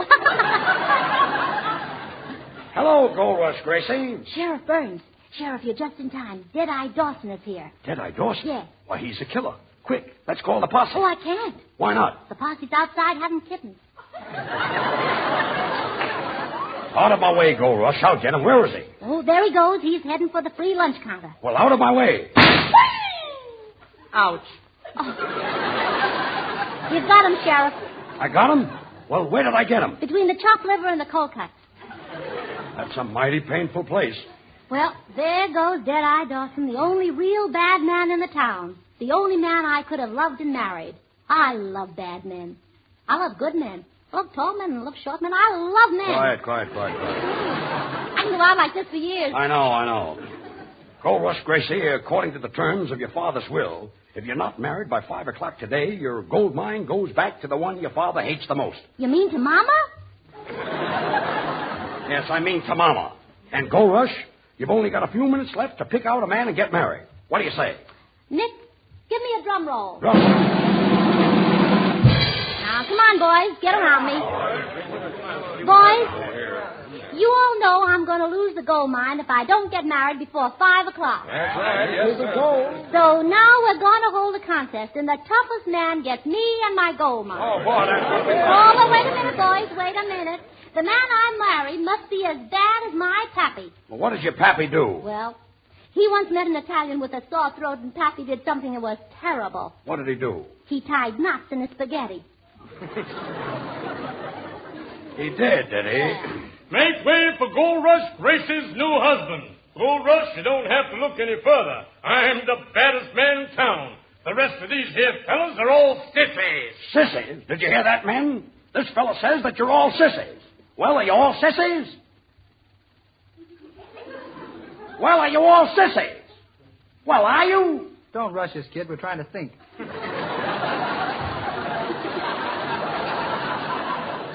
Well, Gold Rush, you better make up your mind. You've got to get married to somebody. Make way, here comes Bullethead Heaston. He'll gallop through the window. He's riding for trouble.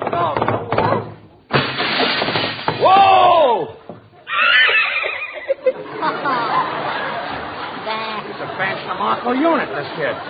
You call that riding for trouble? When my pappy rode, there was real trouble. How come? Well, he didn't know how to ride. Oh, well. Out of my way, varmints. Gold Rush Gracie, if you're looking for a real bad man to marry, I'm a man with a record. On my right arm here, I've got tattooed names of the men I've killed. On my left arm, I've got tattooed all the names of the banks I've held up. And on my back, I've got tattooed, well, you wouldn't be interested. Oh, well, yes, I would. Come here, let me read it. Listen, boys. Fuzzy Wuzzy was a bear. Fuzzy Wuzzy had no hair. Fuzzy Wuzzy wasn't fuzzy. Or was he? Well, what do you think of Fuzzy Wuzzy? It's pretty lousy. You've got a poem tattooed on your back and your record tattooed on your arms, eh? I got something on my chest, too. Well, what is it? Ladies and gentlemen, for a tasty snack, just open a can of Spam. It's all ready to eat. You'll find everybody in the house likes its meaty flavor and it needs no refrigeration. And there's nothing like Spam for lunch. You call yourself bad, huh? Well, I'm plenty bad. Today, for lunch, yes, I had hamburger. Oh. That is bad. You ain't half as tough as my pappy. My pappy would take a telephone book and tear it with 2 fingers like this. Say, tearing a phone book with 2 fingers? That's wonderful, Gold Rush Gracie. How did you ever do it? Easy. It was a Glendale phone book. Well, it's no use, Gold Rush Gracie. You'll have to go a long way to find anybody as tough as your pappy. From there to here is far. You're tougher than her pappy? You really think so? What makes you so bad? I'm the black sheep of my family. I'm in bad with my uncle. I'm in bad with my father. I'm in bad with my cousin. And it's no good. What? It's too many in one bad.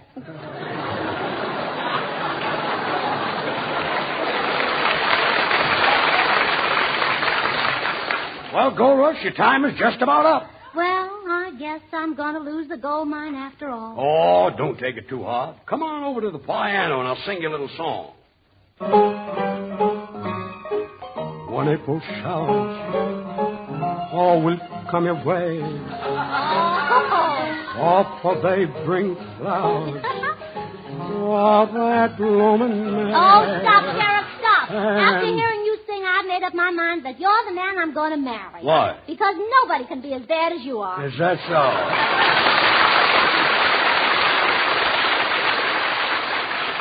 And now, ladies and gentlemen, that was the story of Gold Rush Gracie. Now, I changed the title. Quiet. Gracie will now sing I'm Nobody's Baby. Play it out there.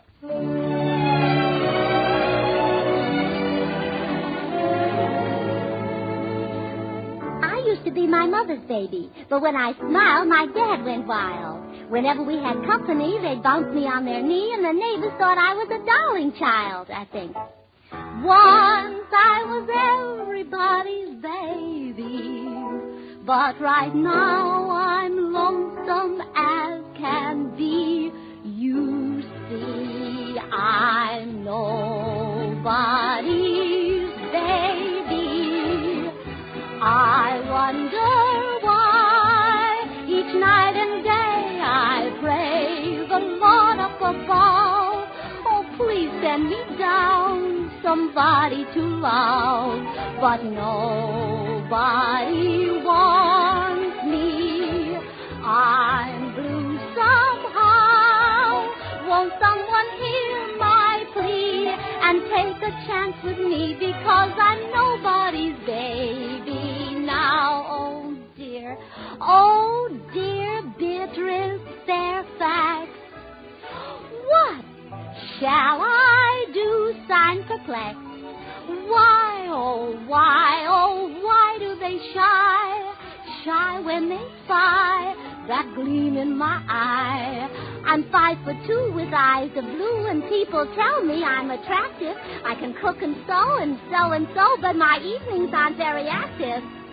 So won't you hear my cry and take a chance on I, because I'm nobody's baby now, but I'll get somebody's baby somehow.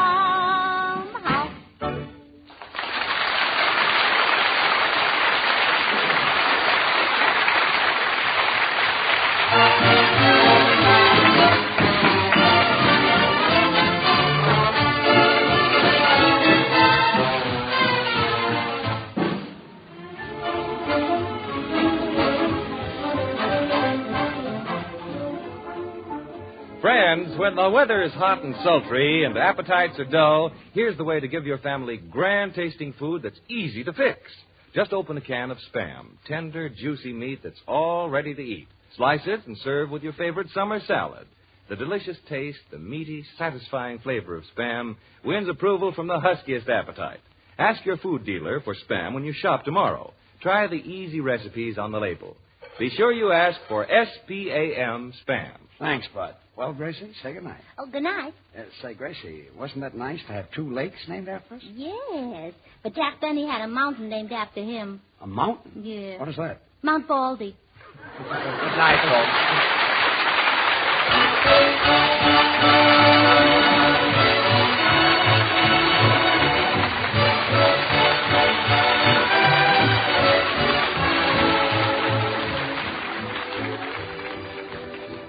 Be with us again next Monday night, same time, same station, for another George Burns and Gracie Allen show with Artie Shaw and his orchestra and the Smoothies. Until then, this is Bud Heaston reminding you to remember that cold or hot, Spam hits the spot.